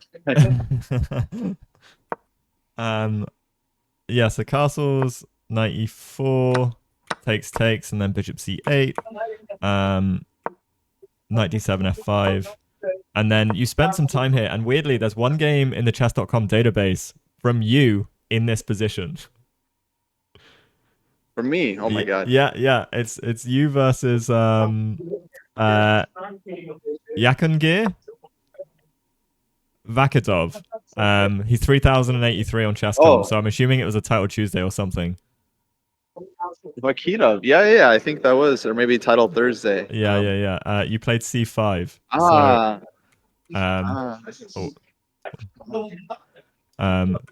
Yeah, interesting. I actually remember that game. Yeah, he crushed me. I was wondering because we were saying in chat, and I was like wondering, like, I wonder if he has recollection of this game and he's thinking about like playing c5 and getting crushed.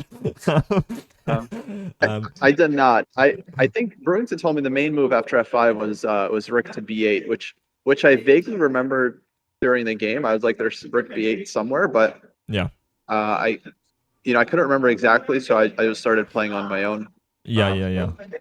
There's and I had a feeling e6 wasn't best, but it made some sense to me at least. I think it makes logical sense because also it's the most played in the Chess.com Master Games database. Rook b8 it actually isn't on there, but again, like it's only the Chess.com thing. But e6 is played quite often, and then c5 and e5 have both been played, but only once, so not really.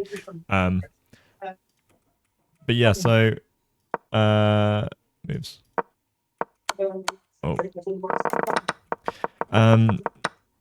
So yeah, e6 and then e4. I suppose e6, e4, then e5. That was my only question personally. It was like, because you ended up playing e5, would it have been worth playing e5 and 1? And I guess it's only relevant if he plays e4.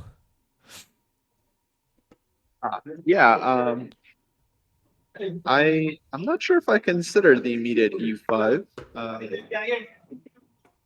I guess if I don't wait for e4, then it's like, he won't play e4. He'll just keep the diagonal open. Right. But I'm not sure what the eval is there. It's this line is really very complicated. Like I remember when I was analyzing it with the computer, it's like I try some natural moves for black, the eval shoots up. I try some moves for white, eval shoots down. Black is better all of a sudden. So it's very, very like unclear position. Non-standard, but yeah, actually during the game I didn't really think about the immediate e5 for some reason. Yeah. Well, just because I was like, oh, you played it in 2, but then obviously like there's differences when e4 comes. Bishop e3 takes, and then c5. Yeah, this was like felt like a. I mean, you spent a long time before e5, and then you blitzed out c5. This for us in chat was like the moment where we thought it was really, really scary, and we weren't sure whether you should take with the pawn or the knight. Yeah, I also wasn't sure. I guess my issue with DC is that let's say he goes rook to, I don't know, c1 or something, and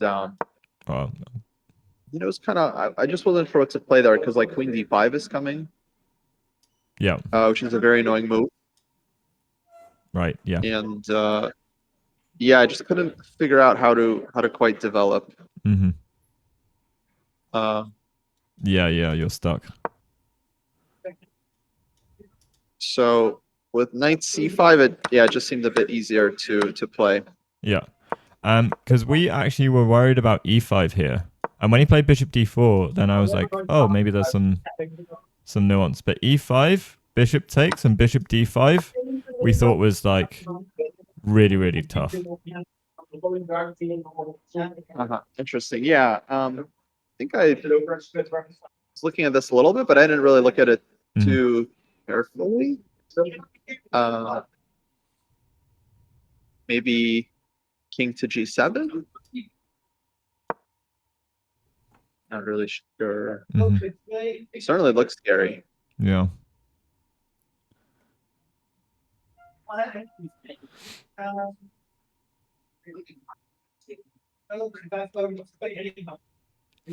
Yeah. Some because someone was like, "You sack the pawn, you get the bishop on d5," and I was like, "Sure, really not." And then we were like looking because the knight on a4 suddenly is like very annoying.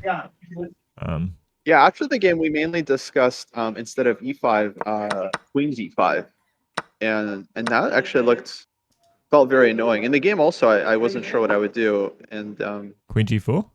yeah, we discussed it, and no, to d5. Oh, queen d5. Ah, right. Same idea. Yeah. Yeah, just kind of insisting on the exchange sack, and yeah, I'm still not sure what black should play. Mm-hmm. Because if I take on a1, he takes back, and he has a lot of ideas. And Stark's bishop is very strong. It's Right. very hard for me to develop. Right. So it felt like he has at least full compensation, but maybe. Yeah. Okay. Chat cell. They still believe in DC. Okay. Oh yeah. Player was asking whether you thought that endgame after White played Rook G8 was just about holding to draw, or whether you thought there were any chances to play for a win. Rook to G8 at which moment? At the very end, or yeah, at the very end. I'll be honest. The only way I would play for a win is if I had like a simple tactic. Yeah. Like I mean, it's just because I really felt like the end game is just on the verge of losing, and I mean, I haven't, obviously I haven't checked with the computer, but to me it felt like he might have missed some chances somewhere because it felt very maybe I was holding the whole time objectively, but like it certainly felt like I was just one move away from losing. Right. Just throughout the game. Yeah. But it felt like you found all the right resources after bishop d4, because this does feel essentially we got really fixated on this e5 bishop d5 idea.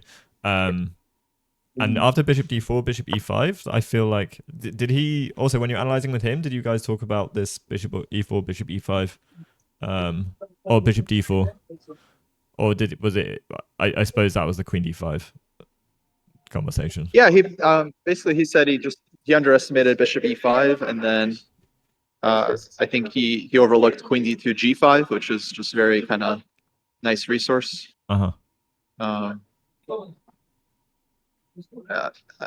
Yeah, surprisingly, somehow like we couldn't really find advantage for white after bishop d4 bishop e5. Yeah. Even though during the game it felt extremely shaky. Queen d2. I think we thought knight f3, and then either bishop d4 or queen c7 or queen e7. We weren't really sure. Yeah, knight f3. I thought even knight d7 might be fine. It's kind of funny. But maybe queen e7 actually is better because more developing. Yeah. Okay. Yeah, and then and then all of this just like clean calculation, I guess, to know that this endgame is well holdable, I guess. And things coordinated. Yeah, I was really happy I found this idea with bishop to c6, because basically when I played queen to b6, I think I'm already down to like I don't know, 12 minutes or something. Yeah. I was like, it's crazy you found this so quickly. Yeah, I mean, I guess when I played bishop takes d4, I already had this kind of endgame in mind. Right. That I could like give the d pawn at some point, but I get my bishop to c6, and kind of typical idea from like Nimzo Indian. You like give up a pawn, but you have this long-term positional compensation. Yeah. Yeah, but I don't know. I think I was just a bit lucky that he just didn't really have a way to. I mean, he ended up posing a lot of problems, but I was lucky that like I think I was always kind of holding. So we were scared of one resource of his. If I zoom forward, so when you went rook a5, we were really worried about a4. Sam and Joel were like, I think a4 is. Wait, yeah, I missed. What did you say? Oh, rook after rook a5 on when you like move 49 kind of quite a ways down. Sam and Joel said a4 seems very problematic. That was the one thing. I think you were both low, like super low on time, but rook, yeah. Was a4 on the radar for you Oh, instead of rook to b8? instead of rook to b8? Yes, I was also afraid of this. Okay, yeah. But I did have a plan. I think I was gonna go g3.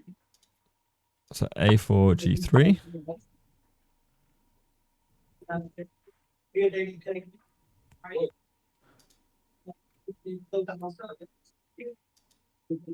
And then 92, holding the that pawn. was so 92, king to g4.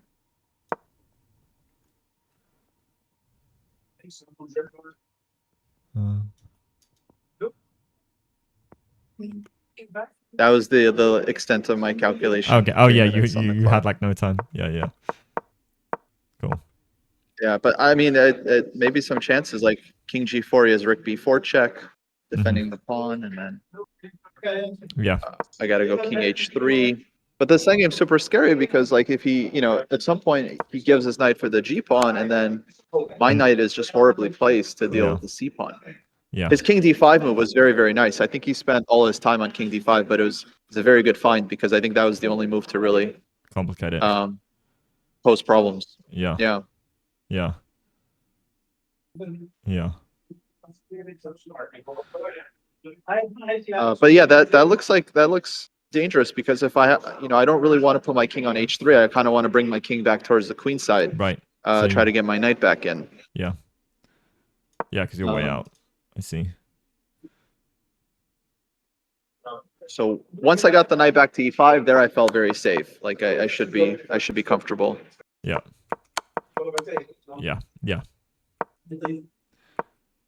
And then the repetition. Yeah, this could be winning for white because like king h3, he goes king d6, and my rook is very badly placed now. Yeah. Well, yeah, and this is where people are saying, or Joel and Sam are like, I know a4 again, maybe.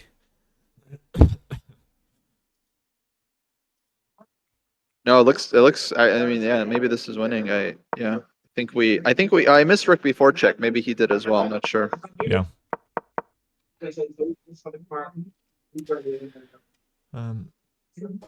All right. So I think Jesse is waiting to do grad show. So yeah.